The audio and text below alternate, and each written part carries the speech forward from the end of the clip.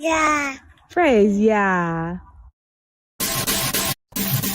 Shalom! Welcome to the Assembly! We sing praises to your name. Oh yeah, we sing praises to your name. Oh yeah, for your name is great and greatly to be praised. Praise Yah. Praise Yah. We sing praises to your name. Oh yeah, we sing praises to your name. Oh yeah.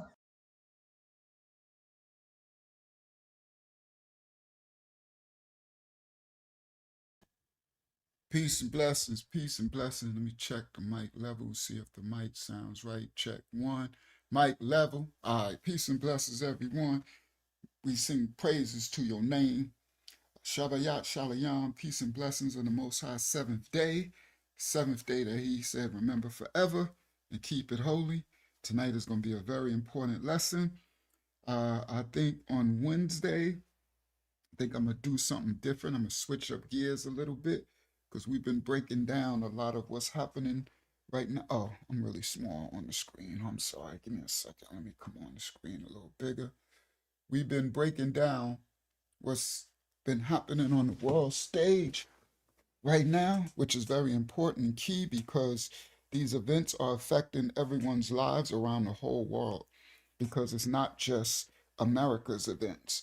These events are happening all over the world, no matter what part of this planet, this prison planet you live on, right? All of these nations are vying for positions and powers, and a lot of these nations are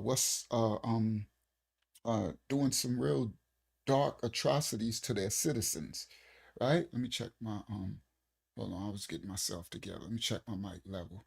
That's because I know I'm not talking loud yet. So let me turn it up a little bit, right? Because I'm gonna get loud later. I know I'm gonna get loud later, right? Let me bring it up some notches just so the people, as I'm talking calm, they can hear me clearly at home. There you go.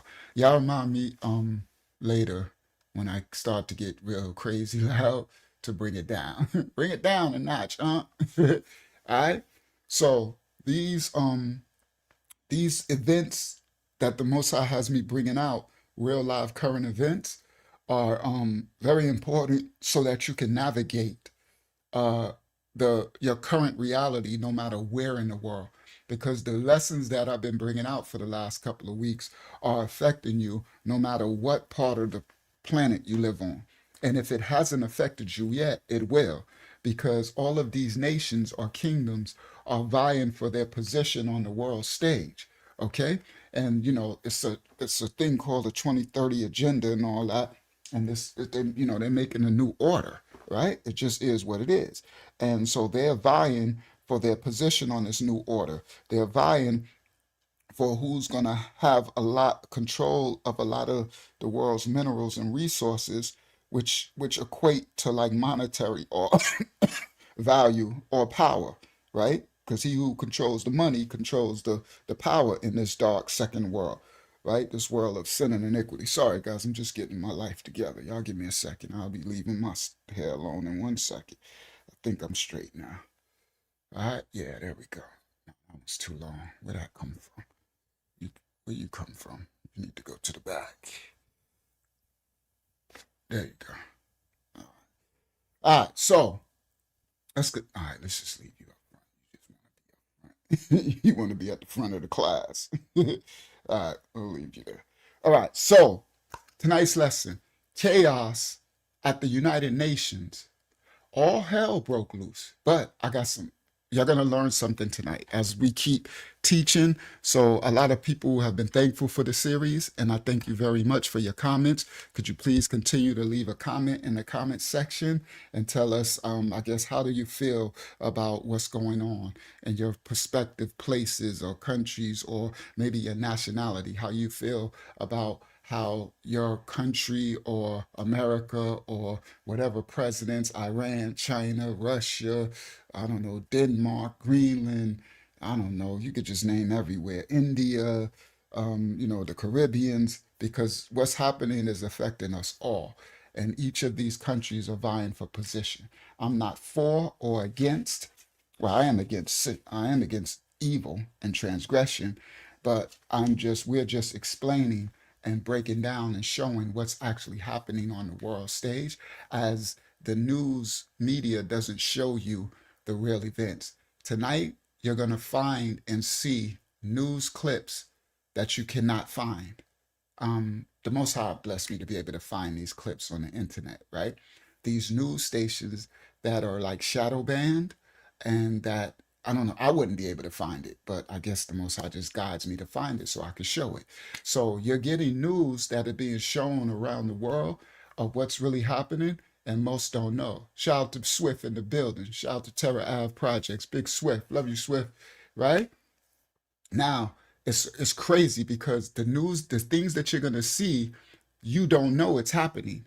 And really firsthand, there's a wars going on right now, and we have no idea that these our in the United States, our armies and navies and coast guards are actually battling, and they're battling, and France is battling, Germany is battling, UK is battling, Iran, Venezuela, Ukraine, Russia. So it's crazy.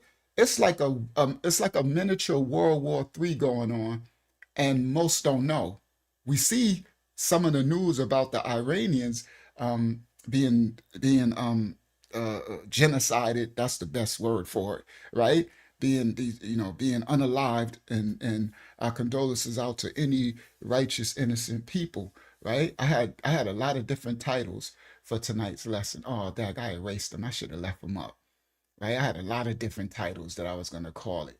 It was like the slaughter of the innocents, or the it was just, I had so many different titles, but I went with the chaos at the United Nations. Now, I want to say this to all of the immigrants in the United States, because there's like five different things going on in the world stage, all these different I guess um conflicts, right? Because you can't technically call them wars, right? Because they haven't declared it a war, right? Even though it is warship, but conflicts, right? But in America, we still got conflicts going on, right? Like in Minnesota and play. So we still got, and they funding it. They're going to be building more of these offices called ICE, right? And they're running around and they're doing whatever it is they're told to do from their powers that control them. And a lot of the immigrants who've come to America are you have to be very careful how you move. So I want to say this to all of the righteous immigrants of from every nation, whether you're Hispanic, right? One of the Hispanic nations, or whether you're from the Caribbean, or whether you're from Africa, or whether you're from wherever. Because in America, everyone from every place in the world has come here for freedom and for equality and for a better life than their own countries, even though a lot try to hate. But I'm talking about those, even in our ministry. Y'all listen clearly. If you're from another country, meaning you don't have your green card, your immigration status, right? Honestly, in here, we're just gonna speak truthfully. That's called it's like illegal status, right? You came over somehow. You don't have the paperwork, right? And in America, rightfully under the law, that's called it's called criminality. That's what it is. It's a crime. Now, but we understand that a lot of y'all are fleeing from injustices. So I'm not being no moral police, nothing. All I'm saying is, for the righteous children of the Most High, we're not perfect, who's come to America to try to have a better life, please be careful as you move out there, as you're going to work. You don't want to be in a situation or the part of the neighborhood or a part of a country where ICE is cracking down and they catch you in the midst of them looking for whoever they're looking for, right? Or any type of immigrants and stuff. So I want y'all to be, even in the ministry, right? Because a lot of our people from around the world are in the ministry, right? If you don't have your immigration papers, right, and stuff, please be careful where you go. Be very mindful even just going to the supermarket or going places. Like you got to now keep your head on extra swivel, right? Because you don't want, because a lot of you guys from other places of the world, you look different than African Americans, right? Respectfully, you should, because you come from a different culture and place. So a lot of us in America, we can identify people who might not have been born here just from sight. I know it's like a weird thing. People don't understand it. I don't know. I guess because America is such a melting pot and so many different cultures that we can kind of just looking at a person, you can see we don't think that they were born here. So it's the same way that the so-called blacks in America has can do that, so the so-called whites can do it too. If you're born and raised in America, a lot of them can identify people from another nation. Whether I don't care if it's Africa, Ghana, the Caribbean, something, because you might have a different um, genetic look to you, or the way you dress, or the culture, not without you opening your mouth and speaking. So I need y'all to understand that if we can do that, then ICE can do that too, right? The immigration people and stuff. So they're looking for telltale signs. So just be careful as you go out. If you're a righteous person from that's immigrated to America, right? You don't mean no harm. You just want a better life. You're trying to, provide a better life for yourself, right? Just be very careful where you go, because even at work, you just got to think before you go out the door. Don't just Everything ain't free the way it used to be. So you got to watch out for them, because if you get caught up in the immigration thing, it's I don't know, it's looking really bad, right? They're sending people to different places, and they're going to these jails, these immigration jails. It's crazy. So I don't want to see none of y'all that are righteous immigrants that are just trying to live a better life get caught up in that. So you have to be very careful. If you don't gotta go someplace, don't go. Meaning even to the supermarket, even out. Don't be going nowhere in Minnesota where people are rioting. Don't be going nowhere where it's a high crime area, everything. Just be very careful how you move. That's for all the Caribbeans, the Hispanics, the any immigrants from anywhere, all over the world. All right? Please be careful how you move. All right. And for the righteous immigrants from every nation, kindred, and tongue and people. All right, shout out to Tasha J. All right, let's get started. Now, I just wanted to bring that because I didn't say that before. All right, and I want y'all to know, that all of this stuff that's going on, we do care for the righteous remnant of the Most High's children from every nation, kindred, and tongue. And a lot of y'all have came to America for a better life. All right. And you got some that come over criminally, but we ain't talking to the criminals. We're talking to those who are trying to be righteous, right? All right. So let's get started. So let me do this. Oh, I got to bring my brothers and sisters on the screen. What time is it? 9. Oh, I started late. Okay, I started the stream late. Sorry, I apologize. All right, so it's kind of late already. So let me share screen. Oh, I was supposed to bring my brothers and sisters on the screen. Give me a second. I'm going to bring them on. This is my thumbnail. We about to get started. It's going to be a very good one. Y'all going to learn some things. I learned some things that I did not know was going on. But they are not telling us what's really happening in this world, and what's happening around this world. It's crazy work what's happening. All right, so now let me come back. Let me put invite guests, invite the guests, copy, right? Then I'm going to do Control V,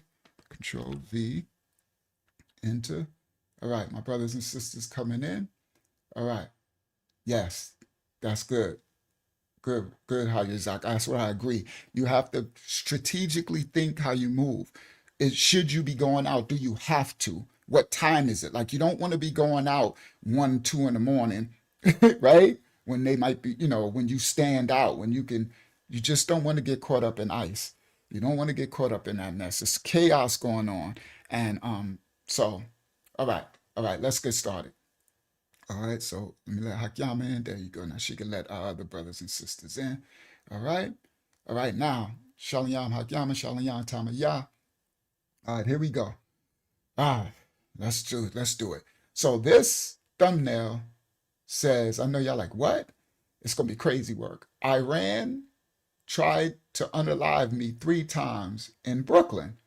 I know y'all like, Brooklyn? Yeah, y'all about to see. I got the video clip. We're gonna show. I try to do the intro, the thumbnail right when we come in, right? So it says Iran tried to unalive me in Brooklyn.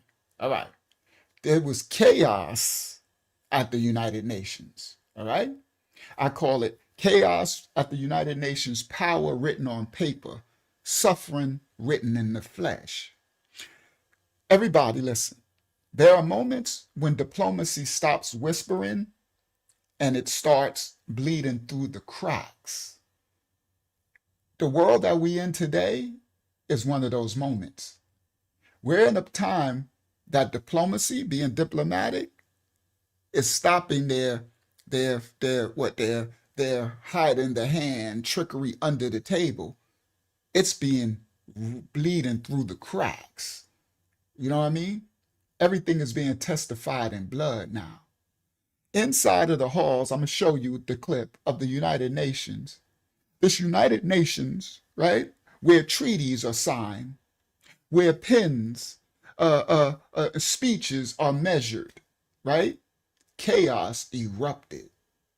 Accusations were spoken out openly. Threats were named publicly.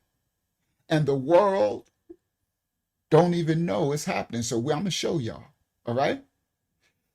These things are happening not anymore in just secret meetings, but in plain sight.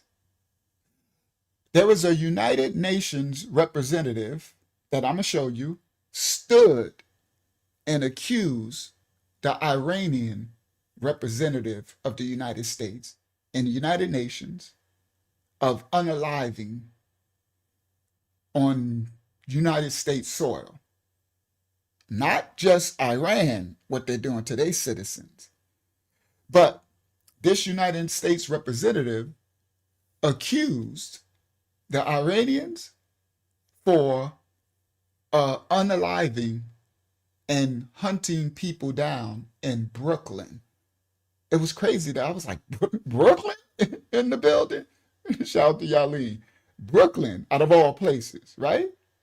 Now, at the same time that this United Nations representative accused, you're going to see the video in a second, accused the Iranians for hunting down people in Brooklyn, in the same breath, she demanded protection for Iranian citizens in Iran. All right? Now, it might be a contradiction to some, right? And just moral tension to others.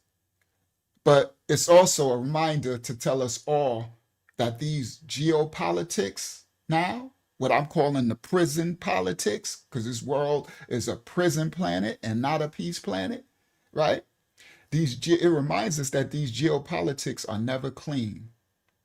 Hosea 10:13 says, ye have plowed wickedness, you have eaten the fruit of the lies. See? Because thou didn't trust in thy way in the multitude of thy mighty men. It says, you didn't trust in the ways of my righteousness, the Most High says, in the multitude of these mighty kingdoms, these kings and queens, these princes and ministers and presidents, right? The Most High said, you have plowed in wickedness and eaten the fruit of these lies. You are just eating this stuff up, what these people are telling you. You understand? You're not studying to show yourself approved. You're not rightly dividing. So what he's got me doing is showing the actual clips. Y'all gonna be head blown what I'm about to show tonight. Oh, y'all about to learn some things. That's right. Clips you ain't never seen on the internet at all. The Most High be giving me the gift to find these. All right, so y'all get your snacks, click the like button so others can know that we live. We probably up to 60, 70 already, and between the both live streams. But come on, click so the people can know we live and they can learn this truth, because this affects everybody, everywhere across the four corners of the planet Earth. Yeah, dude, it affects us all, every last one of us. All right, now. So Hosea 10 says, you have plowed wickedness and have eaten the fruit of the lies. You're eating this up. You're just going along and believing anything the media is saying and these presidents are telling you. You understand? Now, tonight, we're not here to scare you, to incite you, to inflame fear. We're not here to choose villains. We're not here to choose sides. We're not here to choose headlines. We're here to bring understanding so you can rightly divide for yourself. Because behind every accusation, there's actually people, families, children, you understand? Widows, the elderly, civilians.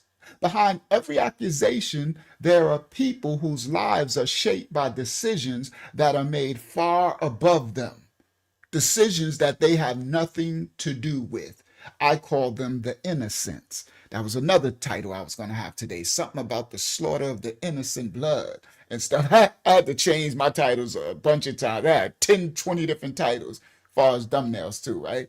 Now, tonight, I'm going to show you actual footage of an Iranian citizen literally in Iran telling us really what's happening and crying out for help. I'm not going to expose when that clip comes. It's not to manipulate emotions, but it's to remind us that policies always affect people, no matter how you view or judge the people, right? The policies of their land affects them. Treaties are written on paper, but their consequences are written in blood. These countries and lands, America included, write these treaties or covenants or pacts on paper, but the consequences of these treaties are always written in flesh. All right? China's, I'm going to break down and show you China's nasty work. So is Russia. They crazy, right? But I'm going to show you China's alleged involvement, right, with Iran, right? And their alliances, the economic leverage, and the long-term positioning. We're going to show you Russia's tankers, shadow fleet, dark Marine Kingdom fleet tankers, still violating international treaties. All right? The question that many are afraid to ask surfaces again tonight. The question is, who is the world's bully?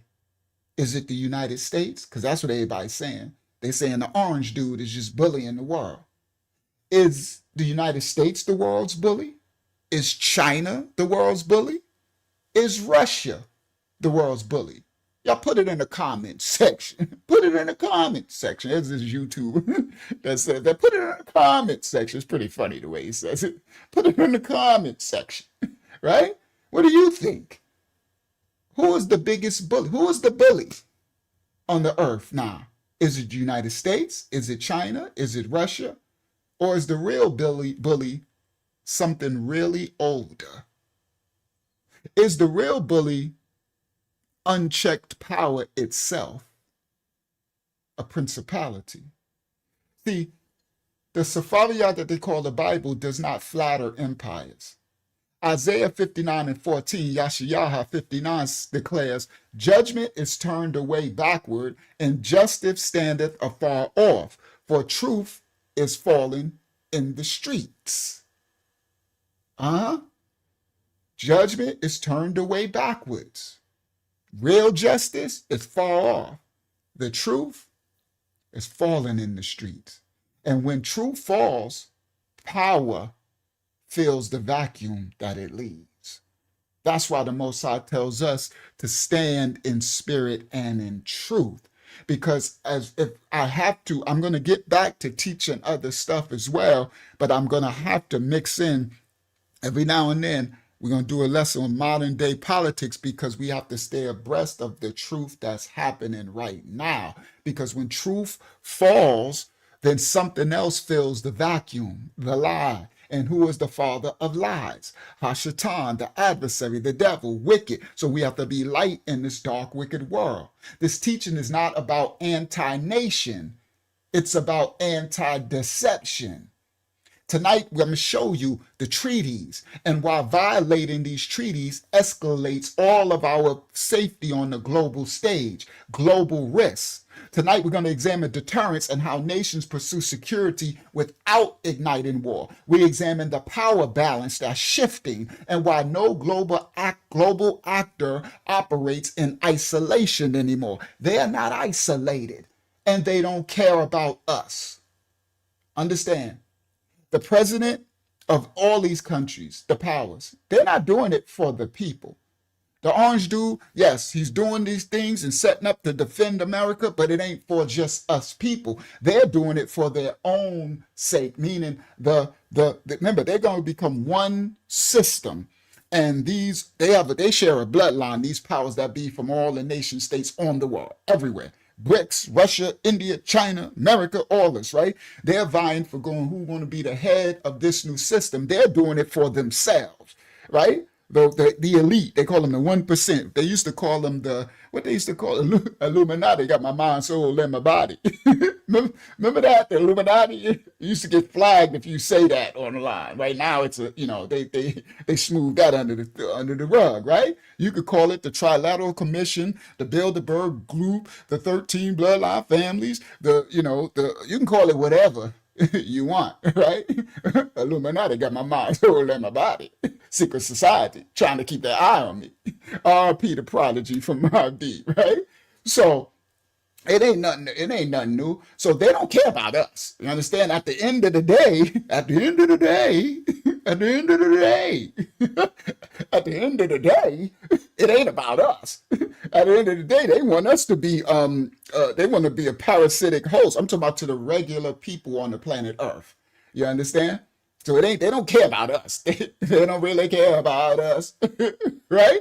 So it ain't about that. So that's what I say I'm not for or against, but as they're vying for these powers and positions, who's going to lead this head of this serpent, your safety in your individual countries, wherever you live, is at stake. So you need to pay attention what your countries are doing. Tonight, we're going to see France, Germany, who else did it? United Kingdom. I don't know if you're going to see these countries did something crazy. And at first I thought, what are they doing? That's stupid. But I said, they not that. Okay. You gotta pull the layers back, right? I'm going to show it. We're going to show the video, right? It's like, you're going to be like, wow. And I'm going to explain what they were actually doing. It looks foolish on the front. I'm like, what was that? But now I get it, because we got to rightly divide. But I'm going to show it, right? So these global actors on the world is the stage. They're not operating in isolation anymore. It's a whole chessboard, right? It's the chessboard of the global power, and they're all moving. They are playing, all these countries, it look like they're playing against each other. They are, it's like a wheel within a wheel. They are, but not really. They just playing to see who's going to be the head of that serpent, right? But now, and the goal is to control, it's really the goal is against the Most High, against everything, right? That's the big thing, right? So against the righteousness, against the light, right? So they're trying to build kingdoms underground, under the bunkers and Mars and whatever, Atlantis, Tartaria, whatever, right? They're trying to, but anyway, let me stay focused.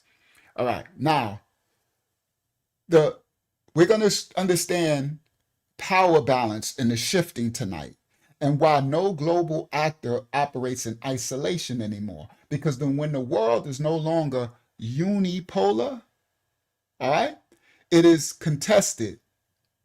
And when contested power always increases friction, all right? Contested power is like always disrupting. It's a stirring, all right? A contestant is a contest, right? So it's always going to increase friction, and that's what's happened because they are vying for a position. So friction is going on around the earth. Wars and rumors of wars, and it's going to get worse. Proverbs 29:2 says, when the righteous are in authority, the people get a chance to rejoice. But when the wicked beareth their rule, the people mourn. We're in a time of the wicked rule. The righteous are not in authority. All right? Tonight, we're not asking you again to fear, to be scared. With this fruit and this understanding, I'm asking you to discern, to learn, so that you can stand and know how to move. When I move, you move, just like that. Right? Not every accusation is a false accusation. Not every denial is honest. Not everything you saw is actually the truth. Not every treaty is honored or guarantees peace. The Safaviah scriptures tells us that light still exposes what the darkness hides. No matter what, the darkness will be exposed by the light. John 3:20 says, everyone that doeth evil hateth the light, but he that doeth truth comes to the light. Do you understand? Every one, nation, kingdom, people that doeth evil hateth being exposed, hateth righteousness, the light. But he that doeth truth, we have drawn, pulled, called to the light. We are called to be the light in the darkness. So tonight we slow down, we strip away the noise, we examine the evidence, and we listen carefully, everyone. He who has eyes to see and ears to hear. Because when these global powers collide on this world stage like they're doing, the real question is not who is shouting the loudest. The real question is to assess who is bearing the most cost. Family, I'm going to expose right here, the first clip of the night, something that was signed at the UN, something exposed at the United Nations, but paid in blood. Shout out to Aaron J. Tonight, we seek facts over fear, context over chaos, and the truth over propaganda and the lies. The truth may set you free. Context over chaos. Let us begin, children of the Most High. All right, here we go. Let's go. Yeah, it's about 70, 80 of us now between the two lives. Let's get started. First clip of the day.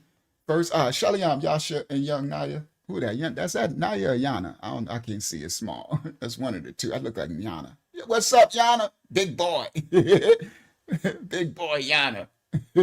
All right, Shalom, King. All right, Yeah, yeah, it's Yana. King. Shout out to It is Ken. Yana. I see his locks now. I see him. All right, let's get started. So copyright disclaimers are in effect. First clip of the night. All right, here we go. All right, so hold on, grab it. Where is it? Here, right? Let me grab it. All right, there you go. First clip of the night. Make it small, pull it here. There you go. Now I can still see some of the chat. They didn't take away my chat yet. They're going to take it away later.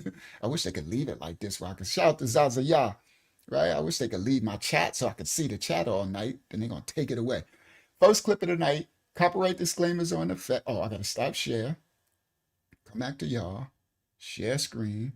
I'm just wondering when they're going to take the chat away. I know they're going to do it soon. They're going to be like, gotcha, Unc. They just did it.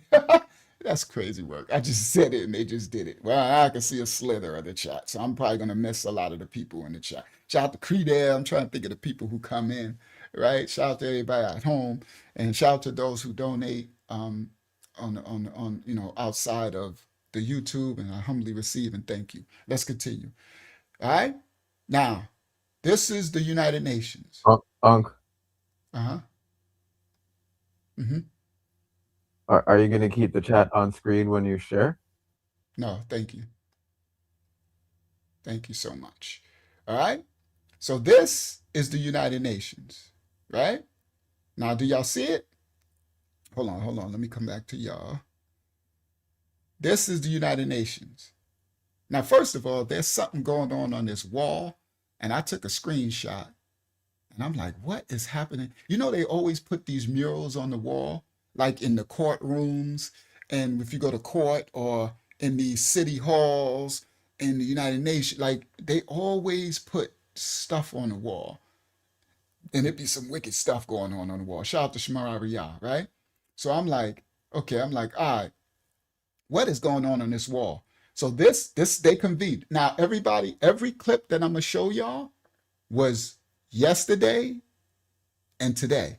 Well, now it's 10 o'clock. Well, still, everything is brand new. Nothing is over 2 days old, right? Everything was on January 15th or today. I don't know if something was on the 14th, but everything was hours away. I'm not bringing you old clips. I'm bringing you stuff that people don't even got on YouTube yet, right? And stuff you can't find, all right? Now, this is one of them right here, right? Hard to find clip. Now, they got a lot of crap going on this wall, right? And I think I screenshotted it too, because you know me, I'm like, hold up, let's, because I know y'all be like, y'all be trying to break down what's going on in the background. I like that because I'll be missing stuff. Y'all be like, look at that, that's a what's the name, huh? So I what's the named, I screenshotted it because I'm like, you know what is going on this wall? What's this screenshot? Is that something? Oh, okay. I got that too. That might come out later. All right, let me just leave that open. So let me do the screenshot on this wall. Let's look at this wall for a second before we do shoot a video, right? Because once I play it, it'll be over. We're gonna move to the next video.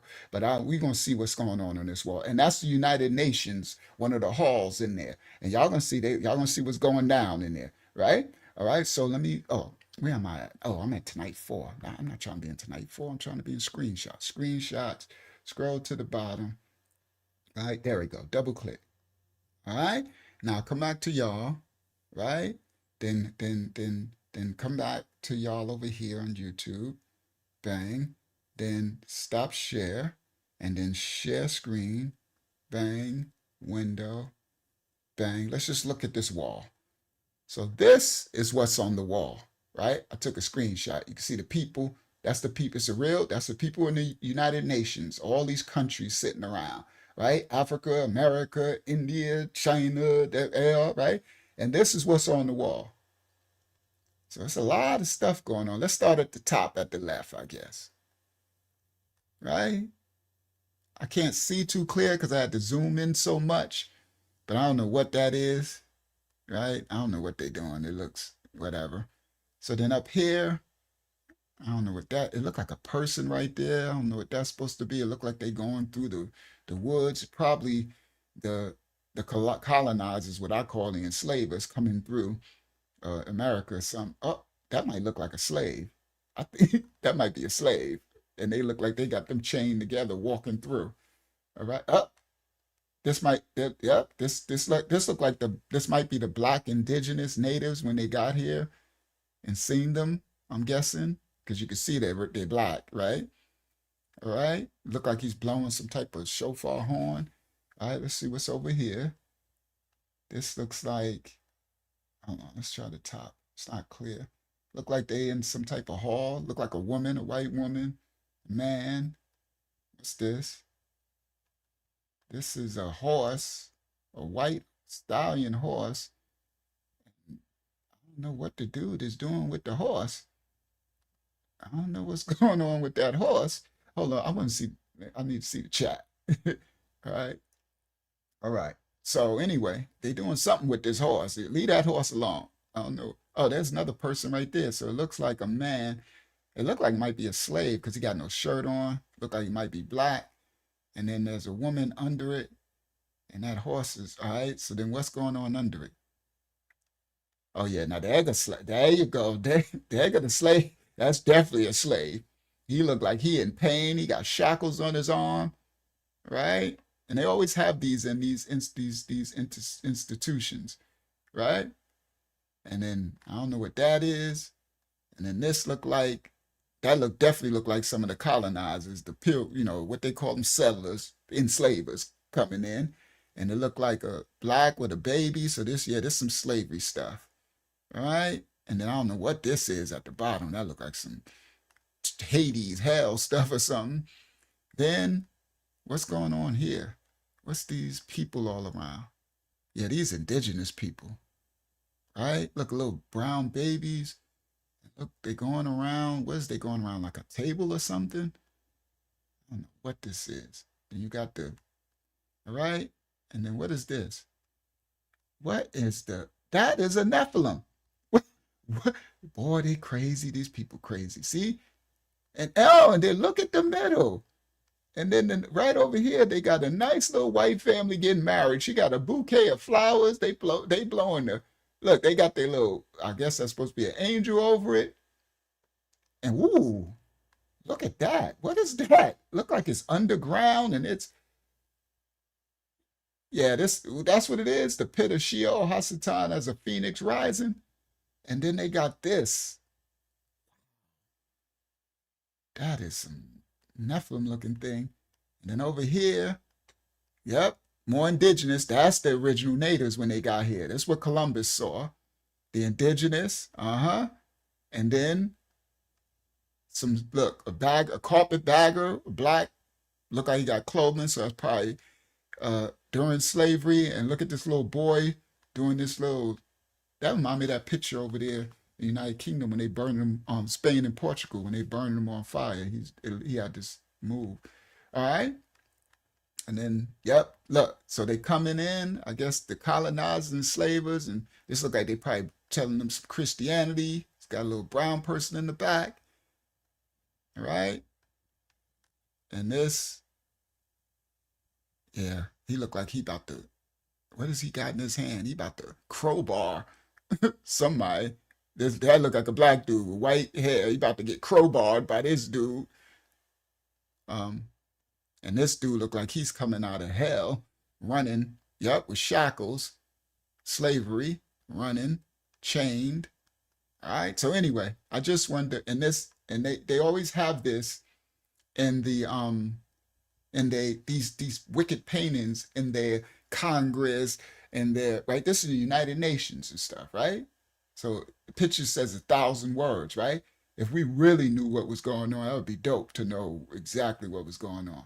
All right. It looks like Europeans coming up from hell in the earth, the Canaanites who dwell in the earth. I know, right? It look crazy work. This thing's some crazy work, right?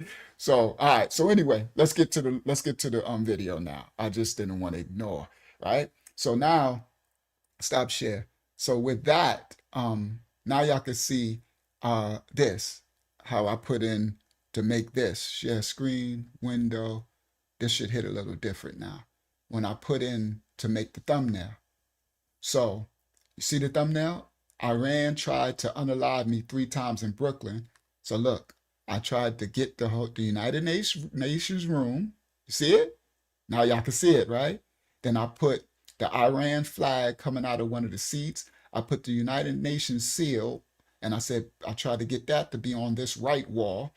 And then I tried to get them both on the right wall, right? But it because I was trying to working with the AI to try to get this done, because you gotta create it, right? And praise the Most High, I'm learning how to use it, because you gotta know how to use it.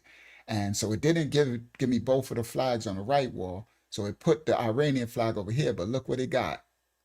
It kept the what's the name. I'm like, good. I tried to get it to keep that. So now y'all see the thumbnail differently. All right. And y'all gonna see what these two represent in a second when we play the video, right? So now y'all understand the thumbnail. That's the United Nations room. All right, let's go. Stop share. First video of the night. Share screen. All right, share screen. Bang, share. The title, Chaos at the United Nations, All Hell Breaks Loose. China, Iran, and the US. A price paid in flesh. Let's go. All right, so I'm sharing that. Let me make it full screen. This one's full screen. Yes. Copyright disclaimers are in effect for educational purposes only. Now, that was just because they won't let me take the real image of a person. So they gave me just a random, what this looked like an Iranian man and a woman, right? So, but y'all see, y'all about to see the real man that they wouldn't give me, and I was going to put it in, but I just left that, right? So copyright disclaimers are in effect for reactionary purposes only. We don't own rights to the video. We're reacting to the video and the current day events. This is a real life. This was yesterday. This was, I think, January 15th at the United Nations. So all this stuff is now. Nothing's old. All right. Copyright disclaimers are in effect for educational purposes only. Let's go. First video clip of the night. Inside the United Nations. The United Nations Security Council in an emergency meeting Thursday discussed Iran's deadly protests. According to Associated Press, the meeting was requested by the United States. President Donald Trump has not clarified what actions he might take against Iran. So, the United States called this meeting of the United Nations. Y'all see it? It said Thursday. Today is Friday. All right? Everybody listen clearly. Every time I'm trying to bring you news happening right now. All right? And when I was making this, putting it together, it was Thursday. Okay? All right. See, that's the Iran Islamic agent. That's him, Hayazak, who I was trying to get them to put him on there, but they won't let you put the image, so they made up an image. Right? It is what it is. All right. So this is the Iranian agent for the UN. See it? Iran is Islamic Republic of Iran, right? And everybody, this is the United Nations, everybody's represented, all the nation states and the countries, Africa, all that. All right. Now, all right. So, yeah, I guess children are allowed. I guess they're probably their children or something. I don't know. Right. So, anyway, now let's continue. All right. Here we go. Copyright disclaimers. The Shalom, United Yalaya. Nations Security Council in an emergency meeting Thursday discussed Iran's deadly protests. According to Associated Press, the meeting was requested by the United States. President Donald Trump has not clarified what Oh no, that's probably a different picture. They probably just grabbed this image of Trump to make this because they're using AI to talk this, right? That's probably a different image with Trump talking somewhere else. That's not in the United Nations Hall. This is the United Nations Hall. I doubt if children could be present. All right, let's continue. The United Nations Security Council in an emergency meeting Thursday discussed Iran's deadly protests. According to Associated Press, the meeting was requested by the United States. President Donald Trump has not clarified what actions he might take against Iran. Demonstrations started on 28 December 2025. All right, so I condensed the clip down because they all speaking. The Iranian dude was speaking and he was just saying a bunch of hot air. So I'm like, you know what, I'm not. So I chopped it down so we can get to the point. So I grabbed it from this United Nations representative. This is the Assistant Secretary General for Africa, the Department of Political and Peace Building Affairs and Peace Operations. So all of these nation states are speaking out in this emergency UN meeting about Iran and what they're doing. You're going to see some crazy. Iran body count on their country is up to like 30,000 unalived. They got like 800 or more, about 1,000 that they're gonna what they call that, execute. That the orange dude got them to pause the execution right now today. This is all today's news. Remember, this was hours ago that they did this. As of right now, January 16th, 10:14 p.m., 2026, they have to 800 to 1,000 that are citizens that are sent to be executed. And the orange dude, and because of this stuff, they got him to stop it. I'm not giving no praise to the orange dude of America or nothing. We're just relating what's happening on the world stage. I'm not saying why they doing it. It's just what's really happening. So Iran have almost 800 of the protesters, civilians, that they're going to execute with a mass execution. They're already up to 30,000 unalived civilians. 30,000. It's crazy what's going on. Y'all going to see it in a second. All right. So this emergency UN meeting, they was speaking to the Iran dude. Remember, I just showed him, right? The representative agent, the representative of the United Nations for Iran. And he was making a lot of, when they played his part, he was just blaming everybody. He was like, y'all need to leave us alone, and we are doing what we need to do for our country, and nobody got a right to say nothing. Well, I don't agree with that. I think the people, the citizens, the governments, the powers should say something for atrocities. Now, why are they doing it? Because they selectively pick and choose, right? Because they've been genociding Rwanda, they genocide everywhere, right?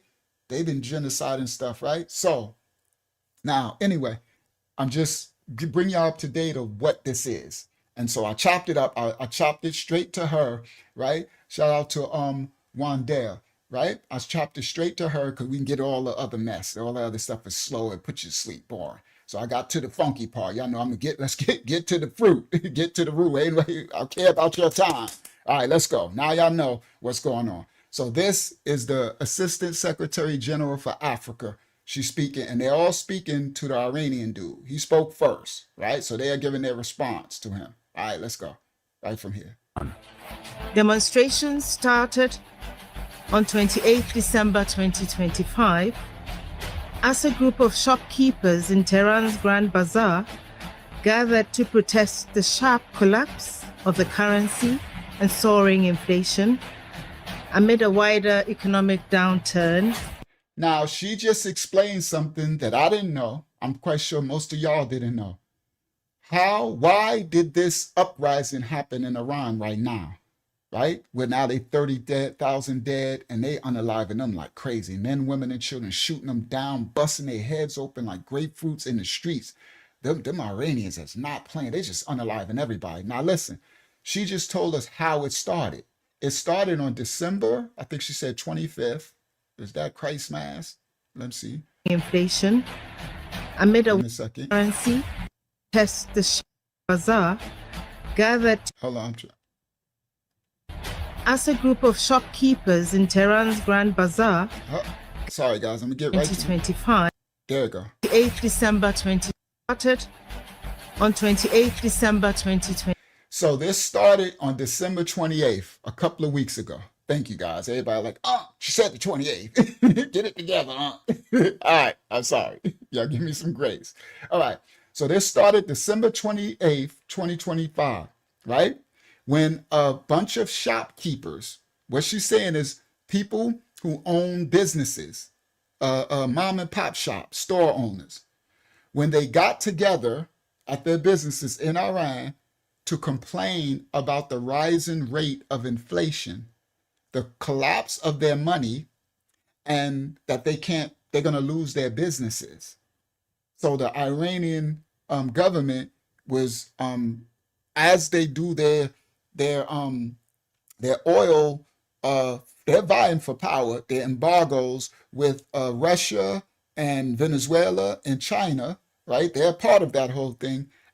Same thing Venezuela did, as they make all this money off oil and Bitcoin and crypto and stuff and silver, they're starving the people. So these Iranian store owners, they call them shopkeepers in other countries, right? They own businesses. They started to complain about what's happening, that they can't probably, pay their bills and they're going to lose their stores. And then as they started to complain about the current financial affairs in Iran, speaking amongst each other store owners started to speak out. And then other people, the regular civilian citizens, started to join in and speak out against what the Iranian government is doing, starving the people and devaluing their currency where their money is not worth anything. And the bills are rising. They're starting to starve and lose their places. So as it grew, more and more people, the poor, the regular, they started to, and then it turned into a big protest. This is how it happened.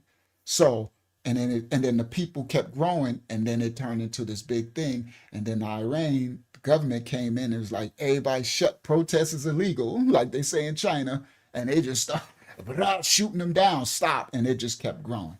So now we know how it started, all right? I was glad to know that too, how it started, because I never knew how it started. All right, now I'm gonna just let her play. All right, because she don't talk that long. We're going to get to the fruit in a second. It's only a 3-minute clip. On 28th, started on 28th. Demonstrations started on 28th December. Against Iran. Demonstrations started on 28th December 2025 as a group of shopkeepers in Tehran's Grand Bazaar gathered to protest the sharp collapse of the currency and soaring inflation amid a wider economic downturn and worsening living conditions. In the following days, demonstrations quickly spread throughout the country and turned into mass anti-government protests, the largest since the Women Life Freedom demonstrations of 2022. So the last time they had, shout out to Bruce on the Loose, the last time they had demonstrations against the government and the economy was the Women on the Loose thing, 2022, when they was unalive. That's the last time America got in their mess as well, right? So, all right. Well, anyway, we'll see. I'm gonna show the video. We're gonna show what's happening in Iran in a second, after we get through this, and we're going to show what the actual Iranians are saying. Not no news, the people on the ground. And we're going to show what they saying, right? Because you can't, right? All media is saying whatever, right? But I'm showing you these clips. All right, let me explain this. You can't find this clip I'm showing. This clip is very, very hard to find. This clip is from another country. This ain't American news clip that I got right here. So it's very hard to find. So anyway, I'm not saying that this is true. This is actually what happened in the United Nations. But let's continue. I don't want to lose focus because everybody just pay attention, because what I'm going to show, we're going to show the countries talking, the people. I like to show the people, right? What do the people say that's in the land? So let's continue.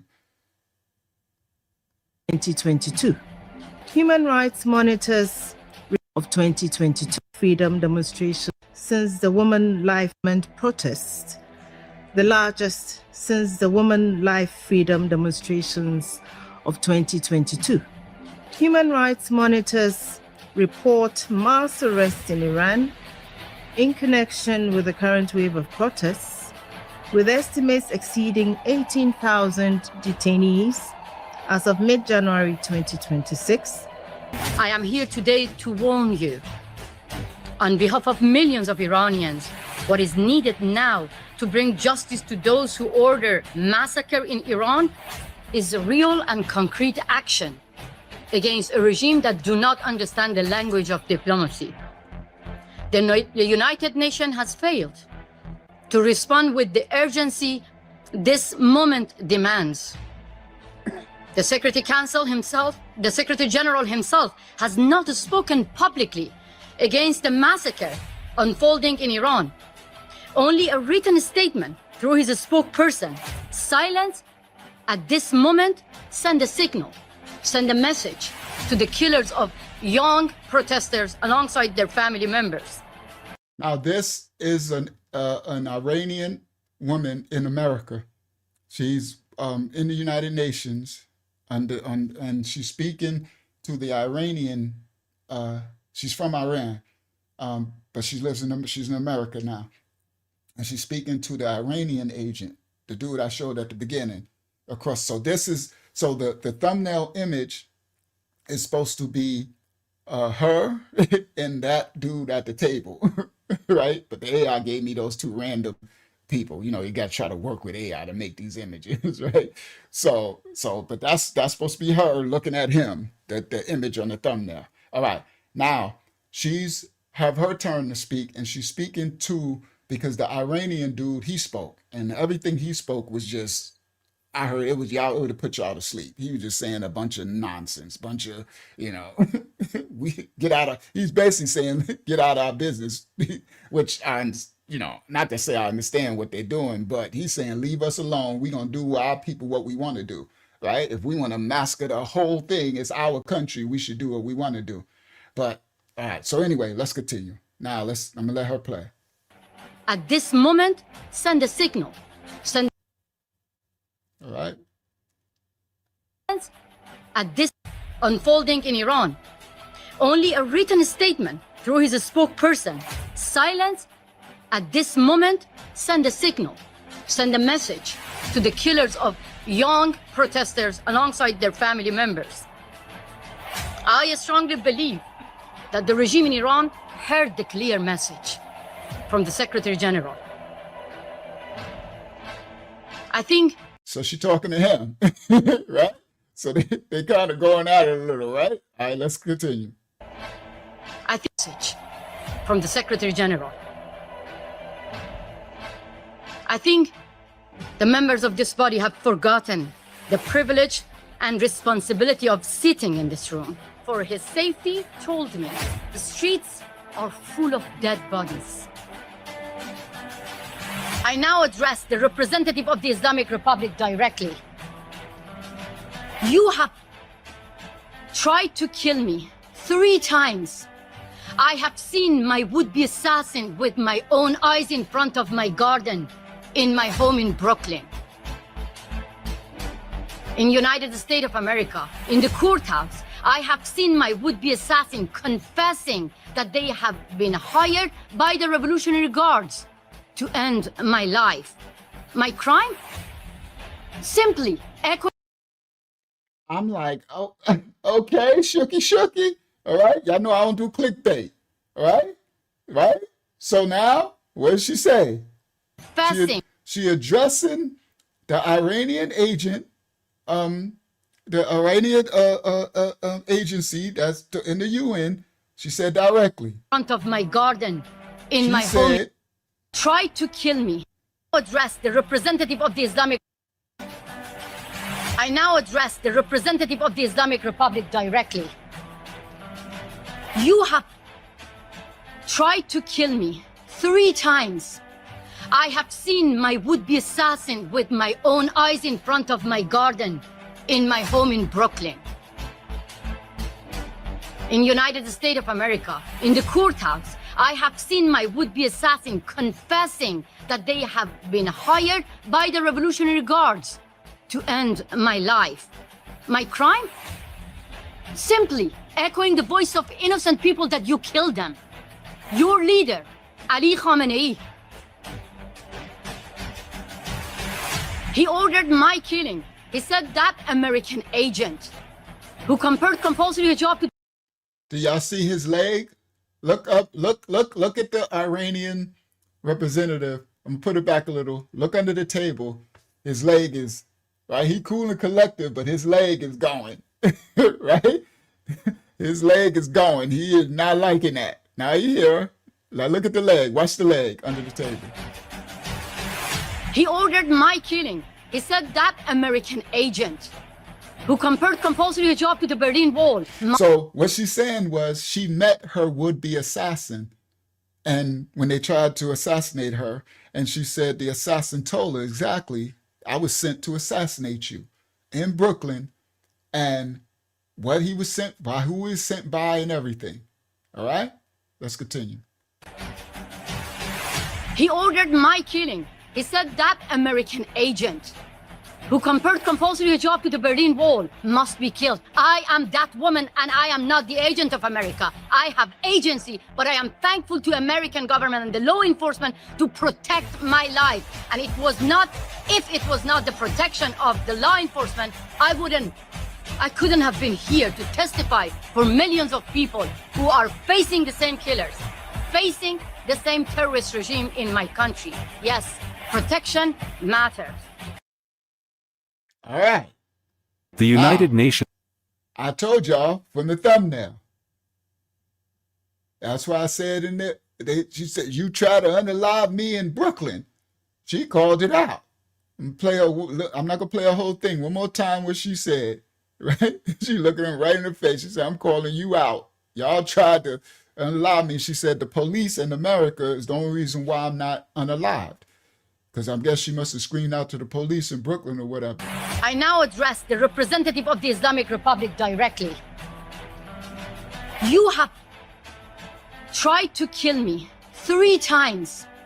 I have seen my would-be assassin with my own eyes in front of my garden, in my home in Brooklyn. In United States of America, in the courthouse, I have seen my would-be assassin confessing that they have been hired by the Revolutionary Guards to end my life. My crime? Simply echoing the voice of innocent people that you killed them. She's speaking up for the Iranian citizens, and he looking at her like, yeah, you lucky I can't get at you right now. That's like looking at her like, yeah, you lucky I can't get across this table right now. Leader, Ali Khamenei, he ordered my killing.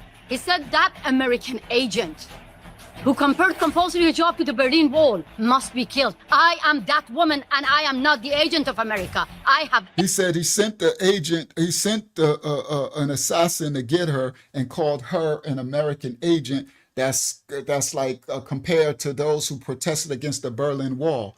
And she said, I am that American, but I'm not an agent. Right? Because you got a lot of people that flee from all countries that live in America. Iran, Iraq, Colombia, Africa, everywhere. Most of y'all here have been freed from somewhere, right? And they come here for the freedom from their country. All right, so she's one of them. America. I have agency, but I am of America. I am that woman, and I am Berlin Wall agent. Killing. He said that American agent who compared compulsory hijab to the Berlin Wall must be killed. I am that woman, and I am not the agent of America. I have agency, but I am thankful to American government and the law enforcement to protect my life. And it was not, if it was not the protection of the law enforcement, I couldn't have been here to testify for millions of people who are facing the same killers, facing the same terrorist regime in my country. Yes, protection matters. All right, that was the first clip of the night. That's why I said we're gonna go right off the rip. So ain't no clickbait. Chaos at the United States, right? Oh, I had it titled different. I had it about, it's on the thumbnail. Something about you try to unalive me 3 times in Brooklyn. Right. That's where I put it. Now y'all see, right? United Nations. Now let's show what's really going on. This was yesterday. Everything that I'm showing you is hours ago. All right? And a lot of it, you cannot find this online. All right? I find this stuff, the Most High allows me to find it. I can't explain. I can't even take credit for it, right? I don't know how I be finding this stuff, right? Now, these are actual clips, actual footage. This happened January 15th. All this stuff is hours ago. Share this tab instead, full screen. This happened hours ago. This ties into our last lesson when we learned about Russia, Venezuela, China, and their shadow fleets patrolling all of the nation's oceans, stealing oil, taking the oil, getting past the sanctions of all the nation's sanctions, the breaking the maritime marine kingdom treaties, right? Covenants. Russia, BRICS is doing it, and they building their armies and their surplus through the oil and through the money. They also running drugs and guns through these illegal tankers, right? They call them dark ghost fleets, right? And we showed the last one where America caught. That's the one when they kidnapped Maduro, when they kidnapped that fool out there in Venezuela, and then Russia and China and them told all their tankers to make a run for it and try to get through the sanctions and Russia get the oil, right? And some of them got through, right? And America's border. Y'all remember those who ain't watched the last live? Go to our channel, go watch the last live. This is part 2 to that, right? So all those who caught up, guess what? That was when we showed that one. The one we showed last week, that was 2 weeks ago. That was before they kidnapped. That's why they went in and kidnapped Maduro. Guess what this one is right now y'all about to see? Yesterday. Yeah, many got through. But check this out, Dirty Money. This one is yesterday. This is one that didn't get through. Copyright disclaimers are in effect for educational purposes only. We don't own rights to the video. We're breaking this down. We're reacting to the video. This was hours ago. Let's go. 4 Russian tankers of the Shadow Fleet were attacked by Ukrainian naval drones. Everybody, it said 4 Russian naval Shadow Fleet tankers. Yesterday, 4 of them. Everybody listen. 4 of them. All right? Yeah, this is where I get, this is definitely why I get shadow banned, right? But it is what it is. For those who it can reach, they'll learn the truth. Now, let me do it again. 4 of them got attacked yesterday. 4 ships. 4 Russian tankers of the Shadow Fleet were attacked by Ukrainian naval drones. Reuters writes. So the Ukrainians, I'm going to show y'all something else after that. We got other clips. The Ukrainian naval drones spotted 4 of these Shadow Fleet tankers. 4 Russian tankers of the Shadow Fleet were attacked by Ukrainian naval drones. Reuters writes about this. The Ukrainian Defense Forces have not officially commented on this information. However, 2 of our sources in the Ukrainian Navy have confirmed this information. Delta Harmony under the flag of Liberia and Matilda under the flag of Malta, Delta Supreme under the flag of Liberia and Freud under the flag of the Marshall Islands, were in the Black Sea near the port of Novorossiysk at the time of the attack. Now, these are the shadow tankers that was operating, got caught. under the flag of Liberia. This is Russia. I'm about to show stuff. Russia and China got these covenants with all these countries. I'm about to show y'all a war clip that's happening now that I didn't even know. Y'all about to really see some stuff tonight. Listen clearly. Now, these ships, Russia got these contracts, Russia and China. That's why they make by these countries. That's why China owns Africa. They be using the countries. Do you understand? They make these alliances and then they use the countries. That's why the orange dude, America's like, we taking Greenland and we doing, everything is about global positioning, right? For the world stage, all right? For who's going to be the head of the powers as they gain positions to defend or guard themselves, because everything is going to be invaded. If you can't, the world is a prison planet, right? A prison yard. If you can't protect yourself, you're going to be diddied, basically. You're going to get invaded. Now, this is the name. These are the countries that were, remember the last lesson, when they get caught now, Russia told them to take their flag and put the Russian flag over the tankers now.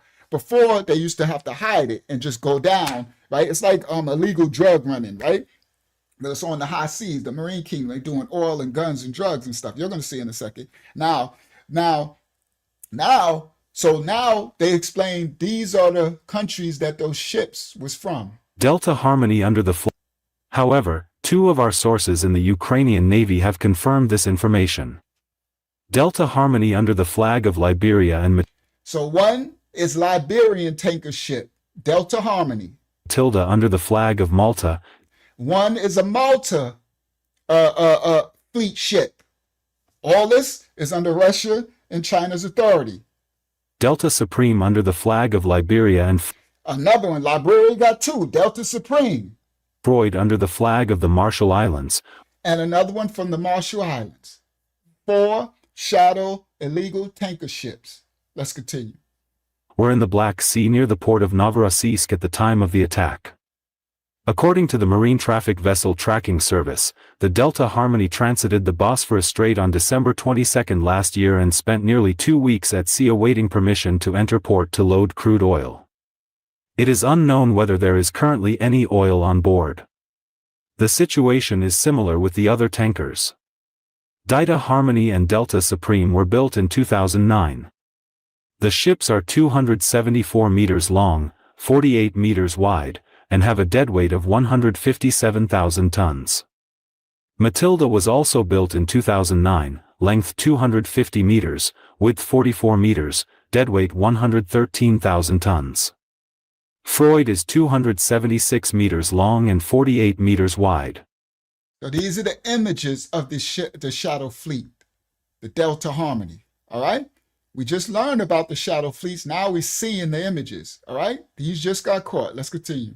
The tankers have been under EU sanctions for several months, and this morning they were hit by sanctions from the Ukrainian Defense Forces, says. Now, all of these tankers were under the EU, European Union sanctions, meaning illegal for you to be on the open sea, right? Let's continue. And that's why we got alliances.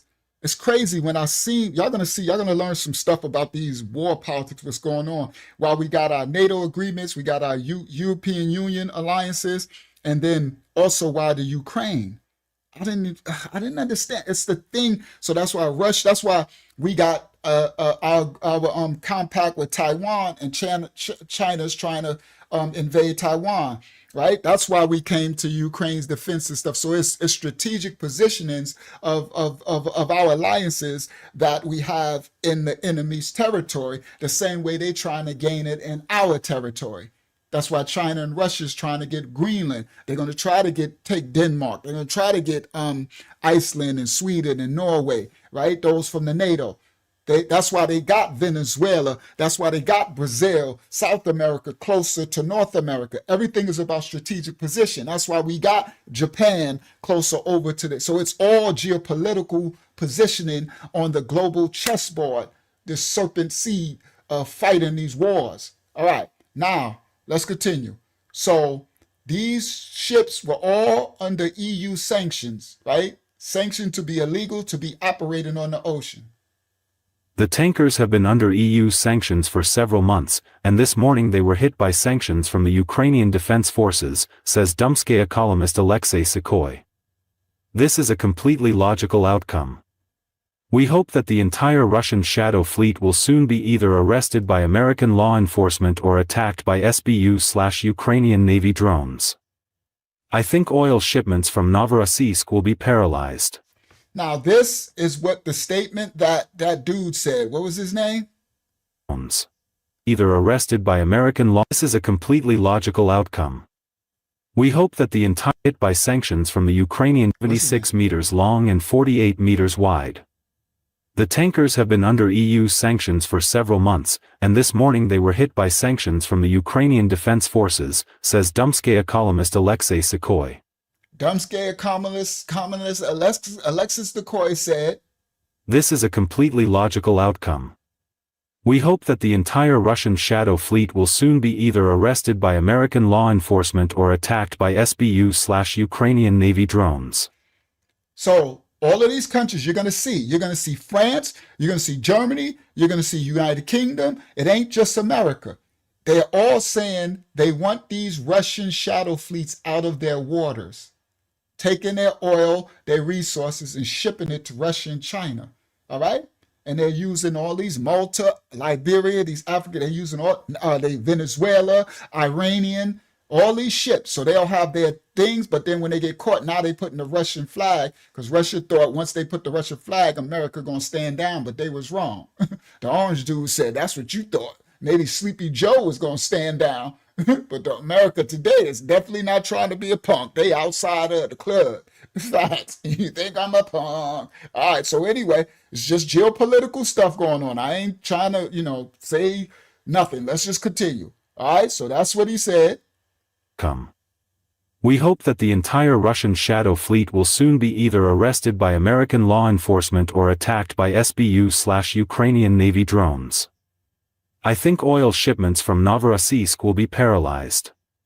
It should be noted that, according to President Volodymyr Zelensky, as a result of pressure measures coordinated with several countries against Russia's shadow fleet, at least 20% of vessels have ceased operations.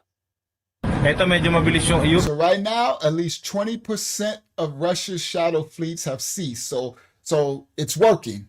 Of all the consolidated union countries fighting against Russia being the pirates on the open sea and shipping all the oil and illegal through all that. Russia is not playing. Russia is the gangsters. Russia and China is definitely the gangsters. So, that's why I was like, kind of who's looking like the bullies on the world stage? Because it seemed like a lot of these other nations just trying to defend their treaties and stuff, right? Not saying nobody's innocent, but Russia and them is not playing. They coming to take it. It's like catch me if you can. It's a game of catch and chase, all right? And so they losing 20% of their cargo is being seized now. Fleet, at least 20% of vessels have ceased operations. Eto medyo mabilis yung iyot. Din pala siguro hindi lang nag-detonate.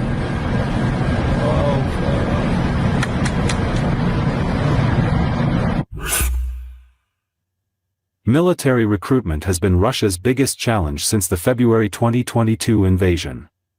The urgency is driven by... So, since Russia's 2022 invasion of the Ukraine, military recruitment has been their biggest issue. So guess what Russia started to do? Same thing they did with the shadow fleets. They started to recruit Africans. Y'all see this? These are Africans from Africa in the Russian army fighting against Ukraine. They use Liberia shadow fleets. That's why I said, y'all about to learn. I didn't know all this stuff. Watch this. Now you're getting real clips, not media news. You can't find this stuff. The Most High will guide you, I swear. That's why I said I'll take no credit. The Most High, I don't even look for this stuff. And I'm like, wow, okay. Like, okay, thank you, right? You just got to say thank you and do what he tells you to do. And he always says, teach my children. All right, now listen, because he's going to always, no matter what, through the lies, the truth will always be spoken from his righteous remnant, his elect. right? And I strive to be a righteous man. I'm not unrighteous in none of my dealings and my ways and actions. So there's a blessing that comes with that. All right, now let's continue. Watch this. Military recruitment has been Russia's biggest challenge since the February 2022 invasion. The urgency is driven by the significant battlefield casualties. The funny thing is this African dude, whatever he's probably listening to, whatever he might got a hair radio or something, he definitely, they in the ice cold. That do not look warm to me at all. But he getting his dance on. Okay? He is getting his party on. All right, let's continue.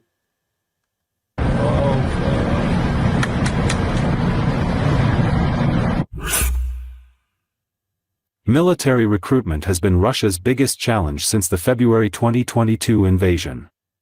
The urgency is driven by the significant battlefield casualties, estimated by some sources to exceed 1 million since the conflict began.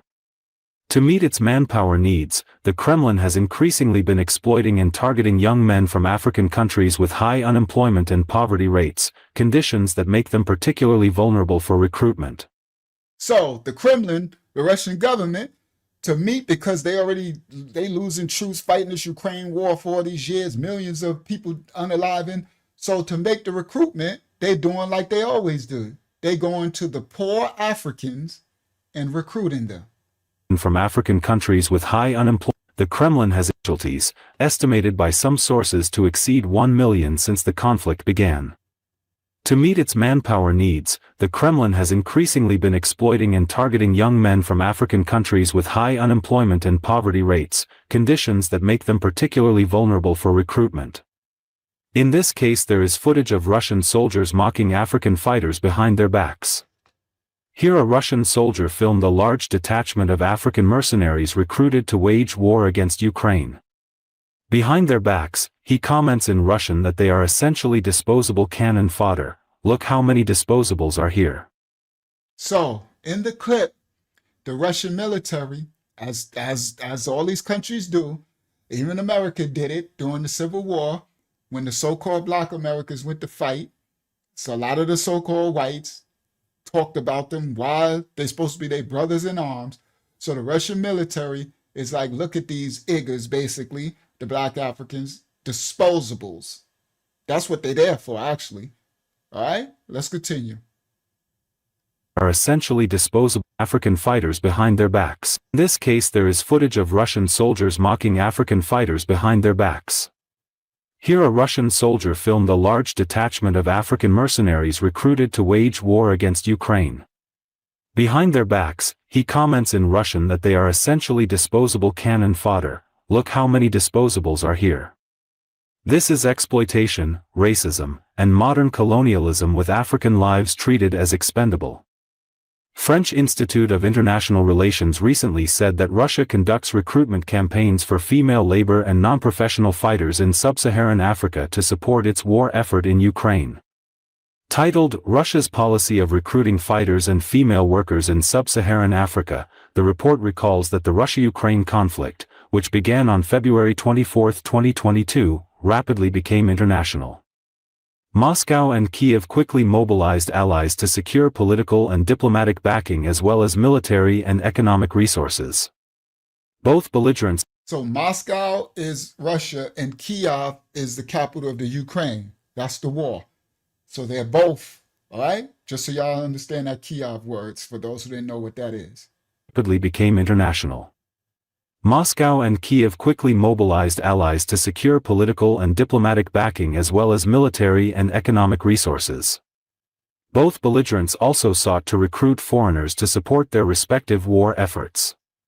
Ukraine accepted foreign volunteer fighters, while Russia implemented a structured recruitment policy targeting two categories of foreigners: workers for the defense industry and fighters for the front.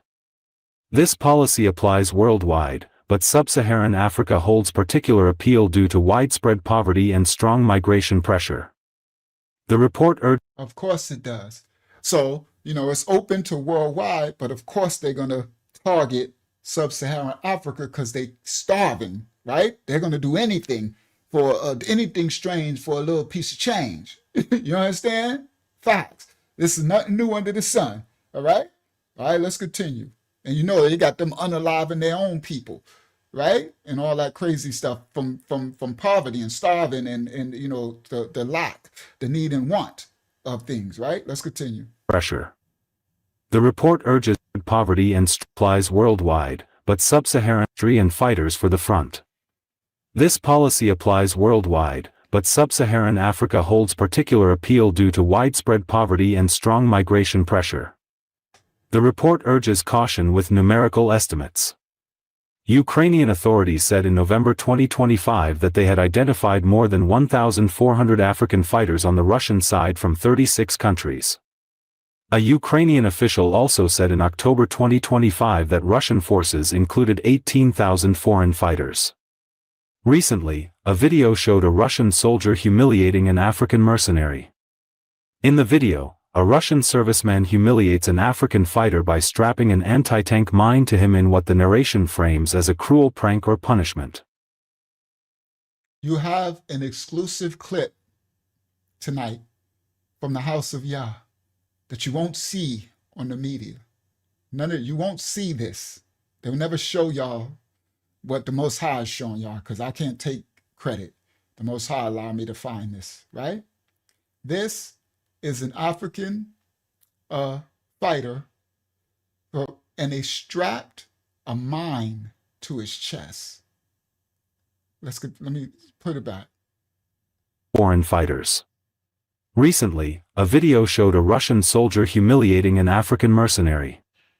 In the video, a Russian serviceman humiliates an African fighter by strapping an anti-tank mine to him in what the narration frames. He strapped an anti-tank mine to his body, bro. All right? American blacks know what this is. We know all about this stuff. Included 18,000 foreign fighters. Recently, a video showed a Russian soldier humiliating an African mercenary.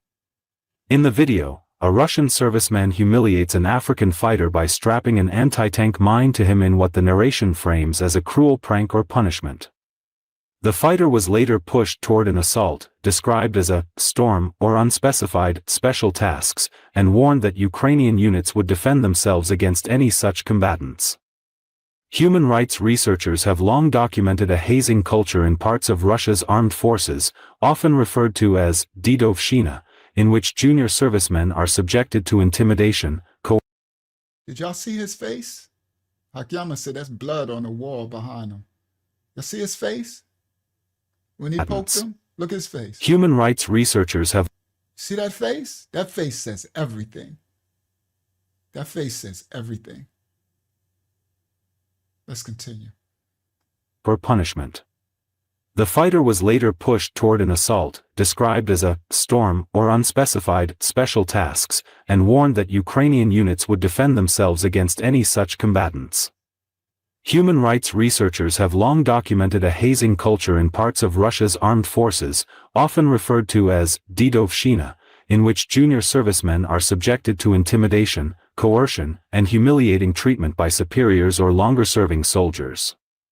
Human Rights Watch has described the practice as systematic abuse of new recruits, while more recent assessments of Russian military culture have said persistent problems linked to hazing have continued to affect the force.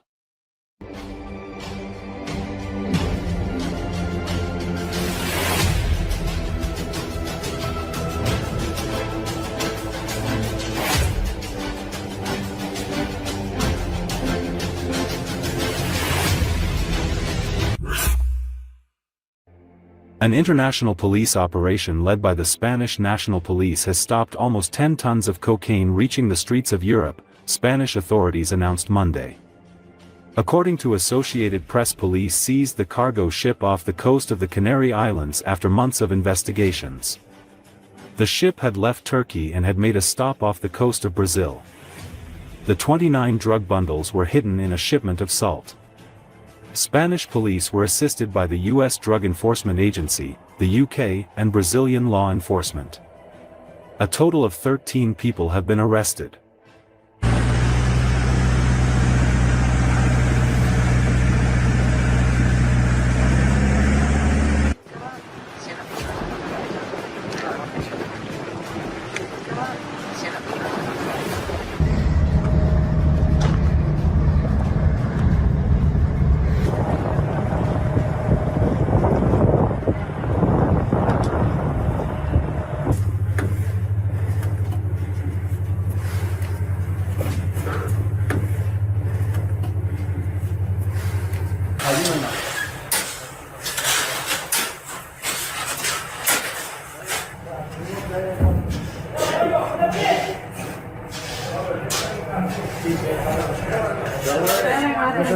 So in these tankers, right? Now this is Spain, America, Europe, France, Germany, all over the world. Russia and China is not playing. They got these shadow fleet tankers everywhere. Guns, drugs, oil, they ain't playing. Now they found this one, look.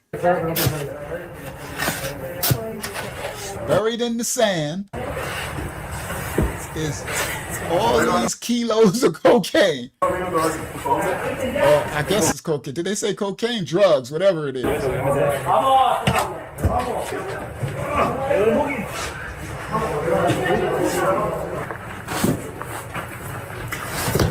Boy, look at all that. Look, boy. And these tankers are the size of a skyscraper building.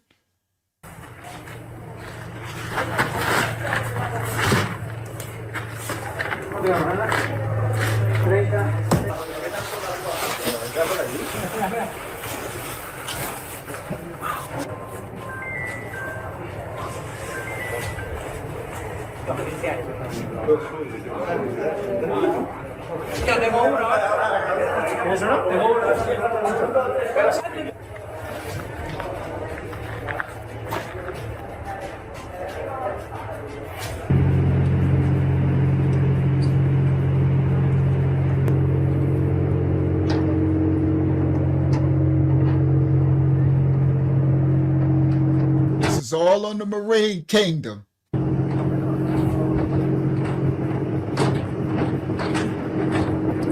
Yep, that's their guy. Gold, oil, and drugs. Now, that's why I said I'm also going to bring you clips from other countries. Not just, that's why I said, y'all let this video play out. I got more. It's got a lot to come out. Y'all don't even worry about it. We got a lot to show, and there's a lot to come out. And these clips, we just don't want to do mainstream news. You need to have news that's banned, news that, they don't show us. Let's continue. All right. Copyright disclaimers are in effect. I'm going to do this one. I'm going to go out of order a little bit. Let's continue. Watch this. Now this right here, I'm going to go out of order a little bit. And then I'm going to get back to that other one. This one right here, share this tab instead. This is where the European Union, these countries, these principalities, empires, they're playing a chessboard game, right? And if you just look on the surface, every move they make ain't the actual move that's being made, right? So when the Mossad first gave me this clip, I'm like, first of all, they better be careful what they're doing, because the United States is strategically playing their chessboard move to secure the Arctic Ocean so that Russia and China don't get a foothold there, right? To be able to invade us and to do all this stuff, right? So European Union, France, I think it was Germany, I think it was a couple, they'll say it. They said that they're going to because Denmark want to act foolish, right? Denmark, who own Greenland, the orange dude, we're trying to buy Greenland so we could secure. And Trump said, we're going to take it if you don't sell it. If you don't act right, we coming to get it, right? Prison politics, the world is a prison planet. It ain't a peace planet, and it's just the powers on the chessboard playing their moves. This ain't a time of peace on on the world. And it's a time of war, all right? That's why all I've been showing y'all is war, and all of these clips and stuff is now. Okay, these are yesterday, most of them are yesterday, and the others are a couple of days ago, last week, 2 weeks ago. They're all now, all right? Everything that's going on. Now, everybody listen, it's all strategic positioning. So people in their feelings, and they want to be mad at the orange dude or mad at America, and they mad. But if you don't know geopolitics, you won't understand that your rights and your freedom, your future freedoms are being fought for right now, all right? Yeah, they got no choice. Now watch this, Tina. Watch what I'm about to show y'all. So the NATO, our allies, They said, well, we about to go to Denmark and we're gonna stand for Denmark so America can't take. And when I first saw, I said, oh, they better be very careful what they doing, right? Shout out to Truth Allegedly. I said they better be very careful. This ain't the time to mess around on the world stage. And America ain't no punks. I got a whole newfound respect for American military. Not that I disrespect, but I just didn't have, because I wasn't in to learn geopolitics. That wasn't my thing. But now the Most High got me so I can teach and show. I'm like, I know geopolitics. So I'm like, okay, they need to be very careful. Right now in the world stage, you at a time will make your next move your best move. That thing. Be very careful how you move your chess pieces. You moving that pawn or that rook or that knight, you be very careful, because America's queen is America's queen is surveying the board. So is China and Russia. Everybody listen clearly. They're not playing. China and Russia is strategically owning all of these places. They shipping their drugs, their guns. They strategically gaining strongholds and position because they want to be head of the serpent, right? Now, so this clip you about to see right here, for some reason, now I know why. I'm going to just let it play and then we'll break down why. First, see, you got to learn the chess move. At first, I was fooled by the move. And then I thought about it. I said, hold up, they playing chess. But anyway, let's continue. So the European NATOs said they're going to go to the defense of Denmark, and America, I'm like, yo, you better be careful, because let me speak. Everybody listen clearly. The whole NATO, no disrespect to no other country. Shout out to the European Union, United Kingdom, Denmark, Norway, France, all the NATO allies. But all of them combined cannot beat America. Russia know that. Russia and them can't beat them. China, no. So that's why Russia created BRICS. Brazil, China, India, South Africa, and Russia gang together because they need all of them to even try to stand against America's might. Because America has been spending trillions forever. Yeah, they can only fall from within. You got that right. It's like the Roman Empire. And it's going to fall later, right? All right, but listen. Yep, Puerto Rico. That's why they got Puerto Rico. Hawaii, Alaska. We bought Alaska from the Russians. But people don't know geopolitics. These are all strategic moves. The last live stream, we showed it all. And I got something that's going to come out in a second, right? It's going to be very good tonight. It's a lot of stuff that y'all might not know and actual receipts. Now, let's get to this clip. Now, yeah, everybody's click. Come on, 4D chess. All right? Now this clip right here is the NATO allies said that we're going to go and support Denmark so that the United States just can't come and take Greenland. Oh, I was like, oh, that's not a smart move on the chessboard. Because the United States, honestly, I know geopolitics now. They are going to take Greenland. And if Denmark don't act right, they're going to take Denmark too. And if anybody get in the way, then you're an adversary. You do not want to be the adversary. These NATO nations are not strong enough. Russia and China is strong enough to be an adversary, but they play their hand very wisely. That's why they teamed up. That's why they created BRICS, because none of them were strong enough alone. All right? And even with them combined, it's nothing to play with. All right, this is 4D chess. Now I set up this clip. Copyright disclaimers are in effect. We don't own rights to the video. Let me make it full screen. Which one's full screen? That one is. We don't own rights to the video. Let's go. We reacting to the video. Copyright disclaimers are in effect. Troops from several European countries, including France, Germany, Norway, and Sweden, are arriving in Greenland to help boost the Arctic island's security after talks between representatives of Denmark, Greenland, and the US on Wednesday highlighted fundamental disagreement between the Trump administration and European allies. So, they had the talk, the United States and Denmark, and it didn't go well. Denmark wants to be like, Greenland wants their independence and all that, and America, the orange dude is like, listen, this ain't a time for all that stuff. Russia and China is bearing down. They got their tankers all in the Arctic Sea. They all over the place. And y'all want to sit up here and want to be like, can we all just get along? This is a time for war. So after the discussion happened with America and Denmark, somehow the European Union decided they said it, Germany, France, Norway, Sweden, they all said, well, we're going to go and send our troops to Greenland and to Denmark because we're going to give Denmark more power against America. I think NATO is about to be blown right up. All right, let me not get ahead. All right? Now, so this is what happened. Everybody listen clearly. All right, I'm going to play it. Troops from several European countries, including France, Germany, Norway, and Sweden, are arriving in Greenland to help boost the Arctic island's security after talks between representatives of Denmark, Greenland, and the US on Wednesday highlighted fundamental disagreement between the Trump administration and European allies. The decision comes after renewed threats by Trump on Wednesday regarding the seizure of Greenland. The deployment of troops is part of a European security mission. Germany's minister. So after Trump said, he said, we're going to take it, child truth allegedly, right? So the deployment that the NATO's, the European Union did, it's to show that they're standing with Denmark. All right, let's continue. Deployment of troops is part of a European security mission.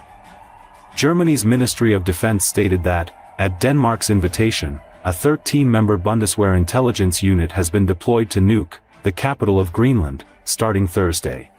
So Germany stated that at Denmark's request, because Denmark reached out, which they said they was, Denmark is like, America's trying to take Greenland and bully us, so we're going to reach out to the NATO and tell everybody they're going to go, right? This reminds me of some little, I swear the prison, the world is a prison planet, it's a playground, so it's the prison yard, right? So they, you know how you do this when you go, I'm going to tell.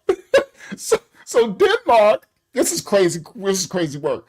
Denmark is like, I'm telling. Right? So Denmark went to Germany and France, and like we telling United States is not they trying to come take, right? That's not a smart move. You know how you go tell on your parents and then later you get caught and you get the brakes beat off you from your parents? At least the blacks, some other nations, they don't really beat their kids, but we used to get whoopings, right? Whoopings, right? So anyway, let me continue. So Denmark went to Germany, listen to this part, and complained. So Germany said, all right, this is what we're going to do. We're going to set up, listen to this part makes me laugh.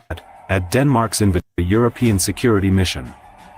Germany's Ministry of Defense stated that, at Denmark's invitation, a 13-member Bundeswehr intelligence unit has been deployed to Nuuk, the capital of Greenland. So Germany's defense intelligence said, okay, Denmark, we got you. We're going to send 13 people. Everybody, excuse me, Aaron J. What's my Tina? What's the other brother name? What's the other brother name? I can't see his thing. I wish I would have wrote it down, right? What's his name? Hold on, I'm scrolling. Give me a second. I'll find it. Was it Truth? Truth, yeah, Truth allegedly. Let me write y'all names down. Tina, Aaron, Truth, allegedly. Everybody, this part made me, at first I was like, what is upset, right? Then I said, hold on, because I play chess, right? I'm from the streets, right?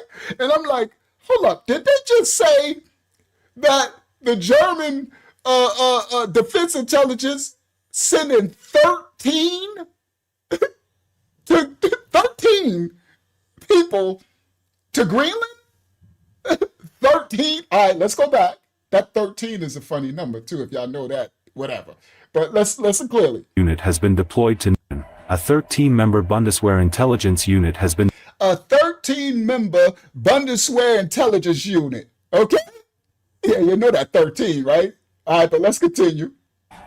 Germany's Ministry of Defense stated that, at Denmark's invitation, a 13-member Bundeswehr intelligence unit has been deployed to Nuuk, the capital of Greenland, starting Thursday. France, the So Europe... yesterday, I tell you, all my news is brand new, right? It's all good right now. So Germany sent 13. Merkel gonna bring Urkel. Come on. I thought y'all would enjoy this. Shout out to all the new people that's watching on the vertical stream as well. So they sent, Germany responded, because Denmark went and said, what? Germany, America is not acting right. So Germany said, we got you. We're going to do our part. We're going to send 13 of our members. They'll be on, you can ride a tricycle with 13. You get in a car. You better ask the Hispanic brothers and sisters. Come on, Tina. You can fit 13 people in a car. They might as well just say, we're going to send a carload. We sending a car over there today. A car? If I was Denmark, then Denmark would have busted, lost, and bumped their head. If I was Denmark, I would say, you know what, forget I said anything. I literally would have said, forget I said, don't tell America nothing. Let me go and try, right? So they sent a clown car, right? So Germany said, we're going to send 13 of our finest. This part is crazy work. Okay, so let's see what the others did. All right, so that's Germany. Starting Thursday, a 13-member Bundeswehr intelligence unit has been deployed to Nuuk, the capital of Greenland, starting Thursday. France, the European Union's only nuclear power, will also send troops to Greenland following a meeting in Washington between US, Danish, and Greenlandic officials. So France, the only one out of the NATOs that actually have any nuclear power, right? And can't do nothing with America. But listen, France said, okay, we're gonna send some people too, right? So I'm like, when I first saw it, I said, yo, y'all better be careful. I don't think y'all want to get on the wrong side of America that's fighting against Russia and China. Like it's big boys on the yard right now, right? You might want to stand down. You either want to stand by me and fight aside me or whatever, or just go to the back, go somewhere and eat lunch or something. Okay, so let's continue. France, the European Union's only nuclear power, will also send troops to Greenland following a meeting in Washington between US, Danish, and Greenlandic officials. French President Emmanuel Macron announced Wednesday the first French military elements were already en route and others would follow, as French authorities said about 15 French soldiers from the Mountain Infantry Unit were already in Nuuk for a military exercise. So France, Macron and them, he said, we sending some. We already got 15 dudes. So you got 13. You got 15. I said, hold on. See, this is later. This is where my mind starts to think, because I'm a stress player. I said, hold on. This is ultra perm. I said, something going on here. This is sleight of hand. This ain't nothing but Donna Briggs going on, right? I'm like, hold up. Is they playing Donna Briggs? For everybody that don't know, Donna Briggs is this black woman who turned herself white, right? So everybody's supposed to just think she white now. She was black, beautiful black woman. She turned all out white. This is Donna Briggs. Hello everyone, it's Donna Briggs. Hello everyone, it's Donna Briggs. Hello everyone, it's Donna Briggs. Hello everyone. So we got an inside joke in this channel, in this ministry. Whenever people do some foolishness, that ain't nothing but Donna Briggs. I'm just bringing y'all into the inside joke, everybody worldwide, right? So I'm like, this ain't nothing. So is these European nations pulling a Donna Briggs? Because at first I was like, yo, what y'all doing? Y'all supposed to be our allies. Y'all stabbing. We going to war. We trying to prepare for world affairs against China and Russia, and they're not playing, right? So how is y'all, Germany, and y'all, what are y'all doing? And then I found y'all sending 13 and 15. Y'all sending, I said, hold up. There's Donna Briggs. they pulling the Donna Briggs. I said, this ain't nothing but, that's where I started thinking, because everybody in geopolitics on the world stage, a lot of times you have to do something, right? So you can make a move and it could appear that you're doing this, but it's really just, I said, okay, I think I know what they doing. This ain't nothing but ultra perm, right? They ain't doing it. All right, so let me get back. Let's continue. So France is got 15 of them there, and they're gonna send a couple more. Maybe they're gonna send 5 or 10 more. All right. So okay, let's continue. Let's see what else happened. All right, hold on. Let me grab my clip. All right. So let me go back a little. So France, so all together, we got 15 and 13. All together, we ain't even got 30 people yet. Like, I'm sorry. Let's continue. Infantry unit were already in Nuuk for a military exercise. 15 French soldiers from the military elements were already en route, and others were Finnish and Greenlandic officials. French President Emmanuel Macron announced Wednesday the first French military elements were already en route and others would follow, as French authorities said about 15 French soldiers from the Mountain Infantry Unit were already in Nuuk for a military exercise. Olivier I'm sorry, I'm not going to interrupt it again. I just got to say this because it made me laugh. Salty tape. Do you know what that's like, guys? That's like you being my friend and my ally, right? And I got a house, my house, right? And I got my roommates and stuff. I'm the man. I'm gonna protect the house, right? And people are threatened. I got enemies threatened to come storm my house. And I hit you up, and you my homie. You're supposed to be my ally. And I'm like, yo, people threaten the house, yo. I need your help. Send me some reinforcement, right? So when I go sleep, and you like, I got you, right? You're like, hold on, I got you. Calm down, homie, right? You like, I'm your ally, I got you. And the next day, you send your 4-year-old toddler to my house. The next day, I get a knock on the door, and somebody be like, here you go. This is your ally, your homie. They sent, and then the little boy standing there with a sippy cup and a binky in his mouth, right? And I'm like, and then the person get back in Uber and pull off. I'm like, what? They're like, this is what they sent. I'm like, okay. I picked the baby up and come in the house. Like, what? This what you sent to help me? So I get on the phone like, yo, what are you doing? I told you I got you. I said, he's a dangerous dude, right? When you don't change his diaper, he weighs all hell. Okay? So it's like, I'm like, that's the move. So if Denmark was wise, they would have been able to see that move. But they're honestly too gentle and honest. I wish it was a peace planet where they had the freedom to just be nice and nice to their citizens and peaceful. But unfortunately, this is a prison planet, and it is time for prison politics in the yard, in the world prison yard. These people, these gangs on the prison planet, these empires, kingdoms are gaining their position. Okay? So it's nothing to play with. All right, so anyway, now let's continue. I'm sorry, I ain't going to interrupt that much no more. All right, let's continue. For a military exercise from the Mountain Infantry, as French authorities said about 15 French soldiers from the Mountain Infantry Unit were already in Nuuk for a military exercise. Olivier Poivre d'Arvor, French Poles and Oceans ambassador, told France Info Thursday the deployment sent a strong political signal. He added, the entire operation is not about soldiers, it's about preparing for an exercise. We currently have, among others, high mountain specialists. The president is quickly convening a defense council this morning. He will also have the opportunity to speak on this subject during his New Year's address to the armed forces this afternoon in Istras.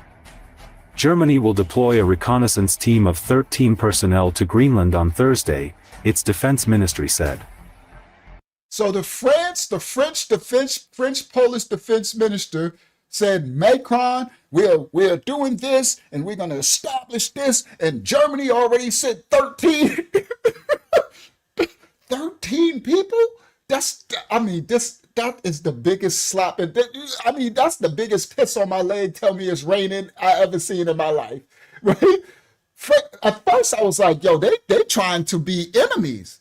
At first I was like, oh, well, I could see NATO's about to be blown out the water. I could see that anyway, right? It's a rewriting. Now, we are at that time of age that everything is being rewritten. All those old covenants and stuff, everything is, they make it because it's a new world system that's coming up, right? Digital currency and all of it, right? All of it's tied together. Oil, silver, gold, digital currency, the mineral resources, the cobalt, all of it, all right?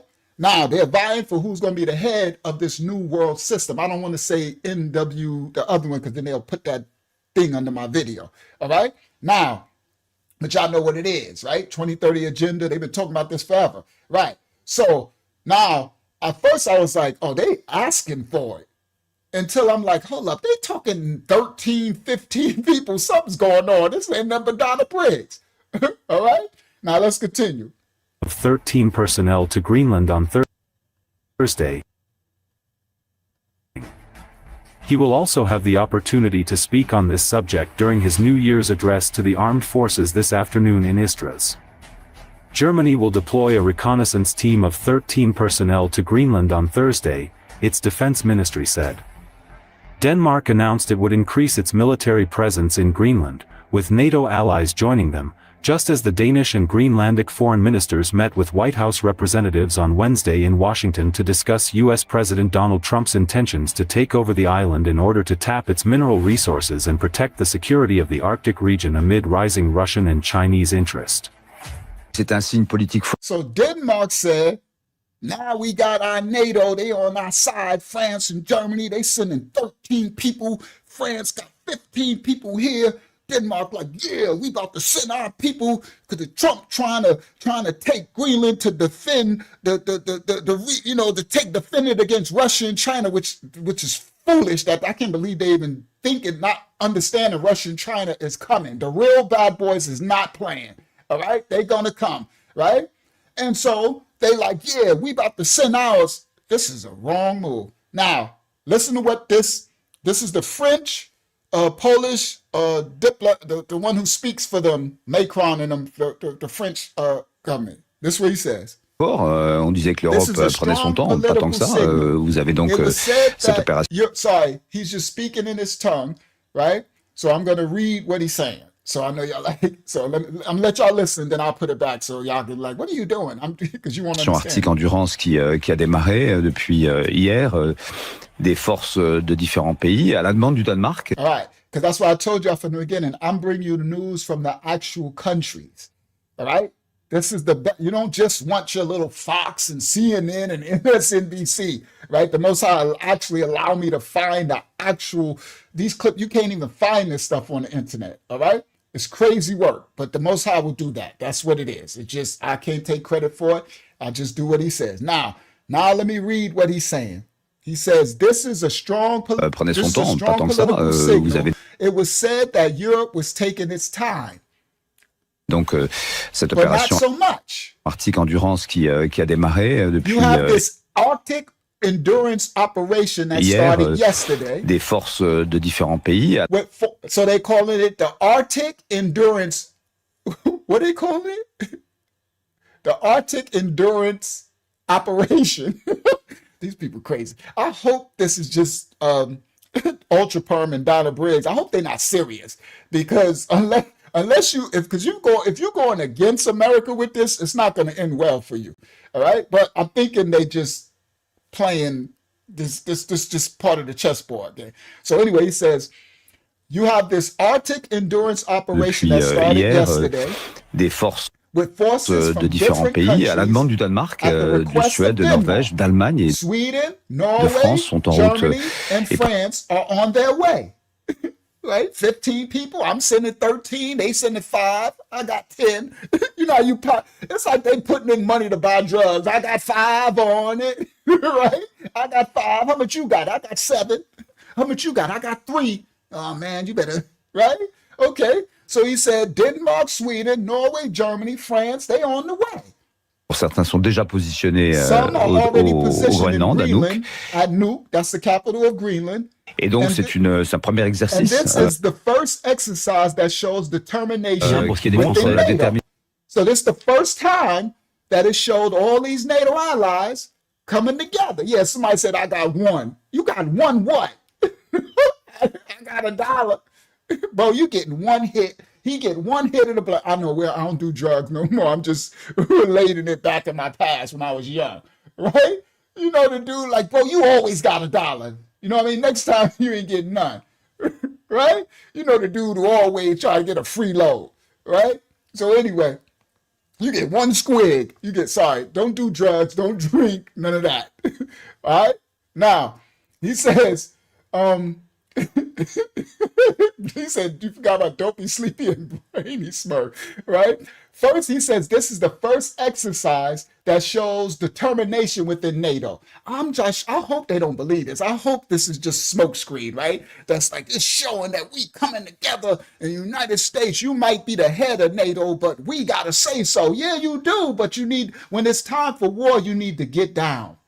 Everybody listen, when it's time for war, you either get down or get out the way. Get down or lay down. You my ally, we all good when it's a time of peace. We can laugh and joke and kick it. But when they knocking at my door, when they come in to kidnap my women and children and my babies and do all this stuff, I'm in warrior mode. Ain't no time to be chilling and talking. Either you with me, you strapped up and we going. Otherwise, you're going to be an opponent. You're going to be an adversary. So get out my way, bro. This ain't the time to show I'm going to show my determination. I'm going to go over here and talk to the doom and I'm siding with them.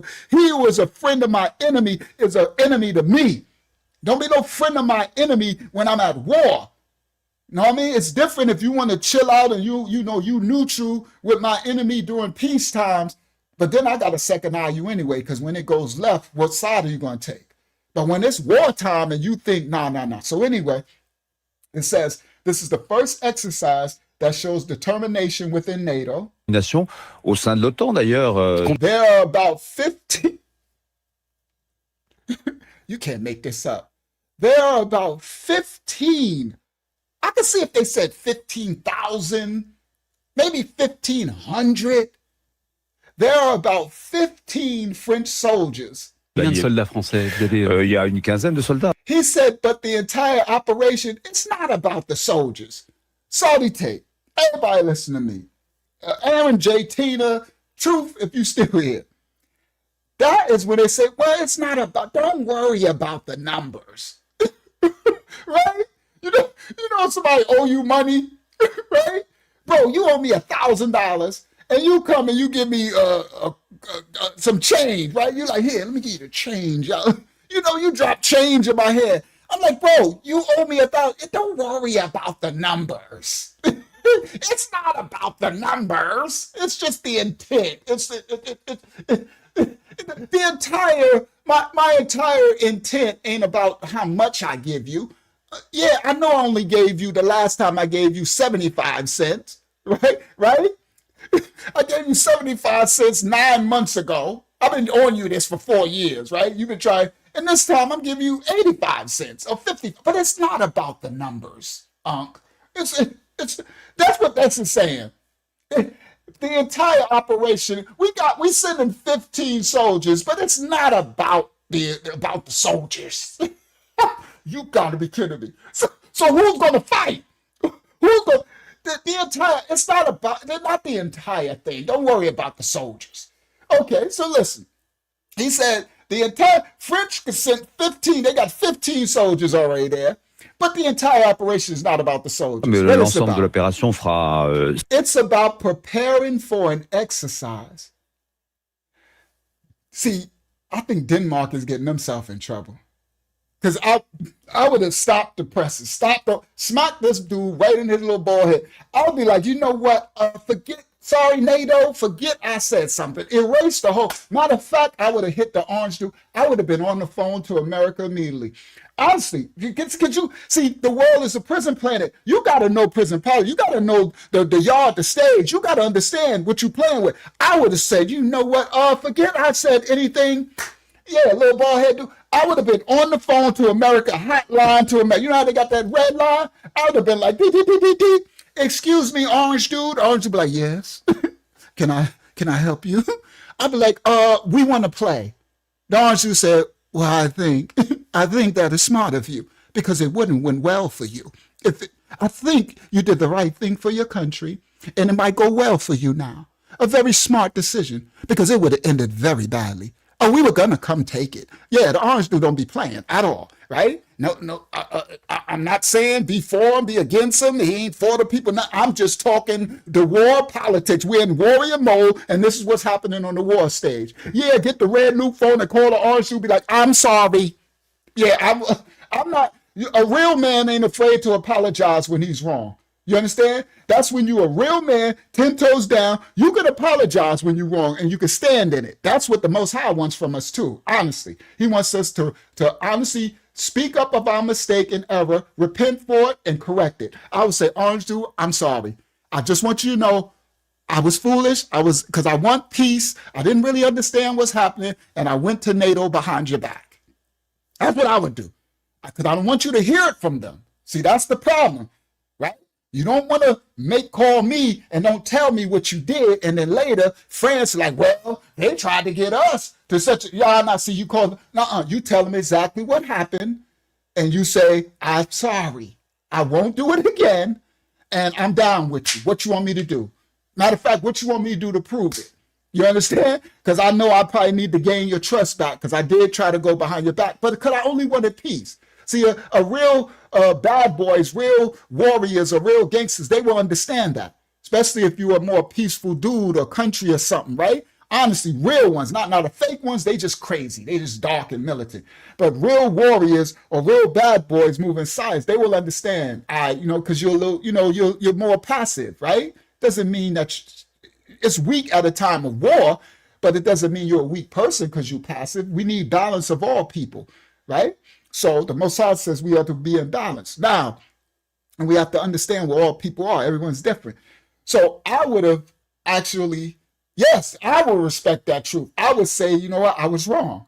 And I apologize, and I will never do it again. I'm with you now. What do you need me to do? We need Greenland. Okay, what do we got to do so you could come in, set up? Because we ain't, China and Russia is not, I got to pack with you an agreement. All right, but I did go behind your back. Now, that's what Denmark should have did. I don't know what they did. This might not end well for them. Let's continue. It says, so this dude says, France got 15 soldiers, but it's not about the amount of soldiers. It's not about the soldiers. It's about preparing for an exercise. So you're preparing for a play. If I was Denmark, I said, listen, little dude, you're preparing for a play. America is coming. They're not playing either. This ain't play time. You're preparing for an exercise. All right, let's continue. L'ensemble de l'opération fera, c'est pas des soldats, c'est la préparation d'un exercice. Donc on est actuellement. We currently have, among others, high mountain specialists. Now you're talking stuff, right? We currently have high mountain specialists. Okay, let me turn down a little bit. Let me turn to 50, right? Because I'm probably going to stay kind of loud, but I don't want to bring it down too low, right? All right. So he said, we currently have high mountain specialists. Notamment, je pense, des spécialistes de la haute montagne. The president, Macron of France, is quickly convening a defense council this morning. Le président réunit d'ailleurs ce matin très vite là, un conseil de défense et puis il aura l'occasion He will also have the opportunity to speak on this subject de s'exprimer sur ce sujet dans ses vœux aux armées dans his New Year's address to the armed forces this afternoon. Ce midi à Istres. In Istres, or whatever that is. That's the France delegation dude. For France. Let's continue. Nous allons montrer aux États-Unis que l'OTAN est présente, que le Danemark. Uh-oh. Uh-oh. This where you can be writing the check that your butt can't cash. We will show the United States that NATO is present. Oh, shooky. I swear, ain't we living in a little movie or a video game, a war game, right? This is crazy. We will show the United States, ooh, you better watch your mouth. You know how you keep my name out your mouth? That's that, boy, you can't say that stuff against Russia and China and stuff. You like, boy, you gonna have to answer that. Your butt gonna have to cash that check. France, Macron got his little woman man that he married to and stuff. I'm sorry, no, let me not. Let me stay focused. They said, we will show the United States that NATO is present. Oh, you will you? Okay. And that Denmark a terriblement augmenté en termes de moyens. Et we will show the United States that NATO is present and that Denmark has significantly increased its surveillance capabilities in Greenland. Oh, I see what they're doing.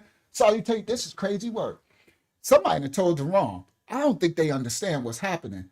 Oh, so you think the United States is saying we need to take Greenland because Denmark can't protect it? No, none of y'all can protect it. So you think because you're going to send 15 people, Germany sending 13, Denmark sending whatever, bagpipes, they run around in their little skirts and stuff, right? You sending it over. We're talking about Russia and China, the pirates of the world. They is not playing. So I guess they're saying, we're going to do this on our own and show the United States we got this, right? So you don't got to come in Greenland. Don't come take Greenland. We got this. We sending 15. See, I know the orange dude said, did they just say they sending 13 people? Like, this is crazy work. So we're going to show America that Denmark has significantly increased its surveillance capabilities in Greenland. Do y'all not understand? I'm about to show y'all a clip that America, the way that they got around Venezuela's defense systems was America deployed a defense tactic that has never been shown before. They used new weapons, had these people bleeding out their ears in Venezuela. The Maduro's government, they was bleeding out there. They did a sonic weapon. America released a sonic weapon that what's it named, the nuclear, I mean the radar detection systems, and it made the Maduro's guard, his military, they was bleeding out their ears. They did. America unleashed some, and the orange dude said, yeah, we unleashed a weapon that has never been saw before. Yeah, and that ain't nothing. Frequency weapons. And the orange dude said, yeah, and if you think that's something, that was just that was the ABCs of what we got. He said, I'm gonna show you. He said, we sent it on this amount of military ships. We couldn't send the big stuff. It's okay. We're saving the big stuff for another. And we got stuff that you can't even dream up or imagine. Weapons. Yeah. And he's telling the truth. They're not fronting it. It ain't the time to be thinking that it's braggadocious, he's just telling y'all, you might not wanna, the stuff we showing y'all ain't nothing. Whatever you see that we got, you might as well add up 50 times more technology and things that we didn't show y'all. That's always how America got down. Whatever they show y'all, they're 100 times past that. All right? Always. That's just a thing. For other countries, you need to know that. That's just how America always got down. All right? Now, all right? Now, let's continue. Now, everybody, always listen. All of these countries and kingdoms are all wicked. America got its own skeletons and stuff that it does. So does France, so does Germany, so does Africa nations, China. They enslaving their citizens, Iran. So, a lot of times we can be like, America's this and America's that, and so is every other country. They're all serpents. It's what country do you live in? And can your serpents that run your country protect your country against the other serpents who come and try to take your ditty, right? Come try to take you over. Because as bad as America, we want to complain against what America has done. We are the most free people on the planet. We are the most rich. That's why every nation on the earth tries to come to America. Every citizen of every nation on earth, their dream is to get here. But a lot of us are spoiled here. I just want to say what it is. We're very spoiled. A lot of us be on our $1,000 cell phone typing and complaining that America is this and America is that.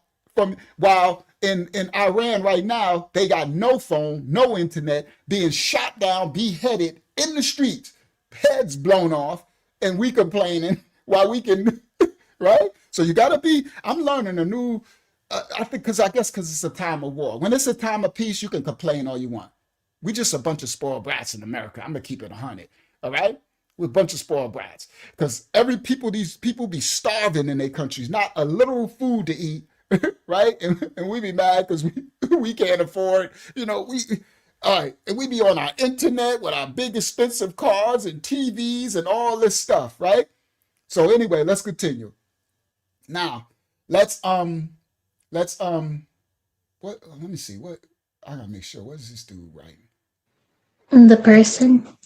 Yeah, let me see what he wrote. Wake up, people! Stop voting for these You're a politicians. little low, also. What? Say that again? I What'd you think you're a say? little low now that you're not, speaking up. All right, so I'm gonna just leave it up. I'm not gonna turn it down no more, cause when I get low and loud, I just need to leave it up. If I get loud, it is what it is. All right, so yeah, so it now I understand what he's saying, but if you don't vote, first of all, your vote don't mean nothing anyway, right? Because they put in who they want anyway, right? So I never voted for none of them, but it still happens, right? So understand, it doesn't matter, right? Because if you don't like America, government and stuff, right? Then go to China and do it. You will have much less rights there. Go to Iran and say that. Go to Russia. Go wherever. It's just America. I don't know. I think we need to kind of slow down with our complaining in America. We're starting to sound like a bunch of whining babies. You understand? Yeah, go to the bar, go somewhere else and say that same thing. You won't even have the freedom to even write it on the social media. You won't even have social media to write it on. It's governed by them. They got social credit scores, right? So we'll say the thing, complain against the freedoms we got, and don't realize I'm learning this too. I never really was a complainer, but I'm not political. I never voted. I don't do none of that. Two heads of the serpent, all that, right? But I am seeing that America is so spoiled. It's a bunch of whining babies, always this. And I'm like, but you're complaining from your luxury of your car, your phone, or when it's like, all right, so I'm gonna stay on topic. Let me stay on topic because these videos will reach a new demographics, right? But yeah, come on, America's turned to a bunch of Karens for the majority, right? And that's all they do is complain. They got all type of memes. Yo, they got memes of the orange dude looking crazy. The president of their country, they're able to freely make memes disrespecting him, calling him all out his name, calling him itches and everything. If you do that in Russia, what would happen? Go to China. Go to South Africa. Go anywhere and do it. But you're so spoiled that you got this freedom, and I know a lot of people won't like it. Right? I'm just waking up to it and like, okay, we're at a time where we need to slow down with all that, right? Go to North Korea. I wish you would. I wish they wish what Jim Yu, what's it these people named? Kim Song or whatever, and Ji Wing. Go over there if you want to. You can't go nowhere and do that. But anyway, let's continue. Let's stay focused. Stay focused on the lesson. But I do want to say to American citizens, we need to slow down. We do. We need to slow down with the disrespect because we're at a time of war. And we live in a country that every other citizen on the world wish their dream is to make it here. Do you understand? They save up their whole life. They get in oceans, they drown, they walk across deserts, they do everything to get here, and to get here to a bunch of Karens, crybabies, whining and complaining. Facts. Bunch of complaining. And when the Most High, I don't care what you believe in, actually allowed you to live in a place that you're so safe that you got the freedom to do that. All right. Now let me get that. Because I'm losing now. I'm going to lose people. Right? We're going to lose people now. Let me get back to the videos. Let's stay on topic. Yes, I'm going to try to, go ahead. I'm going to try to ignore some of the chat when others come in because they'll distract me. Right? Go ahead. A lot of people hate their country. And to me, you look treasonous. Now, you honestly look like if you really hate it so much, then go. Where you going to go? Go to Africa. Go to India. Go wherever. You hate America, then go. And see how that do you well. I bet you be trying to get back. I bet you be doing everything you can to try to get back. And when you got back, you be like, okay, I'll act right. Right? We're really spoiled. All right, go ahead, Akiama. I think it's a troll, the Jedi dude. Oh, so just get them out. Because you're going to have a lot of trolls. Because these topics, these modern day topics, you're going to have a lot of trolls come, right? On the vertical stream and all that. So just get them out. All right, let's continue. So this dude, but I'm glad that happened so I could say those things because these are some of the things I want to tell all of us. So we need to start to really appreciate what we have here. As much as we complain, even about the history, what was done to the so-called blacks, what was done to the Irish, what was done to whoever, whatever is done, you know, because I got brothers and sisters in our ministry that has come from other countries, Europe, Caribbean, everything. And I know that they're grateful to be here. Otherwise, they wouldn't have came. Do you understand? It's like they would be in their country, but they came here for better opportunities. So again, we are so blessed. And if you were allowed, and that's why at the beginning I said, if you're here illegally and you're a righteous person, try to be careful when you stay away from ICE. Try to stay indoors as much as you can and be very careful how you move. Because if you get shipped away, this is a time, if you get extradited out of America, you might not be able to get back in, and wherever you go and ship, it's probably going to be hell on earth now. It's going to get worse on this prison planet. That's why they're vying for positions. So the France dude said, we want to show America that Denmark has significantly increased its surveillance capabilities in Greenland. De financement, ses capacités de surveillance in terms of resources and funding. So they want to show America Denmark is going to spend some money. They're going to defend Greenland. America ain't buying that because I don't care. You ain't got enough money to defend Greenland against China and France. China and Russia. China and Russia and got a whole BRICS union. You can't defend it. America's not. Well, then if you really want to defend it, then be on our side. And all of the things that you're trying to do, we'll put it with what we're doing, and we'll be a new NATO. We'll defend it together. But we're coming. We're taking Greenland because we have to. Because if we don't take it, China and Russia will. That's it. Get on with us or get out the way. All right. So they say Greenland's Denmark's trying to show that their abilities in terms of resources and funding to defend Greenland. Du Groenland, et que par ailleurs, l'Union européenne apporte and they also try to say that furthermore, the European Union is providing support. Un concours et des pays européens se mobilisent dans l'OTAN. And the European countries are mobilizing within NATO, all right? Pour assurer la sécurité nationale to ensure national security for the whole entire region, the Arctic region. I'm sorry, France and Macron, all y'all stuff y'all got, y'all can't beat China and Russia. They need to get, I'm not a politician. Let me get out of the way. Let our, those who run America, at the head of this serpent, because all these countries are serpents. So let the head of this serpent run this thing. They got it. I'm gonna get out the way. I think the orange dude is built for it, honestly. Much as no matter if you like him, dislike him, or nothing, I would rather see him in there than Sleepy Joe or Kamala. I can guarantee you that. Not at a time of war, I don't want Kamala in there. You understand? I don't want her in there anyway. I don't want them in there. They was opening the border. They was doing all type of crazy stuff. It made us take the Jim Jones jab juice and all that crap, had us locked in and all this stupid stuff, right? With the little, remember that dude? The little dude looked like a little leprechaun, the little health dude. Where his butt at? He should be in Guantanamo Bay. What's his name? The little dude, he looked like a little Martian. He was the one in charge of everybody with the Jim Jones jab juice. What's his name again? That little funny looking dude. Where he go? Where he at? Somebody write it. I forgot his name now. But anyway, let's get back. Let me stay focused. So they says, we want to ensure Fauci, thank you. I knew how Yazaka said. Little Fauci, little gnome. Where he at? Send Fauci over there to fight. All right? Clowns. All right, now, it says they want to show the European Union going to show that NATO to ensure national security, that NATO is going to do to secure for the entire region, and thus you also l'ensemble de la région, et donc aussi pour les États-Unis. And thus also you're going to protect, you're going to do it for the United States. I can speak on behalf because I know I'm from the streets and I play chess and I've been to jail and stuff, so I know prison politics, I know jail politics, I know that ain't gonna fly right. That ain't gonna work. I applaud you. It's like your child. Everybody listen, this is what's happening, all right? And I'm sure y'all gonna understand this analogy, right? Now, it's like you about to go to war. Me, I'm a grown man.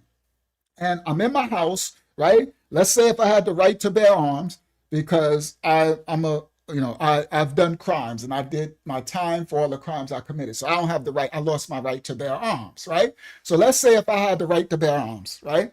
And I'm going for war because people are trying to run down on my house, the neighborhood, we in chaos and they coming. I already know they coming.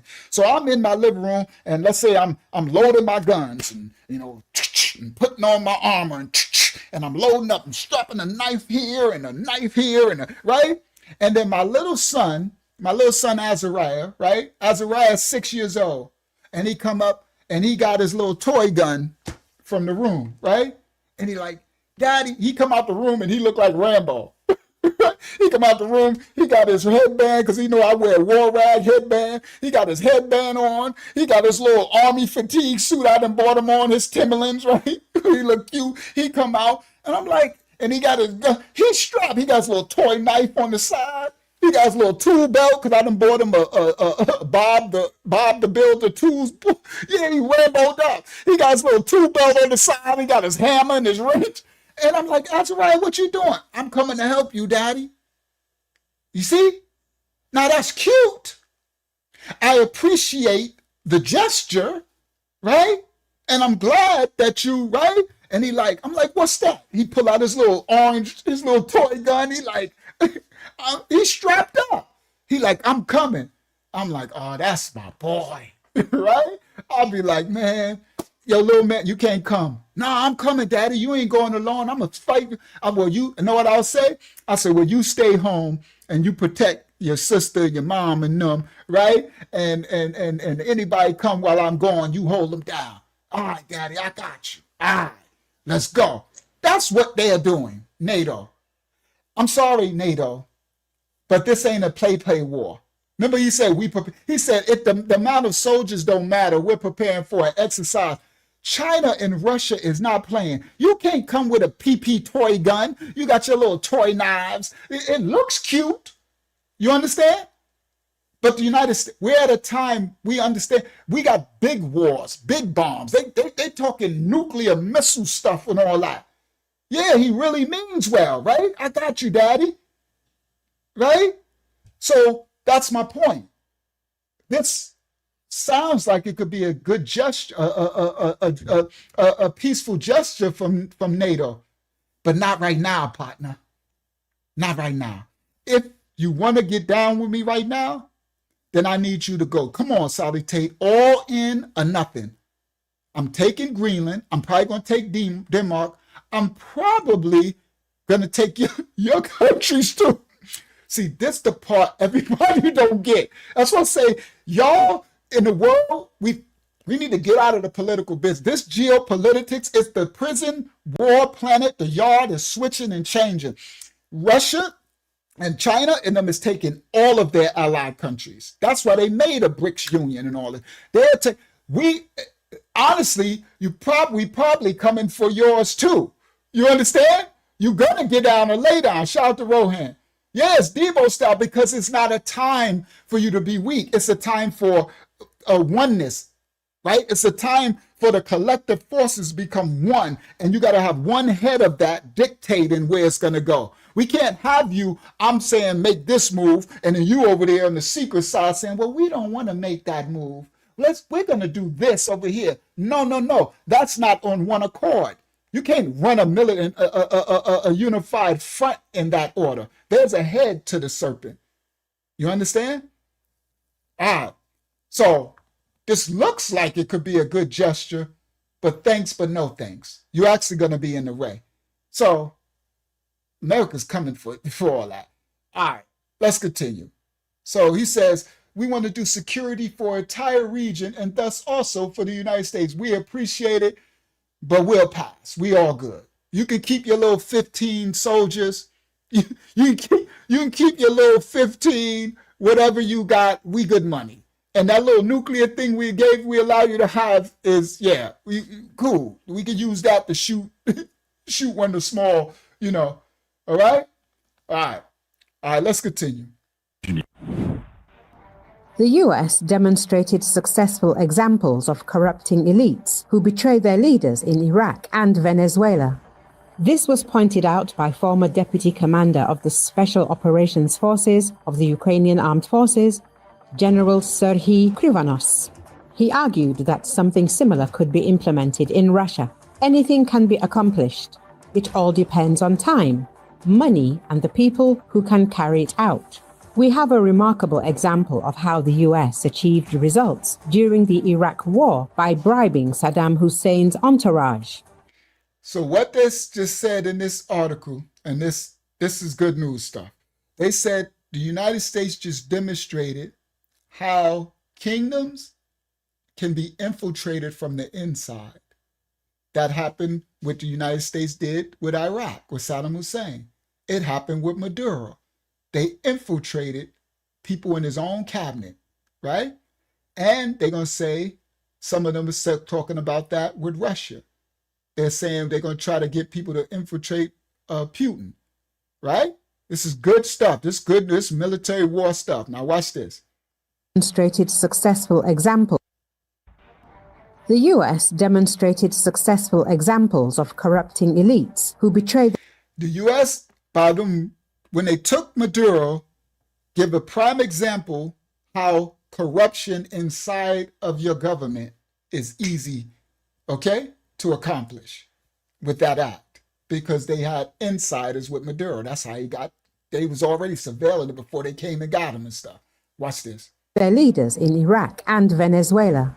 Leaders in Iraq are examples of corrupting elites who betray their leaders in Iraq and Venezuela. This was pointed. So the leaders of the Venezuela people, Iraqi people, people on the inside betrayed their leaders, betrayed their presidents, right? Money, they do it in Africa all the time. They do it everywhere. So the orange dude, Putin and them, and Jinping from China and the North Korea, that's why they be these dictators. They don't, because it's the infiltration and mutiny on the inside. Okay? Venezuela. This was who betray their leaders in Iraq and Venezuela. This was pointed out by former Deputy Commander of the Special Operations Forces of the Ukrainian Armed Forces, General Serhiy Krivanos. He argued that something similar could be implemented in Russia. Anything can be accomplished. So that dude says something similar could happen in Russia. They're trying to get inside of the Kremlin and get inside so that they can get some people to turn against Putin.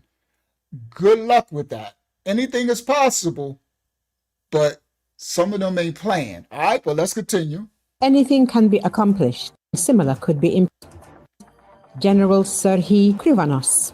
General Serhiy Krivanos said they're trying to do it in Russia. He argued that something similar could be implemented in Russia. Anything can be accomplished.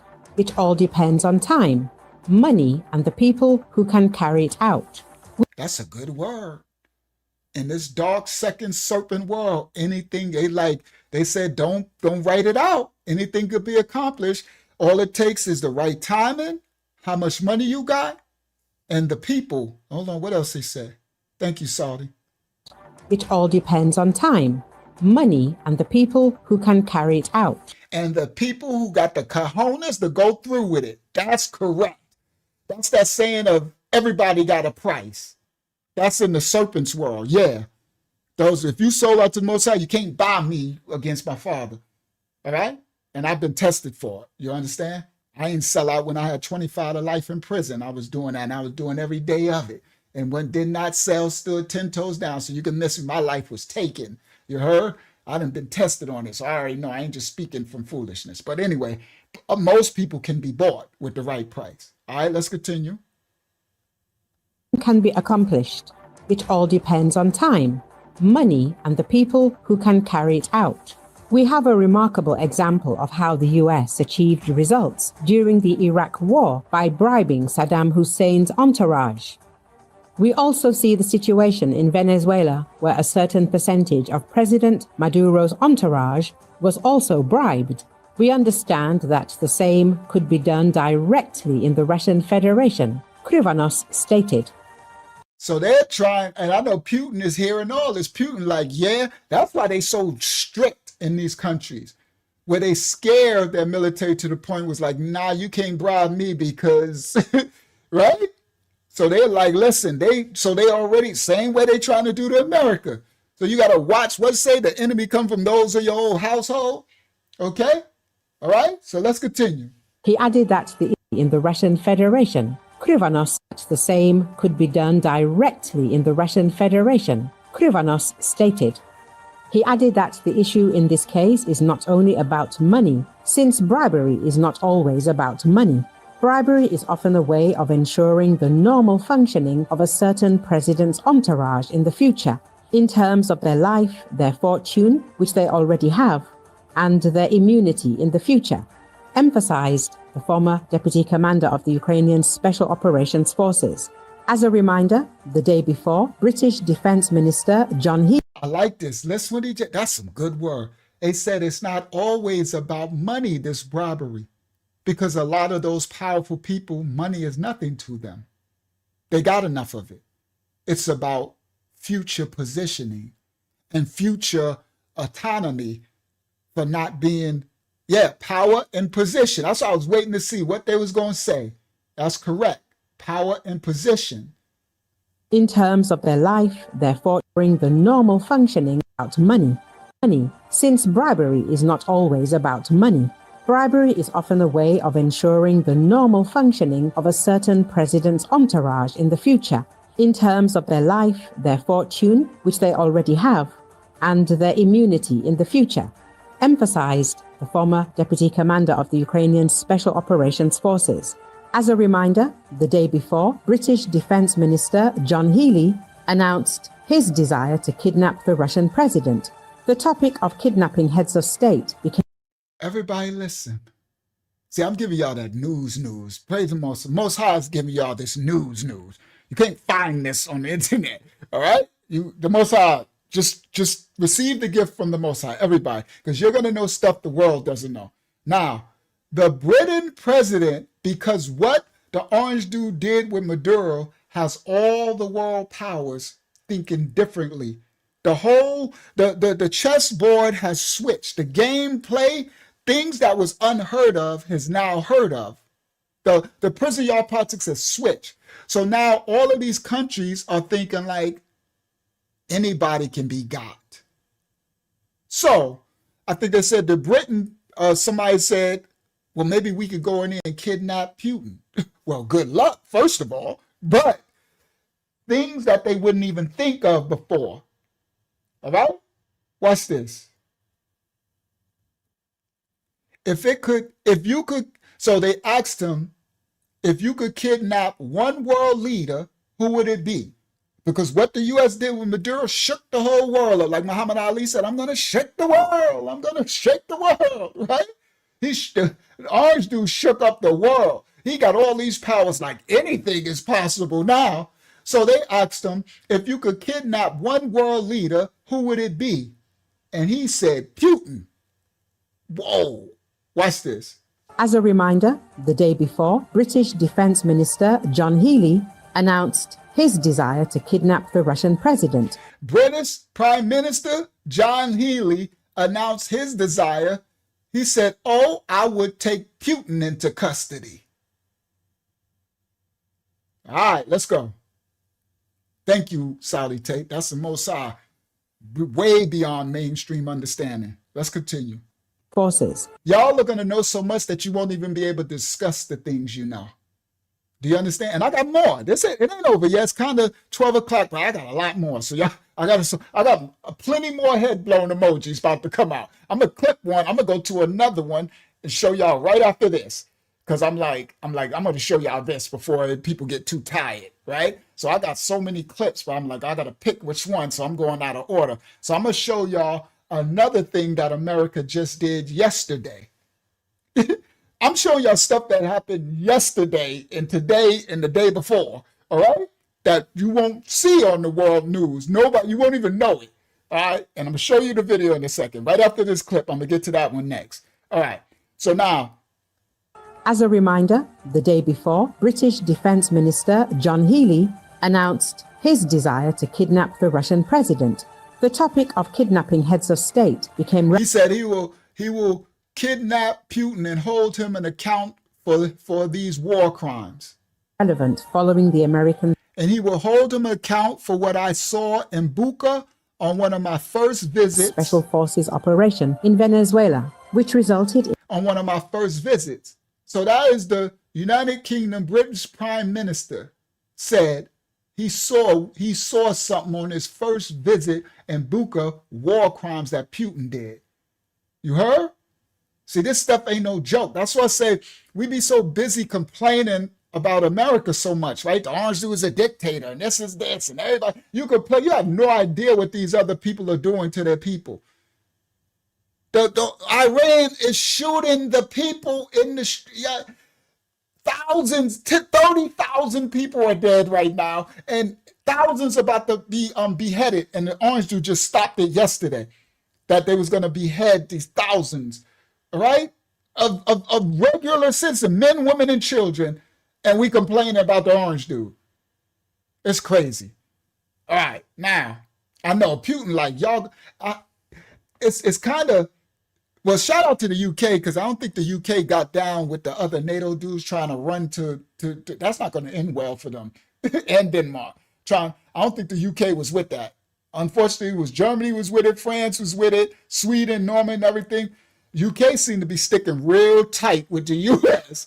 So because of it, he might be able to say something like that, because you got to be careful. You know how you keep your name out? You got to be careful what you say, right? But as long as they locked in with the U.S., Russia don't want to smoke with the U.S., but they're going to keep trying, right? So it's not nothing to play with. That's why the United States got to keep showing their cojones and keep that defense budget. That's why Trump's got a 1.7 trillion one that he's trying to pass now. And the left Congress are like, no, we don't want to give, shut up. And I'm like, give them the money. Because it's for defense budget. They need all these missiles. Y'all about to see something in a second. Watch this. I'm going to show you. Now, before I was like everybody else. I'm like, man, stop spending all this money on the defense. Man, Russia and them is stealing drugs, guns, oil, all that to fund their stuff. Billions of dollars every day on the shuttle fleet on the market.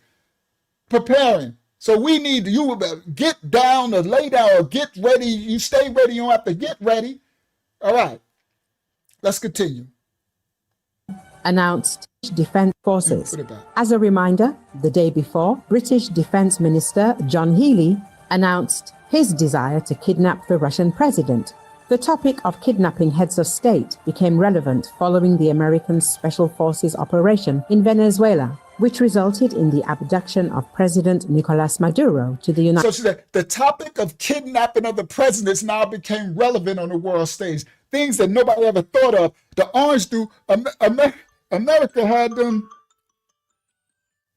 America had the what? Them ladies like, okay, we got to think this. The prison chessboard just changed. We got to think a whole different chessboard play. All right, let me let this play.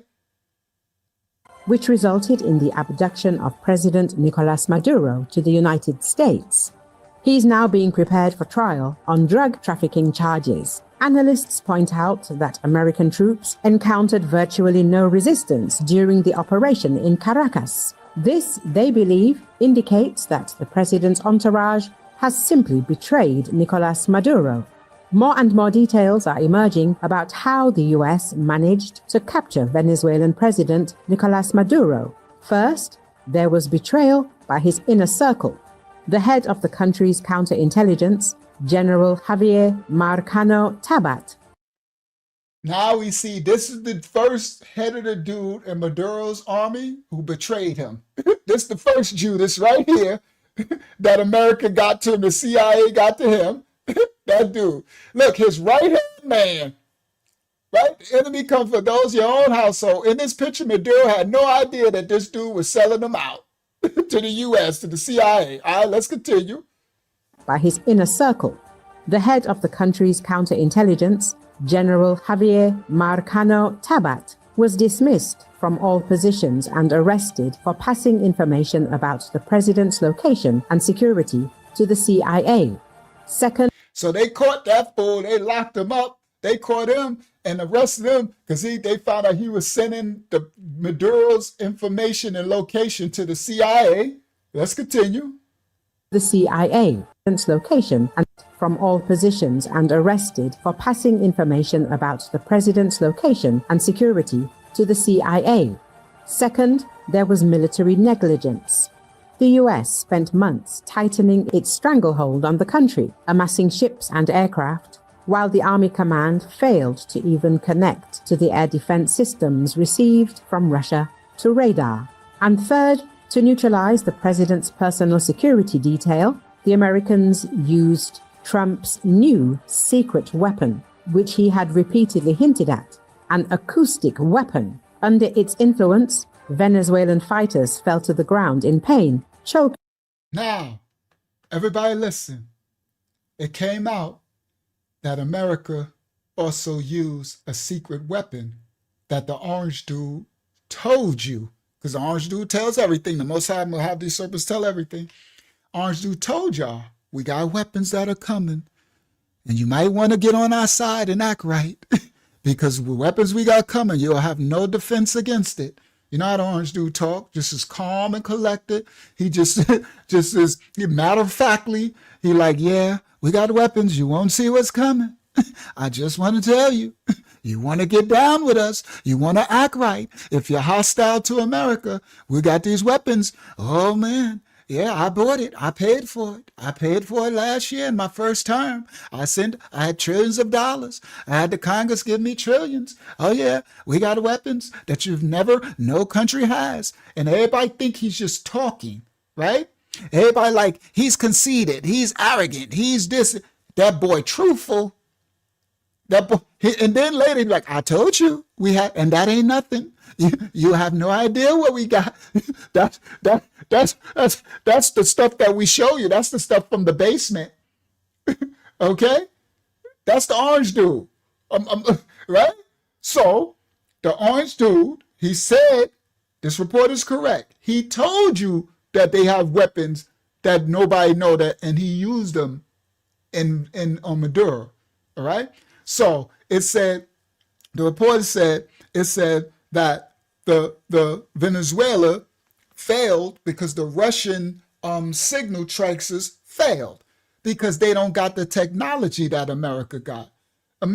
America's showing you the F-35 and stuff, right? They ain't showing you the B stealth and stuff.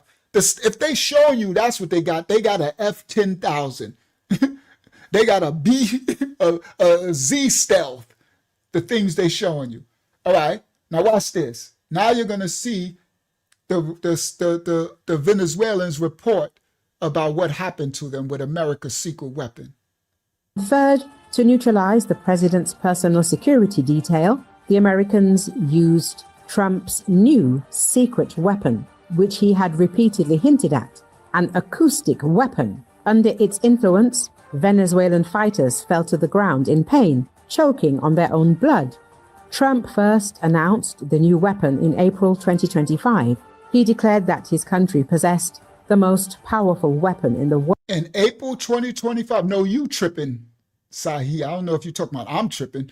You tripping. You done tripped into the wrong channel. You need to take your little, if you being an adversary saying I'm tripping, what I'm talking about, you need to be, you done bumped into the wrong channel. You need to take yourself somewhere where you can trip off with these fools. All right, let me see. He wrote something else. And this puts a whole nother spin and possible understanding in 7. Hold on. Maybe he not being adversary. Let me see. Hold on. I'm going to make sure before I speak against you. If I'm speaking, you ain't adversary, I apologize. Let me read what you said, though, because we get trolls and stuff, right? Let me read what you said. He says, and that, where'd it go? Oh, man. Did y'all erase it? No, y'all can't erase on my part. Let me see. Where'd it go? I don't want to mistake him if he's not an adversary. Because he coming up from you tripping. You better watch your mouth. Who tripping? I can't find it now. Where did it go? It just says something. He just explained his position. I want to hear his position. For I think, because all I seen when you talking about somebody tripping, I don't play all that. I know this might be the internet, but I'm a man of truth. I don't play internet politics. Say that to my face. Yeah, watch your mouth. All right, No, I can't find it now. Nobody could have erased it. Or maybe the Most High don't want me to see it. That's the only way I can, because I just saw it. I was trying to read that somebody else wrote, so I should have told nobody comment for a second. Because I can't see the comment section. They keep doing me dirty on this What are you internet. looking for? He wrote something that he's on the vertical stream, Akiyama. He wrote something. He wrote a long comment. I guess he gave his stance, and I don't want to speak against him when I don't know what he's saying. All I seen, he said, I'm somebody tripping. I don't know who he talking to. But anyway, I'm trying to find it now. I just had it, and then someone wrote a new comment, and it went up. Let me see. You can't see it? Maybe he deleted it. I don't see it either, and I don't see anything where he deleted anything. I would still see it, even if he did delete it in my backstage.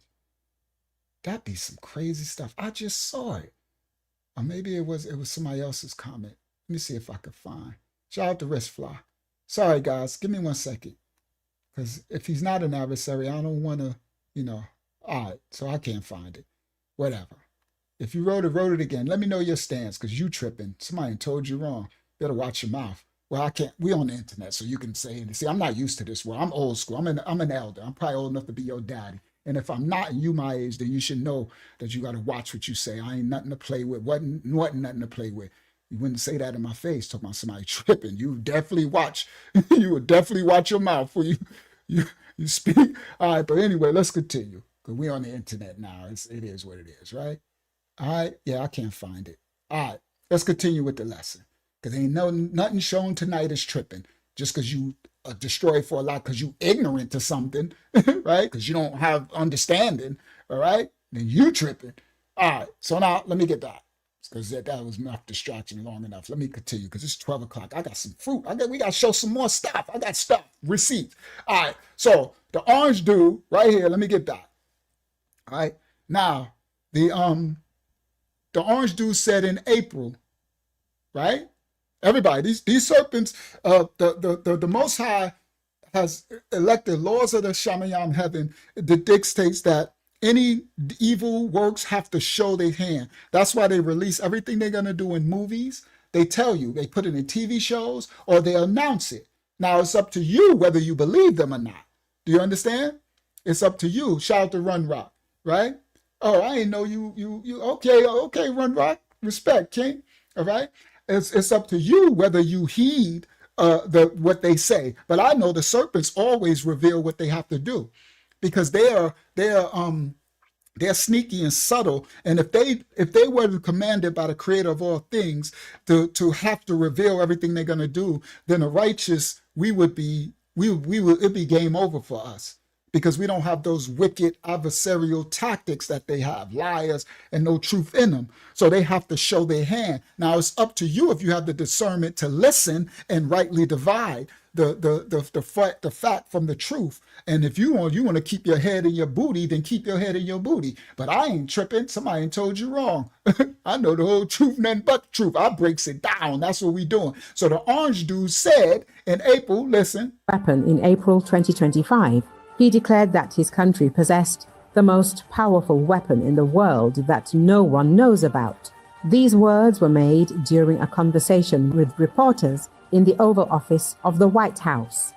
We have weapons that no one has a clue what they are, and they are the most powerful weapons in the world, more powerful than anyone else's, Donald Trump said. In October of... So the orange dude said it. And people sometimes think, he's braggadocious, he talking. Well, he's really matter of fact. I'm not for or against, but I just know he's matter of fact. A lot of the other politicians, they'll lie in your face and say, the orange dude usually just say it. Now, most don't believe him until after it's done, but he really does just say it, right? This ain't for or against. This is just identifying reality, what actually happens from the patterns of a person. You got to identify personality patterns always in strategic warfare and spiritual, physical warfare, mental warfare. Unless you just you sheeple. I'm a warrior in mental, physical, and spiritual. I was just created this way. I think strategically. All right. Now, yeah, he's never capping. Everything he say, he just don't be saying it. You need to be listening. Now, he said that America got some What do you say? Listen. The White House. We have weapons that no one has a clue what they are, and they are the most powerful weapons in the world, more powerful than anyone else's, Donald Trump said. In October of that year, he repeated his statement, still without providing details. He said it in, I think they said April. In October, he said it again. Of course, he ain't going to give the details. He ain't going to tell you what he got. He's just going to say, I need y'all to know this because you might want to think twice about breaking our contracts, about backdooring us, about coming against us, because I'm trying to let y'all know we got stuff you have no idea what we can unleash on you. We've been spending trillions forever. When other nations going broke, we spend all our money on our defense. That's what they've been doing. All right? Now listen. Yup, and they got the blueprints from the Anunnaki, the fallen angels. You got that right. We got fallen angels in Area 51 locked. We got all type of stuff. That's what these stealth bombers. We got portals that's opened from CERN and all this stuff. We got technology that, like, you understand? He's trying to tell them, right? So if you don't believe, then don't believe. That's why I said you tripping. I don't know who that dude is. Somebody told him wrong. You tripping. All right? Now let's continue. That year, he repeated his statement, still without providing details. I started producing it 4 years ago, he noted. All right, now listen. He said in April that they got weapons that the world has never seen, that no country has this power and everything. And then in October, he doubled down and he said this. Repeated his statement, still without providing details. I started producing it 4 years ago. He said, I started producing these weapons 4 years ago. He noted. And so, during the operation to capture Nicolas Maduro, the US military used this new, powerful and unknown weapon. Judging by the details of the operation, a lightweight version was used, as the installation was carried with the landing force on a helicopter, and the helicopter had limited load capacity. The capabilities of the more powerful unit, which will be used from the ground, can be judged by the consequences experienced by Nicolas Maduro's security detail. Now listen, I'm going to break down what they just said. It was said that they unleashed some of these weapons that people don't know, but it was a small version because it was coming from the helicopters, and they can only but later versions that will be land-based will come out if we have to go to other wars. Lightweight capture Nicolas Maduro. Hold on. I started producing it 4 years ago, he noted. And so, during the operation to capture Nicolas Maduro, the US military used this new, powerful and unknown weapon. Judging by the details of the operation, a lightweight version was used. Judging by the details of the operation, it was just a lightweight version of this new weapon that was used in Venezuela. The installation was carried with the landing force on a helicopter, and because the installation of this new weapon was carried on the landing force of a helicopter. Helicopter had limited load capacity. With limited load capacity. The capabilities of the more powerful unit, which will be used from the ground, can be judged by the consequences experienced by Nicolas Maduro's. They said the consequences could be seen by what the Nicolas Maduro's military, the effects of what happened from the weapon used. Security detail. The New York Post reports the details by Nicolas Maduro, which will be used from the ground, can be judged by the consequences experienced by Nicolas Maduro's security detail. The New York Post reports the details, citing a member of the Venezuelan president's security detail. According to him, the Americans first blinded the radar systems using electronic warfare. Then they suppressed pockets of resistance and firing points with the help of drones. Then several helicopters carrying American special forces appeared. According to the security guard, they were armed with something far more powerful than firearms. At some point, they unleashed something. I don't know how to describe it. It was like a very powerful sonic wave. Suddenly, I felt like my head was exploding from the inside. The effects were immediate and horrific. We all started bleeding from our noses and anuses. Some vomited blood. We fell to the ground, unable to move. We couldn't even get up. Maduro. Yo, bro. Y'all hear this? That's Maduro's military explaining what happened. He said we started bleeding from our noses and our anuses. They released a Diddy bomb. They released a Diddy frequency. That's crazy. They released a Diddy frequency on them. Wow. Yo. And that's nothing. Okay? That's crazy. Y'all said a Diddy frequency. Watch this. Copyright disclaimer's effect. Share this tab instead. Yo, what'd you get arrested for? Because I had too much oil. Me too, bro. Okay. You want to know what my favorite food is? What? Maduro's. Cabron, what are you talking about, Diddy? Hey, Senor Trump, let me out. Yes. I know y'all didn't know I had that on deck. Someone said the Diddy. They released the Diddy bomb. I'm like, I got the cartoon of Maduro and Diddy in jail.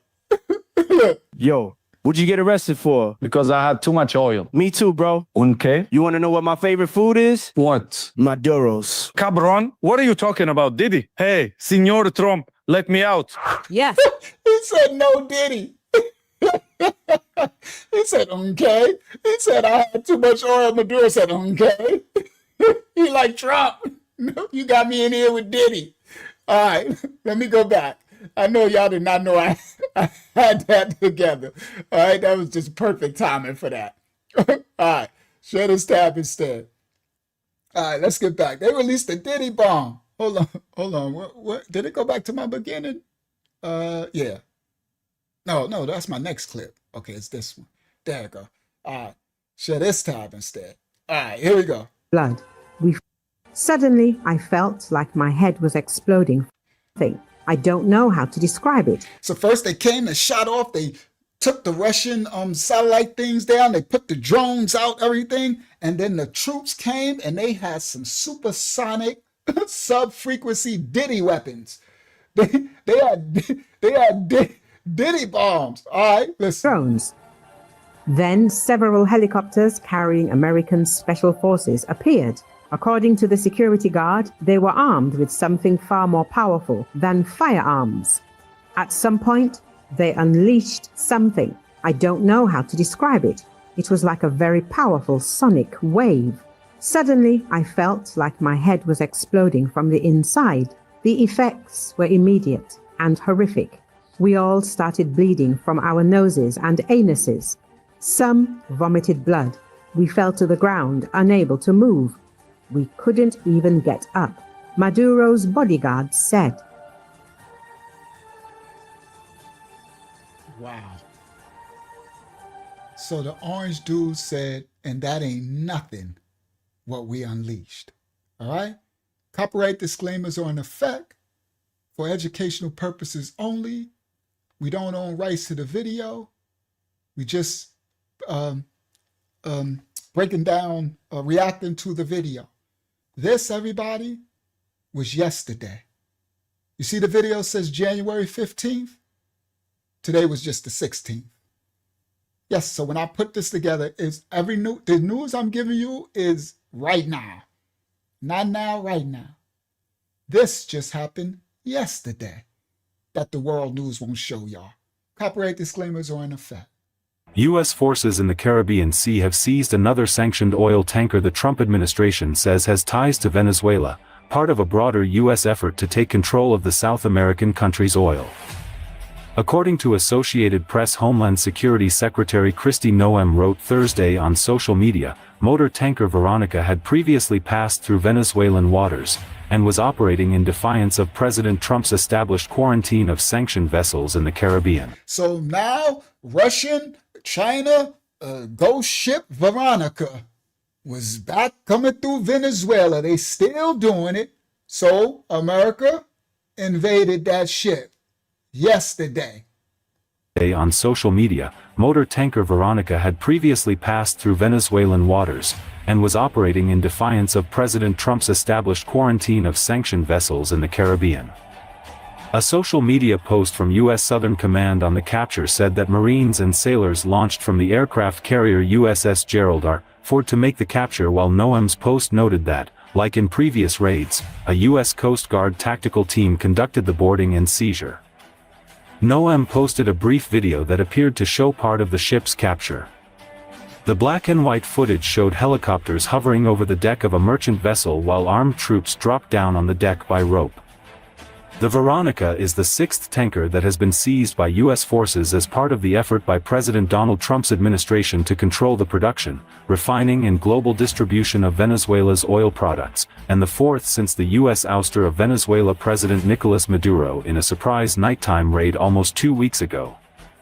NOAM, in her social media post, said that the raid was carried out with close coordination with our colleagues in the military as well as the state and justice departments.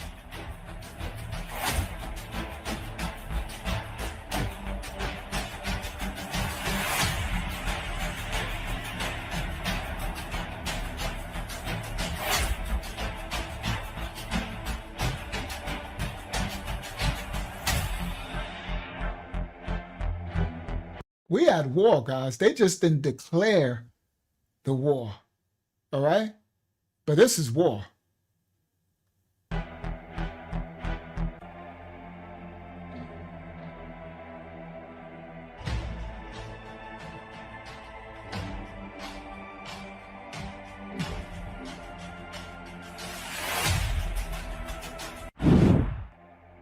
The temperature in Kiev, which has endured freezing temperatures for more than 2 weeks, was minus 12 degrees Celsius, with streets covered in ice and the rumble of generators heard throughout the Ukrainian capital. Now, what I'm going to show y'all, we're not going to watch this whole clip, right? We'll do it another time. This is Kiev in the Ukraine today.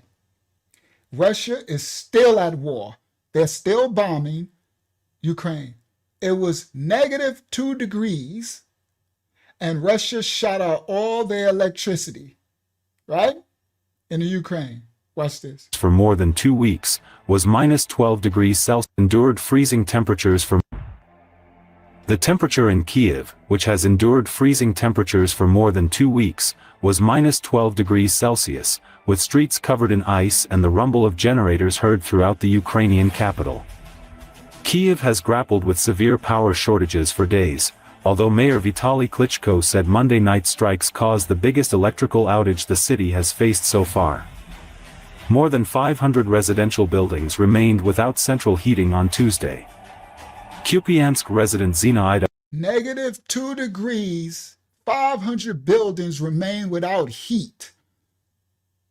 While we in our country complaining, right, about the orange dude and all this, these people are getting bombed, everybody. We don't realize. I didn't either. I'm not blaming anybody until the Most High got me now breaking down this geopolitics. He's giving me all this info. And I'm like, and we sitting up here complaining and making memes, disrespecting our country and everything. And these people over there are still being bombed right now. That ain't even Iran. We forget, they over there freezing to death. Ahlaiha charged her phone at what is called a point of invincibility shelter in Kiev's Dniprovsky district. So they are at something that's called a point of invincibility that they're gathered up so they can charge their phones and stuff in the Ukraine right now. The government built temporary installations, often large tents on the sidewalk, provide food, drinks, warmth, and electricity. So the Ukrainian government built in these little tents on the sidewalks of their cities right now, yesterday. It's negative 2 degrees. They got no electricity, heat. Iran, they're killing the people in the streets. And we sit up here complaining, disrespecting our country and we're spoiled, bro. I'm sorry, we are. We're getting a bunch of effeminized Karen, understand. Now we could speak out against inhumanity to any nation, but all of these kingdoms are wicked and they are all fighting and bombing one another. And if our administration don't protect what we have in our waters and we need to take Greenland and all that, this will happen to us. Do you understand that? Klyha was evacuated to Kiev with her disabled husband from Kupiansk in the northeastern Kharkiv region in 2022. Now couple have no place to come back. She said she had been without power for nearly 5 days. Of course it's hard, but if you imagine what our guys are in the trenches now, you have to endure. She said, of course it's hard for us because it's -2 degrees, we have no heat.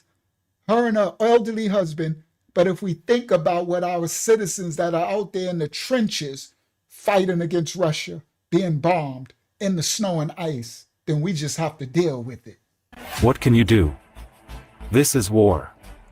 We are going through this, she told the Associated Press. 56-year-old Lyudmila Koppel said it was 10 degrees Celsius in her apartment. She is sleeping in her winter coat and boots. She told that children and old people in her apartment block are getting cold. It is very difficult for us. We did not even expect the 4th year of the war to be much harder for us than, for example, it 4 years of war. She in her apartment in the dark, below 0 degrees. Expect the 4th year of the war to be much harder for us than, for example, it was a year ago, she said. Elsewhere, friends and relatives gathered in apartments still with power or hot water, at least temporarily, to charge their phones, take showers, or share a warm drink. Mayor Klitschko ordered the city to provide 1 hot meal per day to needy residents. He also announced that workers in the city's water, heating, and road maintenance services would receive bonuses for working. Come on, Yashalia, that's a good word. We stand in between the gap as the few for the many and repent for all our ungratefulness. America's so spoiled that you don't even see the Most High's blessing over you as you complain. And these people are starving. Venezuela was starving them. China is starving they don't have no internet, no access. Ukraine, they're freezing. Iran, they're being shot down in the streets all over the world.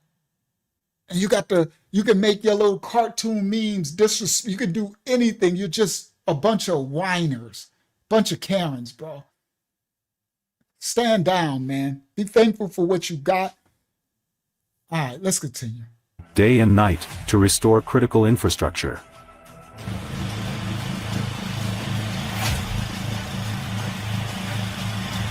I know, right? Come on, Zazie. Send Willy Wonka, Willie D there.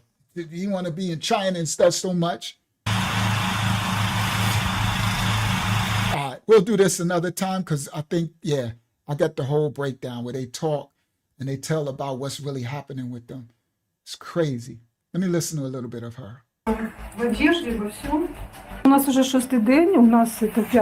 are already on the 6th day. On Friday, the attack happened. And since that night, we have had no heating, no water, no lights. We can only have light at night. This night, it was from 1 o'clock in the morning until 4 in the morning. The water was cold. There was no heating at all. Now there is heating, but only partially, and it's 10 degrees Celsius. In our room right now, 10 degrees to somehow warm up and survive because we have never had such a difficult situation. It is very difficult to live in the cold. So we have gas, thank God. We heat water in a bottle, that's how we warm up. All right? Wars and rumors of wars. The people starving. Matter of fact, watch this clip. This clip is actually very truthful. It's funny at the beginning, but watch this. Yo, would you get arrested? Watch this. What's it for? Because I had too much oil. Me too, bro. Okay. You want to know what my favorite food is? What? Maduros. Cabron? What are you talking about, Diddy? Hey, Senor Trump, let me out. Yes, let him go. You can't do that. So, you upset because Venezuelans might put up pictures of me on their fridge every year in honor of their freedom? No, you can't just start military operations without Congress, and you definitely can't arrest another country's president. Look, Obama killed Osama. No congressional approval. Obama invaded Libya. The operation killed Gaddafi. No approval. Biden killed the al-Qaeda leader in 2022. No congressional approval. And I swoop in and brings the man alive back to the U.S. Democrats go crazy. You guys need to stop being absolute hypocrites. Whatever. You are a dictator. Free Maduro. Free Maduro. Let's be honest. Before the arrest, most liberals didn't even know who Nicolas Maduro was. Arresting a sitting president violates international law. Yeah, only if that person is recognized as head of state. And U.S. doesn't recognize Maduro as a legitimate president because he's not. He's a dictator. Head of immunity isn't automatic. It depends on recognition, not self-declaration. I don't care. Free Maduro. Si, Senor Trump, free me. By the way, where's your Venezuelan flag, though? 9 months ago, Ukraine flags. 8 months ago, Palestine flags. 6 months ago, Iranian flags. And now Venezuela flags everywhere. So you liberals stand for every country except the United States? Now, again, I'm not Republican, Democrat, or nothing, but a lot of these stuff be the truth. You know, America, you got the freedom, right? But it's true. They fly, come on, Prince. They're hypocrites. They fly flags for this country, flags, but every time they're speaking against America, against the country where you got the freedom to do that. Yes, you can fight, and I stand for the freedom and liberation of all countries. I want everybody to be free and have the freedom, but we live on a prison planet. Do you understand? America was created from criminals from all of Europe who came over and unalived and enslaved the indigenous here. Then they brought slaves from different countries. Britain was created because they came in and they destroyed the regular natives that was there. France was created because they came in. Germany created France. Everything was created on killing, destroying, unaliving. It's blood in the earth of the whole prison planet. All right? It's the earth this world belongs to Hasatan. So you have to understand that ain't no land you live in freedom. They sitting up there talking about the orange dude against Greenland, us trying to own Greenland when Greenland's owned by little Denmark. How? I broke it down on the last live. But everybody think they got some freedom. Everyone's owned by somebody on this prison planet. Facts. Come on. Britain was selling slaves alongside the Muslims. Come on. No, I'll say it. I'm sorry. I just can't. I can't hit all the. Thank you, Prince. I can't hit all of everything at once. I'm coming off my mind, right? Yes, every country was owning slaves and unaliving people and making class systems and getting rich off the slave and the degradation of the poor. It's just a remnant of the righteous of us who want to have equality and something, right? But the majority of the world is dark, and the remnant has to be a light in the darkness. There's balance, right? So no matter what nation, people, kindred, and tongue, there's going to be unrighteous and righteous amongst them. And our job is to seek out the righteous, spiritually discern who is your righteous brother in their ways and actions, not in their tongue and their speaking, what they living and doing. Do you understand? It doesn't matter. All of this is blood stuff. Ain't none of it was given. The Most High gave it to us freely at the beginning of creation, if you believe in a higher power, right? And we forfeited it. And after that, it's since Cain and Abel, since Nimrod, since Sumeria, Acadia, ancient Kemet. You can go to Sumeria. You go to Akkadian. You can go to Phoenician. You go to Babylonian. You go to Syrian, Assyrian. You go to Persian. You go to, wherever you want to go. Egypt, Kenite. You can go to Hellenes, Greek, Rome. You can go to Macedon. You go to the Caliphites. You can go to Rashidun. You can go to the Aryans over in India and the Hindus and the Catholics. You can go through all history. It's always in blood. It's a prison blood planet. It's always written in flesh. It's covenant written in ink or whatever, but paid off in blood and flesh. Okay, that's what it is. So you can't. No matter what land you live in, it ain't free. It's all a price to pay. Blood is crying out from all the ground. all right? And you just got to understand the times you in and have a respect for if you're blessed to be in a place that you got certain freedoms that you can enact, because most of these places are slave states, all right? Now, this clip right here is where I showed the EU. Remember, so I went out of order a little bit. So when we showed that the NATO is trying to talk against America about trying to own Greenland, and Denmark went and snitched, went to the NATO and like, America is trying to, and they sent 15 troops.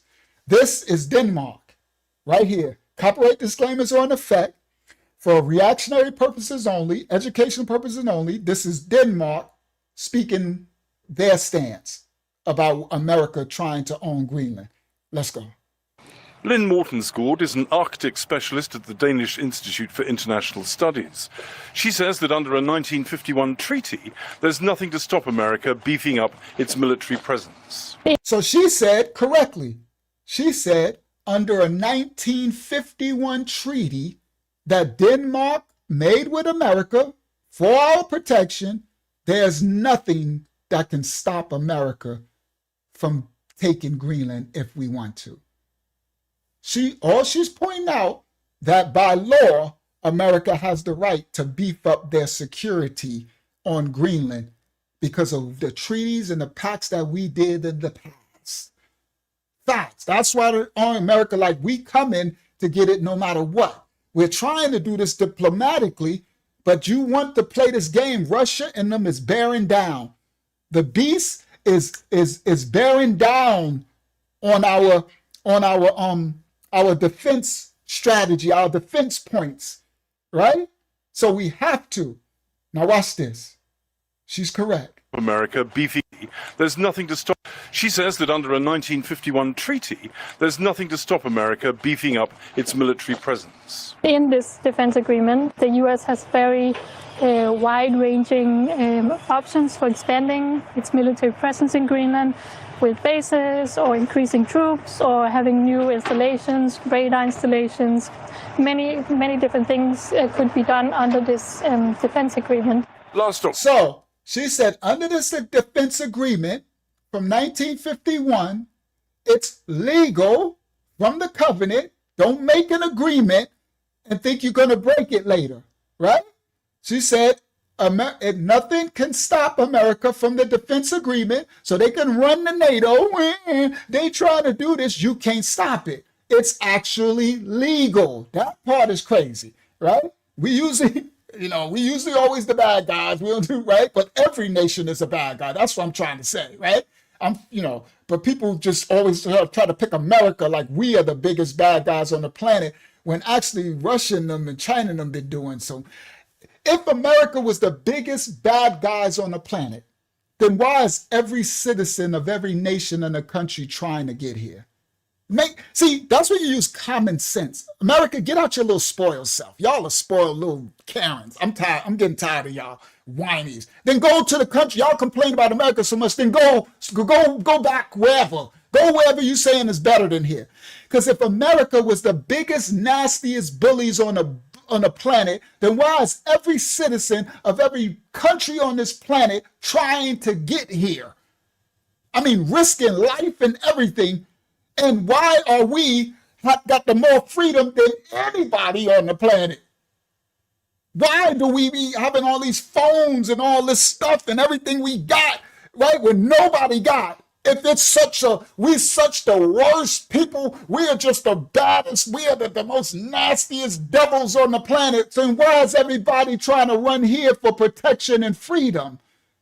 America, you being stupid. I'm sorry. I'm just calling it what it is. And I'm an elder. Come on, Aaron J. I got the right to say it. I've been on this earth longer than a lot of y'all. You heard I done seen the 60s, I done seen the 70s, I done seen the 80s and the 90s and the 2010s, and trying to be here long enough to speak truth to power. And I ain't scared of none of you iggers. None of you white iggers, none of you black iggers, none of you women iggers, none of you man iggers, none of you Hispanic, Asian. I ain't scared of none of y'all iggers. I wasn't scared in the streets, and I ain't scared on those crappy internet either. I always was 10 toes down. Parkside Projects, I'm still strong out and stand up. Jamaica, Queens, Brooklyn, all that. Let's go. I ain't scared of y'all. I'm going to tell the truth, the whole truth, and nothing but the truth. You heard? America, you getting soft, and you turn to a bunch of wussies. You turn to a bunch of coons and sellouts. You were actually mutinous to your own country, and it's treasonous. You understand? It's all cool that you can sit up and disrespect your president, everything. I don't like none of these people. I ain't vote for none of them, but I understand the politics of the world global stage and understand give Caesar what's Caesar's. You understand? I understand the power and the principalities that I live under and the freedoms and rights that's protected here. You heard? That part. You building a whole bunch of little crybabies.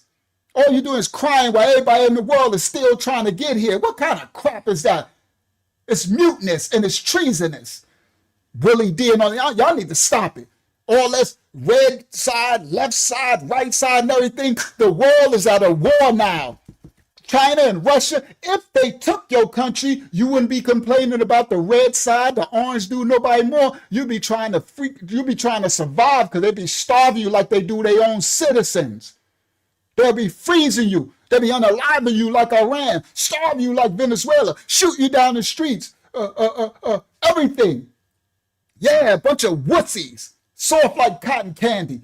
America is so free. Let me explain this part. I don't care if y'all don't like it. America is so free that the children of America can grow up and say that they ain't even human no more. Do you hear me? Oh, let's fly you right on time. America is so free, it's too much freedom. So much freedom that the kids can say, I'm not a human, I'm a remote control. I identify as a fox. I'm a bear. I'm a cat. And you got to respect my right to be a cat. Wow. I'm a lion. And they could put a lion nose and they could put a costume on and you got to respect my right. I am not a male or a female. I'm a baby.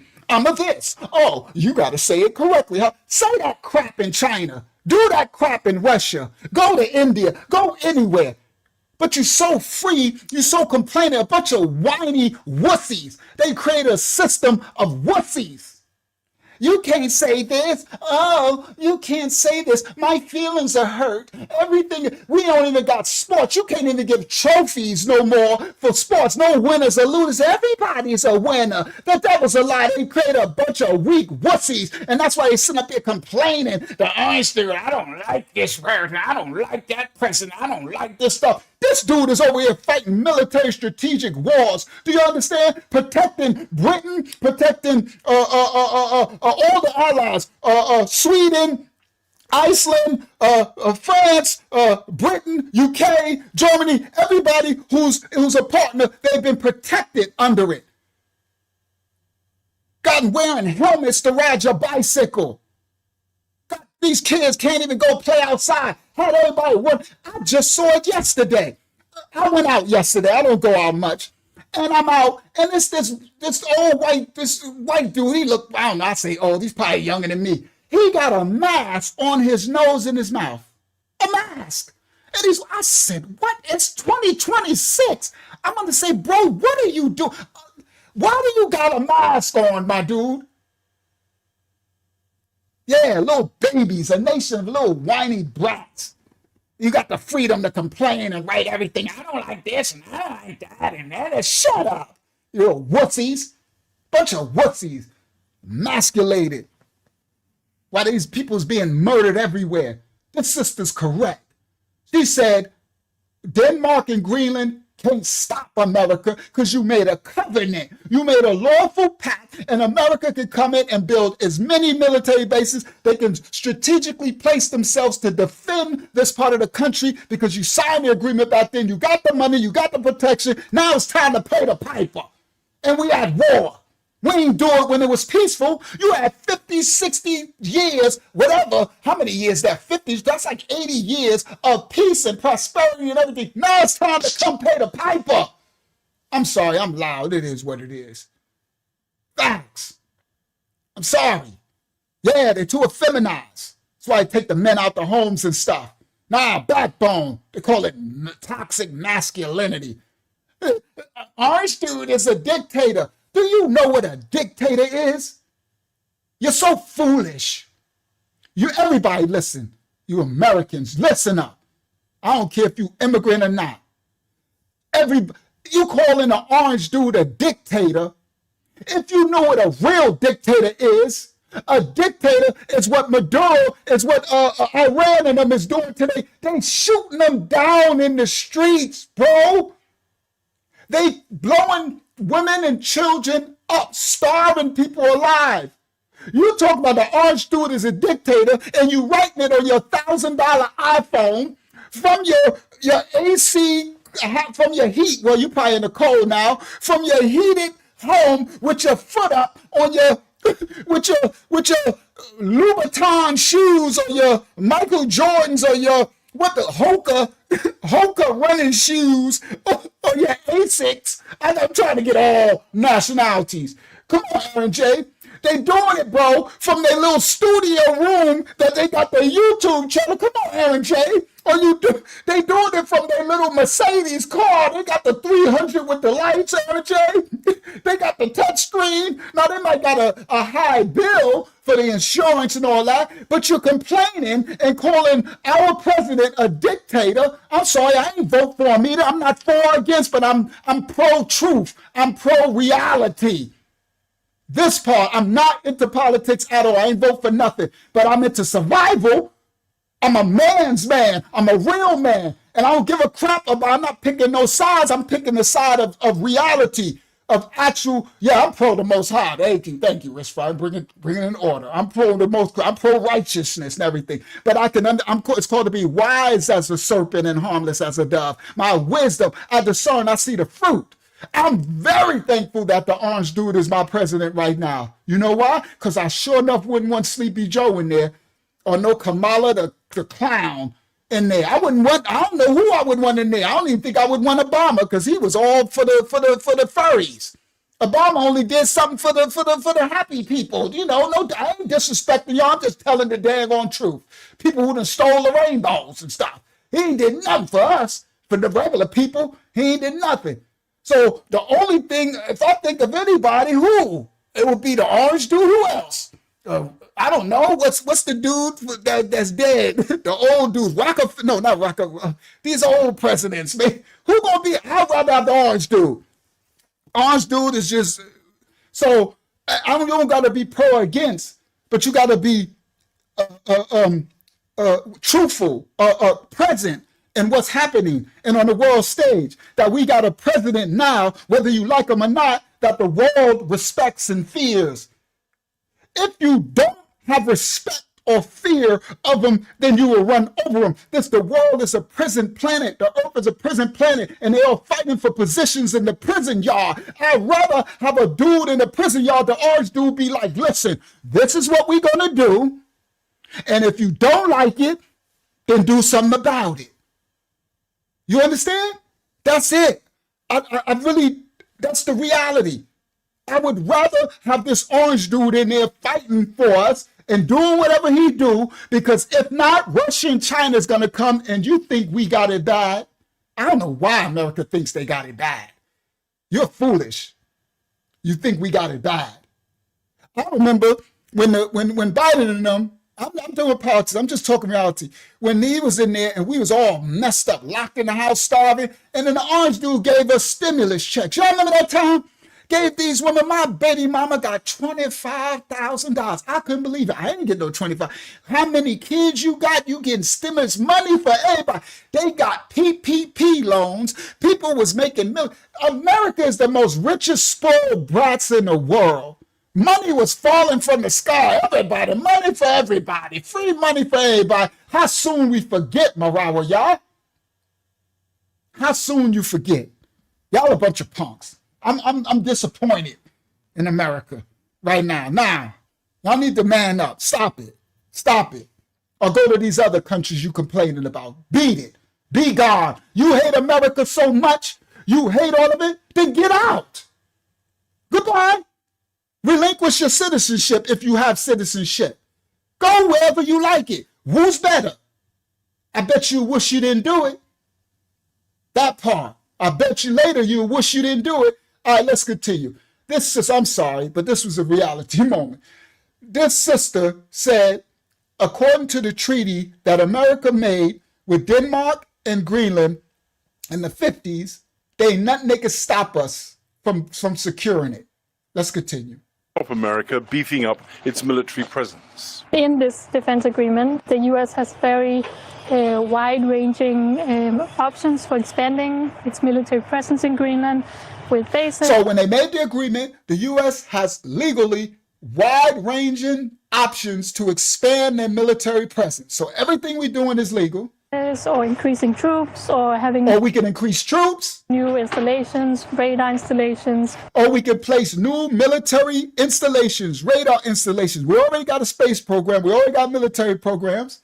Many different things could be done under this defense agreement. Many different things could be done under the agreement that we came into. Covenantal, legal. Continue. Last October, Denmark pledged $4.2 billion to boost Greenland's security with ice. So last October, I'm glad they did. Denmark pledged $4.2 billion? Pledged $4.2 billion to boost Greenland's security. So shout out to Denmark. Good job. They said last October they pledged $4.2 billion to boost Greenland's security. You know why? Because China and Russia is bearing down on it. They're praying. The predators in the prison yard is coming. So good job, Denmark. Let's continue. With ice-breaking patrol vessels and advanced drones.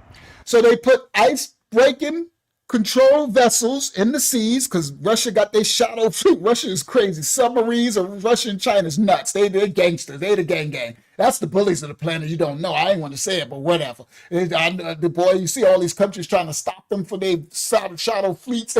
Russia and China don't be playing. All right, now listen. So they put Denmark sent ice-breaking ships into the seas, and they sent out drones. Okay, good spend. They spent that $1 billion or whatever it was. Good job. All right, now let's see. Let's continue. Vessels and advanced drones. This commitment, though, is apparently insufficient for President Trump.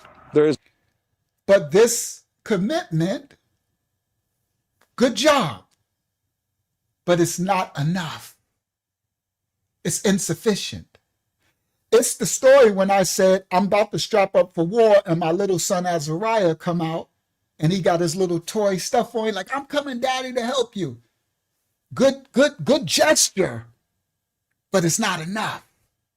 The orange dude is like, we're grateful that you sent your little, you sent the ships out that could cut through the ice. You sent a couple of drones. You spent $1 billion or whatever. We've been spilling trillions a year forever. The orange dude is telling you, everybody listen, what you've done, we thankful, but we need much more muscle than that. China and Russia is BRICS. They coming and they already in the waters. So we appreciate your effort, but we gotta strap Greenland up. Everybody listen, this is what's happening. Insufficient. Drones. This commitment, though, is apparently insufficient for President Trump. There is basically nothing to stop the United States military from staking a claim in Greenland. So, for example, a single soldier could just walk down the main street of Nuuk and claim that this is America now, but that is something that would be immediately contested. So this is a Denmark? Who is he? So we learning now. This is very important. And then I'm going somewhere after this, then we're going to close out. I'm going to have to do part 4 to this because I got much more clips. I didn't go to my China, my Iran clips. This is from Tom Crosby from the Royal Danish Defense College. All right, so this is a professional. And he said, there is nothing that anyone could do. Yep, I know about January 22nd. Shout out to Prince, right? We talked about it a little earlier in this lesson, all right? He said nothing they could do. Listen. There is basically nothing to stop the United States military from staking a claim in Greenland. So, for example, a single soldier. It's nothing you could do. You know why? Because it's already written in the contract, the agreement we made. We basically are already, there's nothing you can do to stop America from coming in and occupying and building up to defend Greenland. Soldier could just walk down the main street of Nuuk. He said basically an American soldier could just walk down the mainline Nuuk, the capital of Greenland, and just say, this belongs to America. And ain't nothing you could do about it. Denmark or nobody. Because, come on, Prince, we got to stop Russia and China. Otherwise, we're going to be their slaves. And look how they treat their citizens. I mean, it is what it is. Just walk down the main soldier could Greenland. So, for example, a single soldier could just walk down the main street of Nuuk and claim that this is America now. But that is something that would be immediately contested. So they could do it. This is Denmark, who owns Greenland. He said American can do it. Nobody can stop it. It'll be immediately contested. They're going to complain. Do you understand? They're going to complain, but it's nothing legally they could do to stop it. Associate Professor Tom Crosby lectures on military operations at the Royal Danish Defence College. This is forcing NATO to contemplate its existence and the possibility that it will not exist in the near future. So this is an absolute existential question for NATO. It is unprecedented, and I would say it was unimaginable just a few years ago. It's the most significant challenge NATO's ever encountered. But do y'all not know I said that 2 lessons ago? Literally verbatim. Now, this is a professional defense person, whatever. He said, this has never been done before, and it brings to pass that all that NATO stuff is about to be, it's a time for brand new contracts. It's going to be a Play-Doh. I don't know what they're going to call this new covenant, because China has, Russia, BRICS, has made up their new covenant agreements with their countries. You understand? I look, yeah, behold, I do a new thing. So it is time. He is correct. Its existence and the possibility that it will not exist in the near future. The existence of the possibility that NATO will not exist, especially after what I just showed, what France and them did, Germany sending a little 13 people. Hopefully that was just a smoke screen, right? Of them like, okay, we got to throw them a bone, orange dude, so they can, as we go on and do it. Hopefully that's what they did. I think they were smart to do that. I don't think they was foolish enough to, because these people, it's chess. They're not going to show you their moves. Every move is, they think of 3 moves ahead, right? So this is come on, Marava, y'all. Come on. Now, let the Most High tell it all, right? Now, here we go. Future. So this is an absolute existential question for NATO. It is unprecedented, and I would say it was unimaginable just a few years ago. It's the most significant challenge NATO's ever encountered. Facts. I literally said all of that last week, and that's a professional. Well, I'm a professional from the Most High. You understand? I don't got to have no degrees in nothing. I got a degree in being humble and meek and circumcised, that the Most High will use me as a tool and teach me things to speak the truth, right? Come on, it's BRICS versus the EU. Yep, and now it's BRICS versus, because when you say the EU, you got to put the whole NATO, America, because it's going to be all those, whatever this new thing that what they used to, NATO, unions, they're going to come up with, it'll come out. It's going to be BRICS versus them. And that's for fighting for head of the serpent, okay? The kingdoms. All right? And people sit there complaining about America. You're going to be a slave to somebody. If we slaves to America, we the best slaves on the planet. Everybody trying to get a piece of this slavery. Everybody in the world wants a piece of this American slavery. If you spoiled Americans complaining so much, don't appreciate what you have here. I appreciate the freedom of my kitchen and my water and my AC. Well, right now I got the heat and my phones and my microphone, teaching on the YouTube. We can watch, we can sit up there and play all day on your little devices, your toys. All right, let's continue. Yeah, they praying on Sweden, all the Nordic countries. And shout out to America that's securing it. The only reason why they ain't taking it, you got it, Risflat, is because it's under American sovereignty. It's part of the NATO pact. Only reason why they ain't taking those countries, because they know America, they got to answer. All right, now watch this. This is the Danish, like, prime minister something. Listen what he says. But on Monday, NATO's Secretary General Mark Rutte. NATO's Secretary General. It's the Secretary General. NATO is really done for. So whatever you about to say, dude, this is what I'm going to say to this NATO. Yup, Colombia. Trump already said it. He said, Colombia, we coming. He named a couple of them. Iran, he already said what we going to do. He already named it, all right? But listen, this NATO Secretary General, I would warn him, be very careful what you say out your mouth, because make your best move, your next move, your best move, NATO dude. Now, let's see what he got to say. Let's see what he got.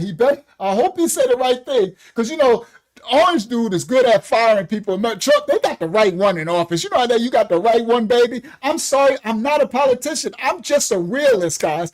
Honestly, it's like a prison yard to me. That's what I see it as the world. I look at the streets. It's all ghetto. It's all the streets, right? It's all, that's what, nothing changed. It's all gangsters, right? So the orange dude is good at firing people. Okay? So that's something like, yo, NATO dude, you better make sure you say the right thing. This is the time to be getting positions. If I was the NATO dude, I'd be like, listen, NATO, I think we need to wisen up. Something new is going on here. I'll be on the phone with America like this. Hotline, excuse me, America. Yo, what's going on? Because the NATO people, the countries, they getting antsy, but I can see a move is being made, and I want to be on the right side of the move. What's going on? And the orange dude will probably say, well, it's very smart that you made the call. It was very wise of you, because it wouldn't have went well for you if you didn't make the call. So very smart, and you'll be rewarded for this call. So you need to tell them that we're coming to take all of their countries, and there's nothing they can do about it. And if they need to act right, and everything that they do now will work well for them later. But if they don't, well, it's going to end badly. Because it ends badly for anybody that goes against America. If you're not for America, and we got weapons that they don't want to see. We got invisible stuff. The orange dude is crazy. The orange dude say, we got invisible stuff. We got stuff that the world has never seen. Hold on, listen, let me tell you, listen. We got stuff. We can blow your eyeballs out your socket. Like stuff that I have never seen. These little crazy people, they come up with the stuff. I just fund it, but they come up with it, right? We got diddy bombs. Come on, wristfly. We got diddy bombs. They'll make you bleed from your butthole. You don't want to see that. You know, your country doesn't want to be bleeding from the butthole. So you need to get down. This was a great call that you did. And I'll respect it. I'll remember this. That's how the orange dude talk. He ain't talk like, but this is what he be saying. I'll remember this. So you tell all of them that they need to get down and follow everything we say. Otherwise, we're going to come take it anyway. And there's nothing they can do about it, because we got big bombs. We got bombs upon bombs. We got stuff that they haven't seen. I tried to tell them. I talked about it, and the orange do be telling everything.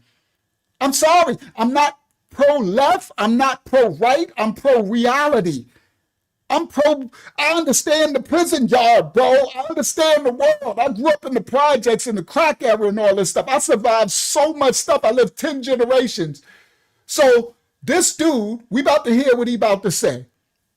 Hopefully, he should be saying what I just said. He should be saying, we about to do whatever the United States says. If he says anything other than that, you lost your job. Just so you know, because you will be fired. You will not be in the new whatever NATO thing they call it. You will not be in Plato, right? Whatever they call it, Saudi tape.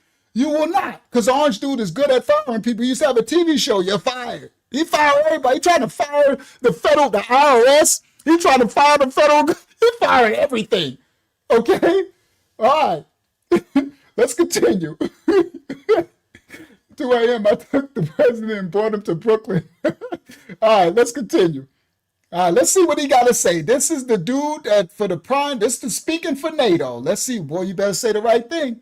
Monday, NATO's Secretary General Mark Rutte promised action.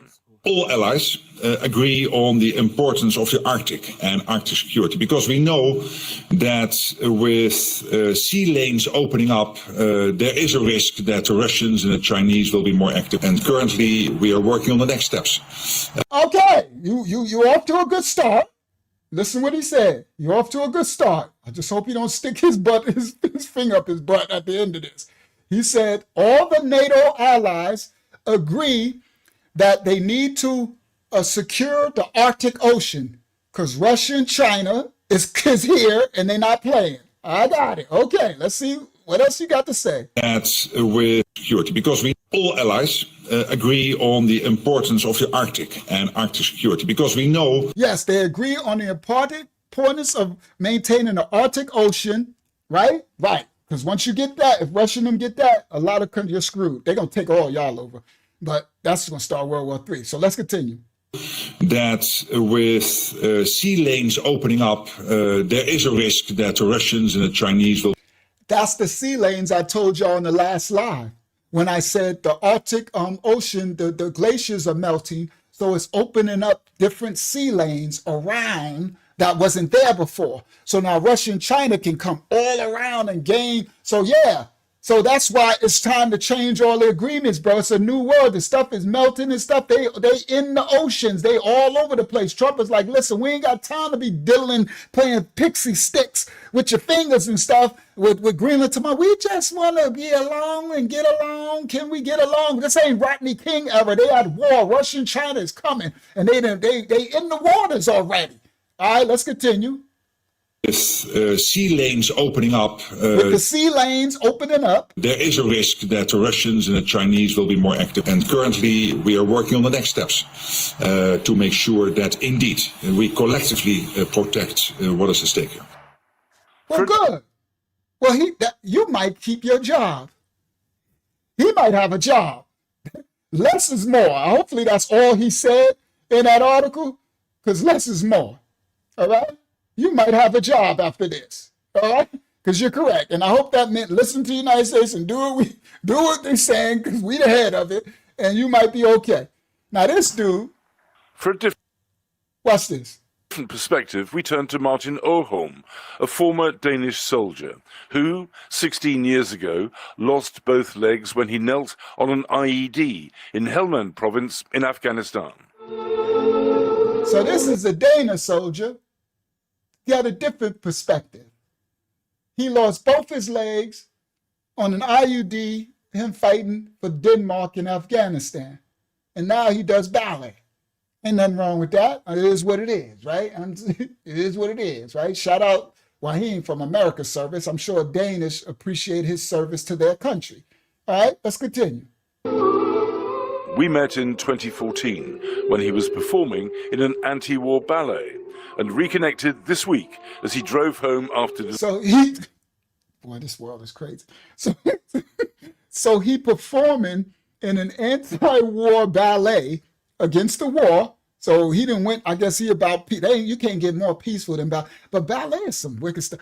Boy, this girl got her cootie cat right on his neck. See, I'm sorry. I apologize, everybody. I don't mean nothing, but I'm still a man. I'm a man's man, right? I'm not effeminized at all, right? As real men, all the real men, y'all know what I'm talking about, right? I know all the real men like, bro, her cootie cat is way too close to my face and everything. I would be like, hey, right? You over the music, your legs all spread. I'll be like, yo, let's do some ballet. Oh.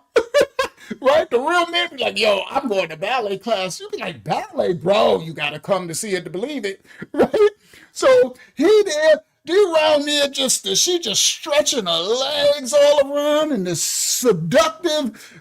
I'm just a man's man. I'm not going. Y'all ain't never gonna hear. I'm gonna tell always truth to power. The Most High ain't make me effeminate or nothing. You know, I don't act on none of this stuff. But a real man, you know, I'm sitting up here like, whoa, this is erotic to me, to men. Real, come on, Jacob Castro, this is erotica. To me, I'm sorry, this ain't nothing but slow porn. Oh, like you can't say that word, right? They talk about dance. That's why you there. I'm like, boy, that's why you there. You just put it. This military dude with the no legs, that ain't nothing but Donna Briggs. That ain't nothing but Ultra Perm. You just there because all the cootie dancing around and they're stretching, right? That's a man, please. I'm like, what in the OnlyFans is going on here? Okay, so he there. Right? And she doing all the, you know, but let's continue. You know, the women, y'all just don't know. Y'all be like, a ballet. And all the men be like, yeah, ballet. That's why your husband don't want you to be going to no ballet class. They be like, what men are there? They be like, but the men wear tutus. I don't care if he wear a tay-tay. You know? He's sitting up there with his little package sticking out his little yoga pants. You'd be like, but he wear tutu. Some of them is just tutu and you. Believe me, some of them ain't gay, guys. Some of them men, they be there like, your wife is like, and stretching, and the nanny is stretching all out, and you holding her up over your head, and she putting the nanny on the neck. He's smelling the. Come on, bro. That ain't nothing but nah. That's why your husband, y'all talking about you too controlling. You wouldn't want to be married to me. You be ballet, you're gonna be balleting right in the house. You could put your little tutu on and do all that, and you could turn me on with it. You know, I got a trick. I got something for you. What you got? It came from a hard day work, Aaron J. I come in because I'm controlling. You might as well believe that. You don't want to be married to me. I'm old school. Yeah, that's right. Because if I ain't controlling, that means you out of control. I'm sorry, woman. Y'all go find y'all these little furry dudes. I'm a real man. So when I tell my wife, oh, you want to do ballet? Well, go get all the get up. You go get the shoes, go get all that stuff, the little skirt and everything. And I come home from a hard work and you like, come on, baby, sit down like he doing. And you go, let me show you what I was working on today. Go ahead. I'm looking at you, you stretching. And I'm like, all right. All right. I'll be in there to the beat. You know how they play the music? I'm like this. I'm like, it's gonna be some ballet after this. I'm gonna show you some ballet after this. But anyway, they got these fools, they be thinking, and so he's sitting up here, you ain't fooling nobody. This ain't nothing but ultra porn. I'm playing my robbery. I'll tell the whole truth. And you got real men know, I won't trust him either. Because my wife would be like, but he don't got no legs. I don't care. They ain't cut his wee-wee off. Unless he was cut from the waist down, even then, because I know what he's thinking in his mind, but I might have a little, no, I won't. Not with my wife. I'm like, would I have mercy and be like, it's okay, he can't do nothing. I don't care, you having sex with your mind. What the scripture said, the Messiah said, it's your thoughts. What you called it, adultery in your mind, okay? Nah, I ain't playing with them. I'll be like, no, I don't care if he ain't got no legs, he got a mind. He gonna have to be a dead person. But anyway, let's continue. So he ain't fooling me, right? He about to speak out against. I understand he want to speak out against the war, but he don't tell America we shouldn't be on. We can't own Greenland and stuff. While you sitting up here playing ballet, porno, playing porn lay. All right, but let me continue. But shout out to him. He need to get it somehow. Hopefully she's smashing him. Hopefully she has some mercy on him. Give him something. That's why I can't say that no more. I repent. I apologize, everybody. I repent. That's just the old thoughts. My old thoughts. I'll be like, girl, give him some. And stop being too like he can't get much. And you sitting up here doing all that. Doggone well, he probably at home playing with himself and everything. Go get that. No, but now you can't. Don't give him none. You got to be married. Right? I repent. Don't have sex outside of marriage. Nobody. All right? I repent. Remember, I'm a man of the Most High. I apologize. Sometimes, we still think we're not perfect. But I don't act on it. So don't give him none. Right? You don't need to be doing the ballet anyway. Put some clothes on. That's what I would tell her now. See, now I'm a whole different Put some clothes on. You little no-leg dude, get your little horny butt somewhere. And go sit down, go do something else. All right, let's continue. Sorry, guys. I just did all that. Because look, see? Yo, you can't make this up. See, look at this. It's all that strut. Look at his face. Look at his face, everybody. See, that's what I'm talking about. Look at his face. He like, yeah, girl. All right, let me move on. All right, thank you, Zaza. Yeah, I got to let it go. All right, let me just let it play. I'm going to not say nothing else. I'm going to just ignore everything I'm saying. All right, let's continue. Afghanistan. We met in 2014 when he was performing in an anti-war ballet and reconnected this week as he drove home after delivering a truckload of donated supplies to frontline Ukrainian forces. As a soldier that I had fought for NATO and helped when USA called for Article 5. What in the hell? I'm sorry. I got to say one more thing, Zaza, y'all. Just give me a little grace. The Most High ain't tell us to dance like that. That ain't no dance. That's a dance from the devil. The Most High did not dictate us dance like this. This ain't nothing but they was doing that in the temple. The Levites, that's how the Levites lost their position in the temple. I'm sorry, y'all gonna have to give me grace.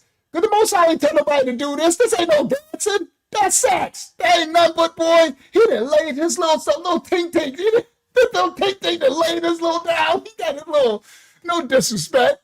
But this ain't nothing but a shearing pole. Yeah. Yeah, dancing. That's what they was doing in the temple and shearing them. This got our people in a mess in the first place. I wish I would come see my wife. What is you doing? Y'all ain't doing nothing. All right, now let's continue. Let's see what little Tink got to say about America, because he got something to say about us, right? I got the right. He little Tink got his little wee. He done got his little kicks off from this little dance, but let's continue. They called for Article 5. So that's him. This is him. And he's in his car. Now he's about to tell us, America, what he thinks about us, right? He called for Article 5. I feel offended. I feel hurt. Despite his injuries, Oholm has... So I think he said he feel offended and he feel hurt that we trying to come and own Greenland, America. And I guess that's him. Yeah, that's him. Right? He like being around the girls. But I'd rather I could tell he like being around the chicks, right? I'd rather Tink be around the chicks than this is actually Tink. He got the Tink legs too. It's crazy work that we've been saying Tink and we got a Tink. But unfortunately, he's against America. But listen, let's see what he says. Conducted 29 solo missions to Ukraine, and he believes the president... See, he got his Tink legs. He did 29 solo missions to the Ukraine or something, I think he said. After all that war, now you against war? All right, let's continue. Missions to Ukraine is Oholm has conducted... Feel hurt.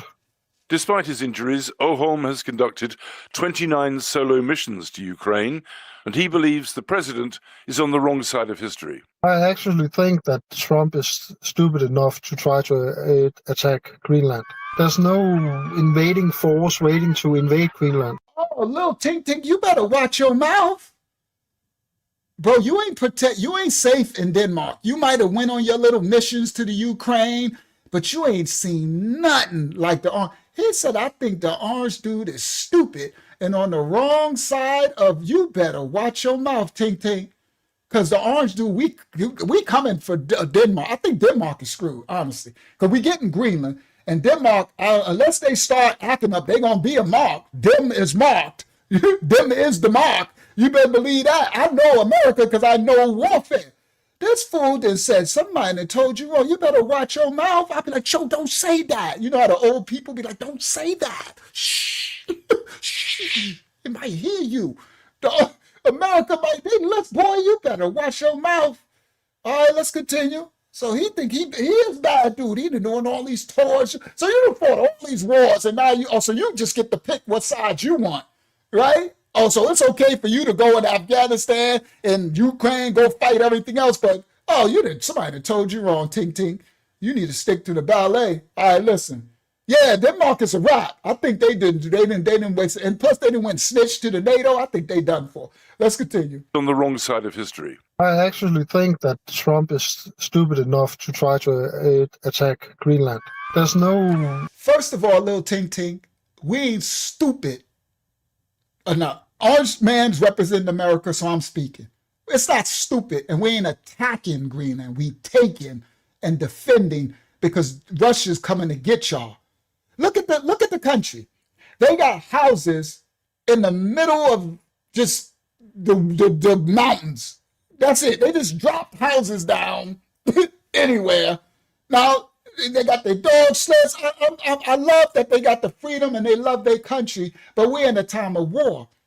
Russia is coming, and they don't give a crap what you say. So you talking about the orange dude is whatever you do. You need to watch your mouth, bro. Greenland. Say it with your chest when he get there. Well, he's a military dude. He might say it with his chest. His legs all blown up. He might be tough. Maybe he might stand. I don't mean that is not funny. I was gonna say he might stand 10 toes down because I'm always saying that, but then I remembered he don't. So that's not. I'm not making jokes. To any of our military and any military around the world who's lost limbs and stuff, and anybody who's have infirmities or disabilities, I'm not making jokes or light of it. I'm not that kind of a man. I'm not. So I apologize. I was going to say 10 toes down because I always say that, but he don't got toes. So I apologize. I'm not saying that to be funny. I'm being 100% honest. All right. And my father, I bear witness that I'm really truthful in my heart. So I'm not going to do that. So anybody who got infirmities, my respect. And anybody that fought for your countries and freedom and liberty, my respect to anybody in military and stuff. All right. No, I mean, no disrespect. All right, let's continue. Attack Greenland. There's no invading force waiting to invade Greenland. You protect Greenland with sensors, with satellites, with radars, not with 10,000s of soldiers. If you take a look out, he said, so you attack. Now this boy think he know better. Who the world made God and made you the military president? Shout out to Angsa Citra. He want to tell America how to protect. Look at, they just drop houses anywhere, right? They ain't even got no streets, no roads. I don't even know how they get around. Like, oh, they got snowmobiles and sleds and dogs. Cool. That's dope that they get to live in nature like that. But the dragons are coming for you. Russia, and you've been able to have this Greenland. You've been able to have this peaceful existence because of your compact with America. You've been under the NATO protection. That time is up. Everybody listen. Now, he said, what he say? He gonna tell us how to, and with sensors, with. So you don't protect, how you protect Greenland? Invade Greenland, attack Greenland. There's no invading force waiting to invade Greenland. He said there's no invading force waiting to invade Greenland. Oh, he been in that ballet too long. Somebody done told Tink Tink he doing too much. Tink Tink, you've been in one too many battles. So you're going to tell our defenses, our systems, everything that's in the Arctic Ocean, all the submarines and the Russians, there's no invading force threatening to attack. Oh, you one of them ones that you done lost your house and now you later, your wife is like, why you ain't prepared? Well, I didn't know, no invader. I didn't think, yeah, because you're stupid. Some of us ain't stupid. We play chess, Tink Tink. Wrong. Yeah, the bear and the dragon is in the waters, Rohan. Already occupying. There's no invading force waiting to invade Greenland. You protect Greenland with sensors, with satellites, with radars. So you protect Greenland with sensors and satellites and radars. America, don't do nothing else. Just, oh, that didn't work well for Maduro in Venezuela. They had Russian and Chinese sensors and Iranian, that's on our last live. Sensors, radar, and all that. We just bypassed their sensors, plugged their radars, went in, scooped in, infiltrated the thing, got their president everything when they didn't even know they was ready for war. This somebody told Ting Ting wrong. You get it? This part. Yeah, these people doing too much. Not with 10,000s of soldiers. So you protect it with radars and sensors, not with 10,000 soldiers. Well, I think France and them was listening to you because they sent 13 and 15. Oh, this Tink Tink is done. Tink Tink, he from Denmark. Denmark owns Greenland. Make that make sense. We coming for Denmark too. That part. I'm speaking for America. I ain't saying, I'm not trying to tell nobody war, but we need Greenland, and Denmark, they got too much. Sorry. We need all that.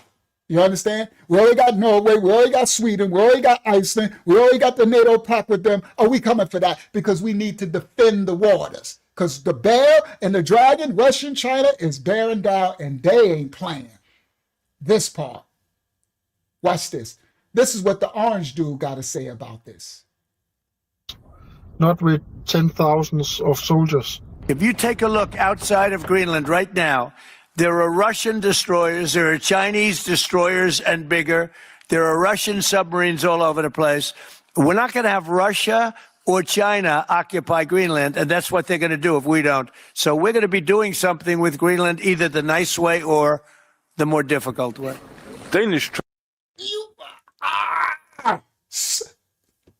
Say it with your chest, orange dude. Say it to the little tink-tinks in the back. Say it to the tink-tinks in the ballet with the punani all around their face. Say it to everybody. Say it to the back of the room. Say it with your chest, orange dude. Come on, y'all stop talking about, y'all get your mouth off. It's a time of war. Enough, America, with all the disrespecting our leaders and stuff. Like, stand down. It's a time of war. It's treasonous, bro. Let the man do what he doing. All right? Let the man do what he doing. I'm gonna play it one more time. He don't stutter. He says it to truth. Matter of fact, exactly says what he mean and mean what he say. Listen what the orange dude said. Take a look outside of Greenland right now. If you take a look outside of Greenland right now, there are Russian destroyers, there are Chinese destroyers and bigger. There are Russian submarines all over the place. We're not going to have Russia or China occupy Greenland, and that's what they're going to do if we don't. So we're going to be doing something with Greenland, either the nice way or the more difficult way. Danish trepidation about the talks in Washington has increased after learning that America's hawkish vice president will be chairing the meeting. Now you hear what they just said? Danish, Denmark, their trepidation is rising. They're on edge because America's hawkish president. I'd rather you call him a hawk than a punk. They say he's trying to swoop down, right? America's hawk. The fact that your country has to talk this way, let me know you ain't ready for the prison yard. You ain't ready for prison politics. The world is a prison planet. You ain't ready for the yard. You talk about that hawkish dude from that prison gang is trying, yeah, they hawking over, yeah, they coming to swoop in. Okay? Yeah, they shaking in their boots over there. They trepidation. Right? Greenland, either the nice way or the more difficult way. Danish trepidation about the talks in Washington has increased after learning that America's hawkish vice president will be chairing the meeting. It's unclear exactly what the agenda is, and we have seen how, for example, meetings in the White House between Trump and Zelensky can backfire also. So this is a delicate balance for Danish and Greenlandic diplomacy. I agree. She said, so the orange dude is coming to talk, and they a little scared because they seen it could go left field. They seen him talk to Zelensky, Ukraine. It didn't, right? They seen the orange dude check people. Putin, he check anybody. He not. So they're a little scared of what you should be. Be on your best behavior. You should be. You better make your next move your best move. All right, so let's see, this is a closeout clip for here, and then I'm going to get my closeout video, and we're going to do part 4. All right, I was going to do this. That's going to take too long. All right, we'll do a closeout video. We're going to have to do part 4. I'm sorry, I want to get away from this, but it got so much to bring, and now I'm not live again until Wednesday. So it's going to be so much more happened since then, let's just do it. And tonight, the Greenlandic Prime Minister Jens Frederik Nielsen laid out his red line. So, the Greenlandic Prime Minister for Greenland, that was Denmark. So the Greenland Prime Minister is laying out what they want. Let's see what Greenland got to say about this. Now we are faced with a geopolitical crisis, and if we have to choose between the USA and Denmark, here and now we choose Denmark. Oh, I think you're going to eat those words. Goodbye to the Greenland Prime Minister. Everybody say goodbye to him. He just lost it. If I was his wife, I'd be like, you just lost our job. You just, right? Boy, you just lost our kids' college fund and everything. We had a nice little, you are done. The orange dude fires people. You haven't watched The Apprentice? This fool just said, if I had to choose between the United States and Denmark, I'd choose Denmark. Oh, you gonna stand in that? You definitely wrote a check. You just wrote a check. You gonna answer for that. Let's continue. Night, night, Mr. Greenland Mini. Bye. Goodbye. I'm so glad we had this time together. They might as well just play Carl Burnett song and say, thank you everybody for coming. Listen. Now we are faced with a geopolitical crisis, and if we have to choose between the USA and Denmark, here and now we choose Denmark.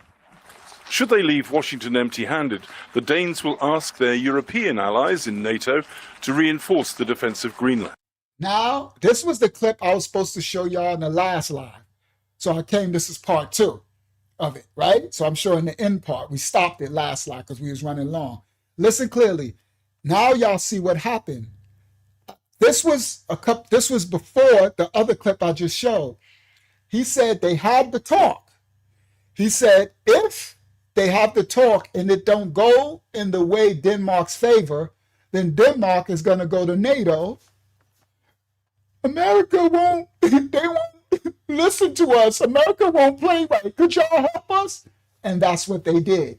We showed that clip tonight. And France, Germany sent 13. Oh my goodness. Germany sent 13 troops. France sent 15. They got 15. They're going to send a little more. So they went foolishly. This was before that. This would have been the last live stream I would have played. A NATO meeting is slated for next Monday. And that was the NATO meeting. So that was Monday. So they had the meeting and they went to them. Now, let me get my closeout clip. Because I had this big one, but that's going to take too long. Because I think that clip is long. Let me see, how long is that? Especially if I start breaking it down. It's 10 minutes, but a 10-minute clip would take me an hour to break down. So maybe I'll save it. It's a really good clip, though. We would learn so much from the clip. It'd be good if I could just let it play, but we'll do it next time. We'll do it next time.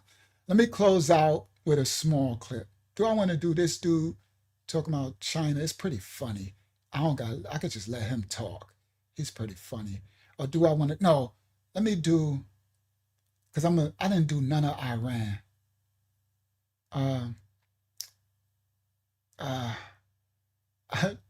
Trump is funny. Watch this. Let me do this really quick. The orange dude is hilarious. Share screen. Copyright disclaimers are in effect. We don't own rights to the video. This is the orange dude talking about Iran. That's something willingness from Iran to engage diplomatically with you, or perhaps negotiate on nuclear program. With Iran? Yeah, do you think they want to engage diplomatically with you? They do. They called yesterday. Iran called to negotiate. Yesterday. The leaders of Iran called. They want to negotiate. I think they're tired of being beat up by the United States. Can you share any details on that call? Iran wants to negotiate, yes. We may meet with them. I mean, a meeting is being set up, but we may have to act because of what's happening before the meeting. But a meeting is being set. Did you hear what he just said? The orange dude is crazy. He said, I think they tired of being beat up by the United States. Like, who does that? All right? He literally said, all right? He literally said, yeah, Iran called. They said, would you speak diplomatically to Iran? He said, they called. Iran called. They want a meeting. He said, I think that, that the powers, I think they tired of getting beat up, right? He said, we'll have the meeting, but we might have to act before the meeting. Meaning we might have to run up in there and clap something before the meeting. It's crazy work, right? It's just the arrogance, right? But the reality, though, honestly, is arrogant. But now that y'all understand the geopolitics, it hits a lot different when you understand what's really going on, all right? What's really happening on the world stage with Iran being partnered with Russia and China. You understand? And all of this, right? Set up, but we may have to. We got a meeting set up, but we may have to run in there before the meeting even come to pass. Act because of what's happening before the meeting. But a meeting is being set up. Iran called. They want to negotiate. Thank you very much, everybody. Be careful. A lot of bumps. He said, "Thank you. Have a good night, everybody. Be careful out there. A lot of bumps." So you got to speak the language of the tongue, right? I like the orange dude because the serpent's tongue, he lets it out. His tongue don't really be too forked. He just tells it. So he says, be careful, everybody. He's talking about every nation, a lot of bumps out there. He's talking about on the world stage now, everything ain't no smooth roads no more. There's foxes behind every hen house. There's wolves behind there's snakes in every hole. There's bears behind every tree. He's saying it's bumpy out there. You understand? Like it's a mess outside for your countries. American citizens, you're very blessed to be in one of the most protected countries, right? Russia and China is protected, but they're not blessed. Only the rich is blessed on the military because they don't got the freedoms you got in America. At least China. Russians got a lot more freedom. They don't treat their citizens too bad, but they don't got the freedoms like y'all got. It's bumpy out there. All right. We closing now. Let me do this. I got to do some of Iran. I had a lot of Iran, but we'll be another hour because I got a lot of stuff. I got a whole nother. I wish we was live tomorrow so I could continue, right? Because I got a lot. I want y'all to see this other clip I had. It's dope, right? And then I was going to do the Greenland citizens too, but we'll come back. I need to do a little bit of Iran. I didn't even do China. I got some China stuff too. I didn't even do China. So this is a little clip of Iran. Tonight, the state copyright disclaimers are in effect. We don't own rights to the video for reactionary purposes only, educational purposes only. Tonight, the State Department says all Americans should leave Iran as protests there are entering their third week and tens of thousands of people continue to take to the streets despite a deadly crackdown. President Trump tonight said that the death toll appears significant. Western officials say at least 2,000 have been killed and perhaps many more. No, it's up 30,000 right now. That would make these protests the deadliest since the 1979 revolution, and analysts say they could threaten the regime itself. Nick Schifrin reports. Today in Iran, defiance. Protesters denounced the regime right in front of its security forces. Despite live ammunition shot into the crowds, a brutal crackdown that Western officials say has been led not by police, but by the Islamic Revolutionary Guard Corps. Estimates vary widely, but Western officials said today at least 2,000 have been killed, perhaps many times that. This crackdown, combined with an internet cutoff, has led to slightly fewer. These are all the dead bodies in the streets. It's over 30,000 now. Fewer protests today, and a climate of extreme fear, according to a man in southern Iran we spoke to today by phone, whose name we are changing to Merhadad. The protests are not as big as they were last week, and from what I've heard from those in other towns, the protests are not as big since the crackdown. I was going, but not since Saturday, because it was impossible to get to the streets. Experts call these the most serious protests in Iran's history, combining rural and urban, working and middle-class Iranians. And the ruthless response has in turn affected every Iranian. That clip you just saw, that's the Iranian government shooting the people in the streets. Live. And the ruthless response has in turn affected every Iranian. Anyone you ask, they have family members, one or multiple, injured or killed. In the past few days of the protests, their forces have been stronger, and anyone they see on the streets, they either shoot or do something else to make them go away. To all Iranian patriots, keep protesting, take over your institutions if possible. Today in Detroit, President Trump vowed to avenge the dead by punishing the security forces who fired into the crowds. Save their names because they'll pay a very big price. And I've canceled all meetings with the Iranian officials until the senseless killing of protesters stops. And all I say to them is help is on its way. He didn't define that help, but speaking to CBS News tonight, President Trump brought up previous U.S. military strikes. What's the end game? The end game is to win. I like winning. How do you define that in Iran? Well, let's define it in Venezuela.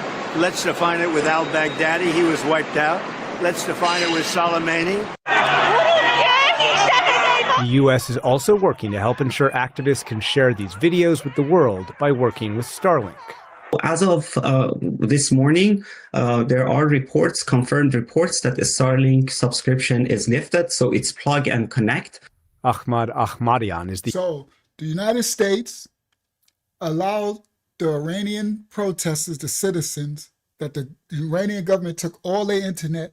The United States allowed them to tap into Starlink, the what's the name, satellite, Elon Musk stuff, right? So he must have got with Elon, and they released, and they gave them all Iranian systems. They stopped the subscription to pay for Starlink. It's free, so that they can report what's happening to them to the world.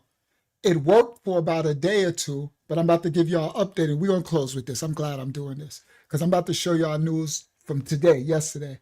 But what happened? The Iranian government actually went and started unaliving everybody with Starlink. They put something up and they blocked. But United States, along with Elon and the orange dude, gave all Iranian citizens free access to Starlink, waived the price and everything so that they can report what's happening to the world. All right? As much as y'all think we always the bad guys, I look at what's actually happening, and we're about to show an actual, these are Iranian citizens and stuff talking, not me, not us.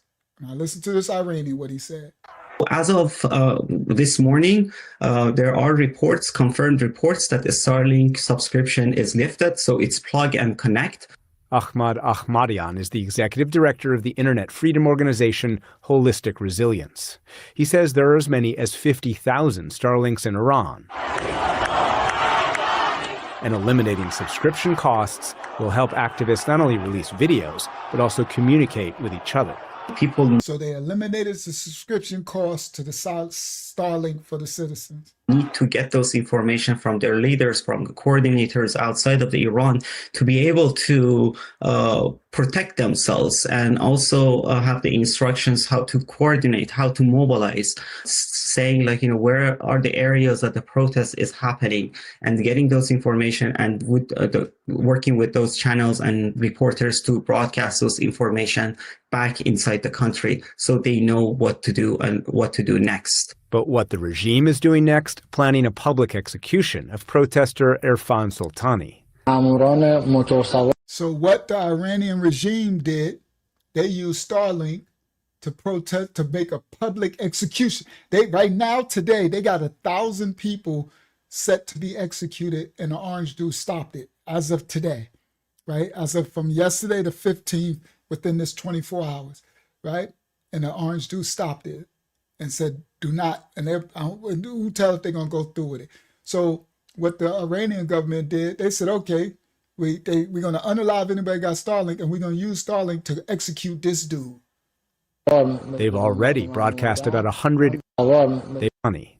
Public execution. Do next. But what the regime is doing next, planning a public execution of protester Irfan Soltani. They've already broadcast about 100 coerced confessions. An attempt to destroy the dissent that targets the regime and its sources of power. For the PBS NewsHour, I'm Nick Schifrin. Now I'm gonna close with this clip. This is an actual Iranian citizen. This is a very exclusive clip in Iran, telling you right now, yesterday, what happened and what's happening. You hearing it from the horse's mouth, not from no media news sources. Copyright disclaimers are in effect for reaction and education purposes only. This is an Iranian citizen telling you what's happening right now. Iranian government continues crackdown on anti-government protests that sweep the country for the third week. An Iranian man who has fled to Turkey amid the violent clashes between security forces and protesters has described the scale of violence he witnessed. In a heartfelt video posted on social media, the man said security forces are killing mercilessly the people participating in ongoing protester, stressing that rioters are shot directly at chests. They are killing people, kids in the streets. They are drowning people in blood. You cannot understand until you are in Iran, the man said as he burst into tears. He described his experience in the past few days in Iran as hell. He then went on asking for a foreign help, and for US President Donald Trump's help, stressing that only foreign help can help the people of Iran. "I don't know who can help us," he said. The man explained that international flights from capital Tehran have been cancelled and that he arrived in neighboring Turkey with great difficulty. His remarks are among several eyewitness reports of Iranians who have just left the country due to violent clampdown on protesters. Iranian government on Tuesday acknowledged that 2,000 people, among them over 100 security forces, have been killed in the nationwide protests. According to Iran International website, the number of people killed in protests has reached 12,000. Meanwhile, US President Donald Trump has urged Iranians to keep protesting, promising help was on the way, without providing more details. The possible US help would raise fears of renewed confrontation between Washington and Tehran, following the mobbing of Iran's nuclear program site last year. This dude, he's speaking in Iranian or whatever. He escaped to Turkey. He's going to tell you out his mouth what's happening. He says, "I'm not feeling well." I'm going to have to say what he say because he's speaking another language. With a lot, I'll tell you, we got international news, right? So y'all getting the real tea, not real news, not the made up stuff. He says, what a lot of people, I'm not feeling, hold on, I'm going to have to read what he says. All right? Guys, I've arrived in Turkey with a lot of trouble. I'm not feeling well. They're killing everyone. They're unaliving everyone. They're unaliving peoples, kids in the streets. Only foreign help matters.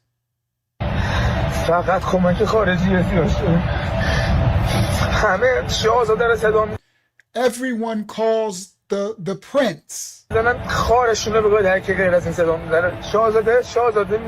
He's not really a prince. The prince symbolizes freedom. People see him as a savior.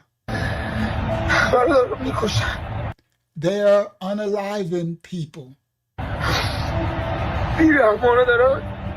They are ruthlessly shooting down anything they are doing. Whatever they want. My flight was canceled. All international flights from Tehran, all foreign flights are canceled. I barely got an Iranian flight back. I'm really not feeling well. Only foreign help matters. They're crying out for help. You can't understand until you're... You can't understand until you're in Iran. Orange dude, or whoever it is, only foreign help matters. Everybody.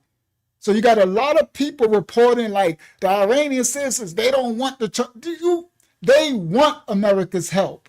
They want any other country's help to help them against, they're being shot down, men, women, and children in the streets. 30,000. All right? All the children, hope is in you. Or whoever is outside Iran,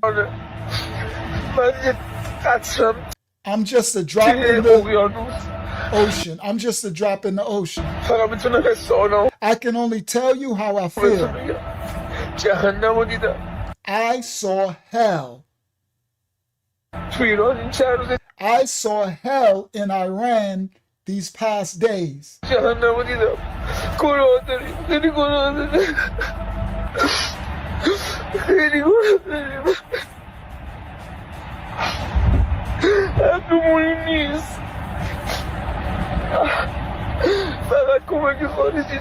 Only foreign help matters.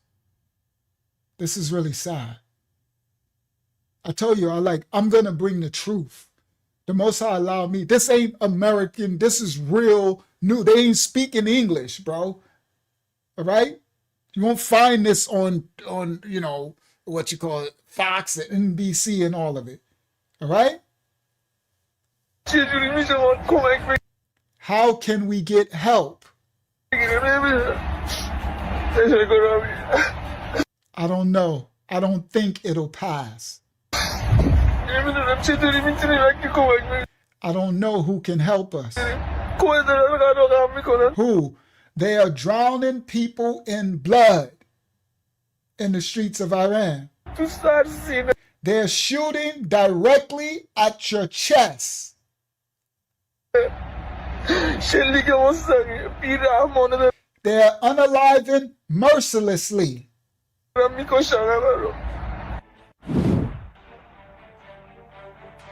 The Iranian authorities have crossed a new red line in digital repression. For the first time since the protests began, the regime has begun military-style jamming of the Starlink satellite internet service, cutting off protesters' last line of communication with the outside world. According to the American Forbes, Iran deployed military jammers as part of a systematic operation. Initially, about 30% of traffic was disrupted, and within a few hours, more than 80% of connections. Experts emphasize this has never happened before. Previously, Starlink remained a plan B for activists and protesters when the authorities shut down the regular internet. Now the regime is trying to shut down this option as well. Starlink is officially banned in Iran, but according to Iran Wire and The Times of Israel, tens of thousands of terminals are operating illegally in the country. These terminals enabled the transition of protest video, coordination, and censorship. Now the regime is attacking the very foundation of this system. The jamming of GPS signals, which began after the 12-day war with Israel last summer, allowed Iran to locally blind satellite terminals, creating zones of near-total digital silence. Digital security experts are calling this an act of desperation. According to analyst Simon Migliano, it's a crude instrument for suppressing dissent that is causing colossal damage to the country. The cost is $1.56 million in losses every hour the internet is down. Meanwhile, according to NetBlock... So the government doesn't even care that they're destroying a whole country's economy. They just need them to be able to not have access outward to foreign press or foreign so that we can help or anyone can help them. They want to do what they want to their citizens, and it's costing them millions and millions a day for their economy by cutting off the internet. But they don't care, right? To NetBlocks, the national... hour the internet is down. Meanwhile, according to the internet, 1.50 suppressing dissent that is causing colossal damage to the country. The cost is $1.56 million in losses every hour the internet. $1.56 million in losses every hour. That's insane that the internet is down for their country. But they don't care. Is down. Meanwhile, according to NetBlocks, the national network has been operating at around 1% of normal for over 60 hours. Analysts emphasize that the Iranian regime has demonstrated its willingness to completely isolate the country, even at the cost of economic collapse, just to maintain power. This demonstrates how dire the situation is for the authorities. Recall anti-government protests have erupted across all 31 of Iran's provinces in a wave of unrest that marks the biggest challenge to the regime in years. An ongoing communications shutdown, which experts say is unprecedented in its scale, was imposed by authorities on Thursday and has mostly isolated the country from the outside world amid the deadly unrest. US President Donald Trump has threatened to attack Iran if its security forces respond with force against protesters, as rights groups report hundreds have been killed and thousands arrested. Fueled by poverty and sometimes ethnic inequality, crowds chanted, "Death to Khamenei," directly challenging Iran's supreme leader, Ayatollah Ali Khamenei, who holds ultimate authority over the nation's religious and state affairs. The enduring alliance between the Bazaris and Iran's Shiite Muslim clergy gave the shopkeepers a crucial role as kingmakers across Iran's recent history. It was their support of those clerics that eventually helped the Islamic Revolution in 1979 succeed, giving the revolutionaries a financial backbone as they struggled to overthrow the Shah, or monarch. For more than 100 years of Iranian history, Bazaris have been key actors in all of Iran's major political movements. Aran Keshavazian, a professor of Middle Eastern and Islamic Studies at New York University and author of Bazaar and State in Iran, told CNN. Many observers do believe that the Bazaris are some of the most loyal to the Islamic Republic.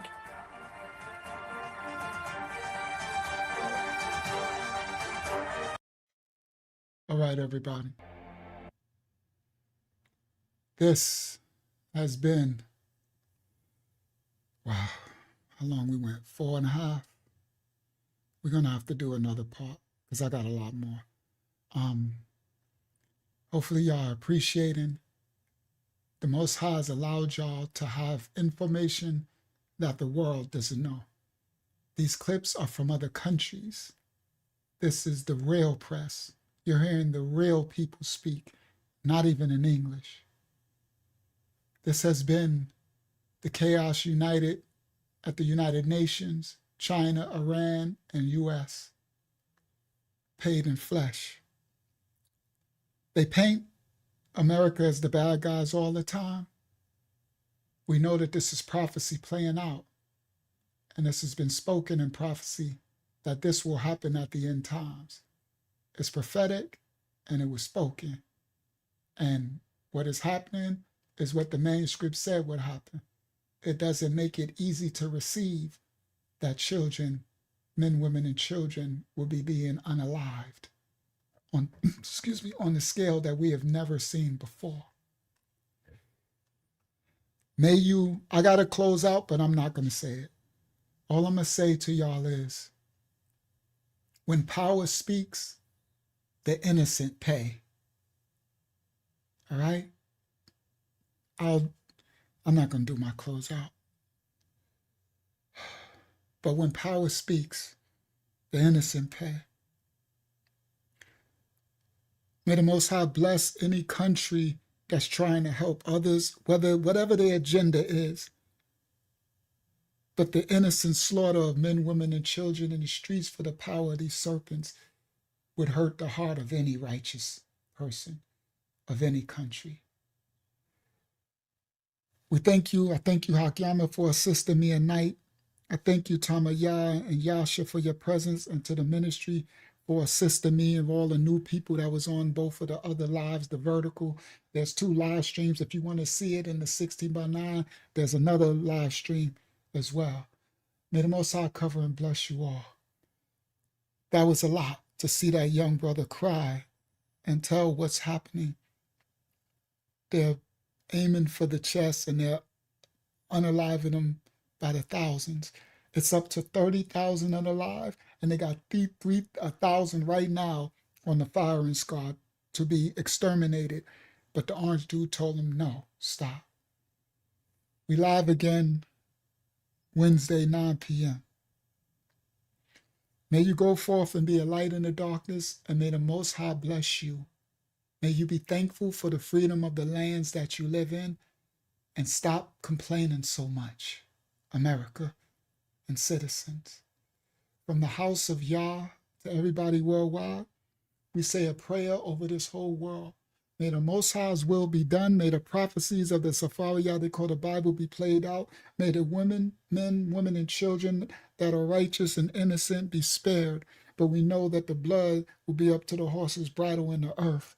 We pray for the Most High's will to be done as they set up this Armageddon war. All these serpents, all these kingdoms who will fall at the end, they're vying for the head of the serpent. And we pray that the righteous strive to be more righteous than unrighteous, to be a light in this dark. May you help your neighbor and love him as you love yourself. May you go forth with the wisdom that you learned in this lesson tonight of the real life events you are learning. You will know things that others on the earth don't know. Be very careful with the information that you're learning on this channel and on this live, because you can't go to the water cooler and speak it to the neighbor because they don't know what you know. They don't have your covering. So be very careful who you discern it with and who you speak. This is a gift from the Most High to you to learn what's really happening. He says he's going to always expose the truth in the midst of the lie, in the midst of the storm. We will get the whole truth and nothing but the truth, so we'll know what's going on the world stage and how to move.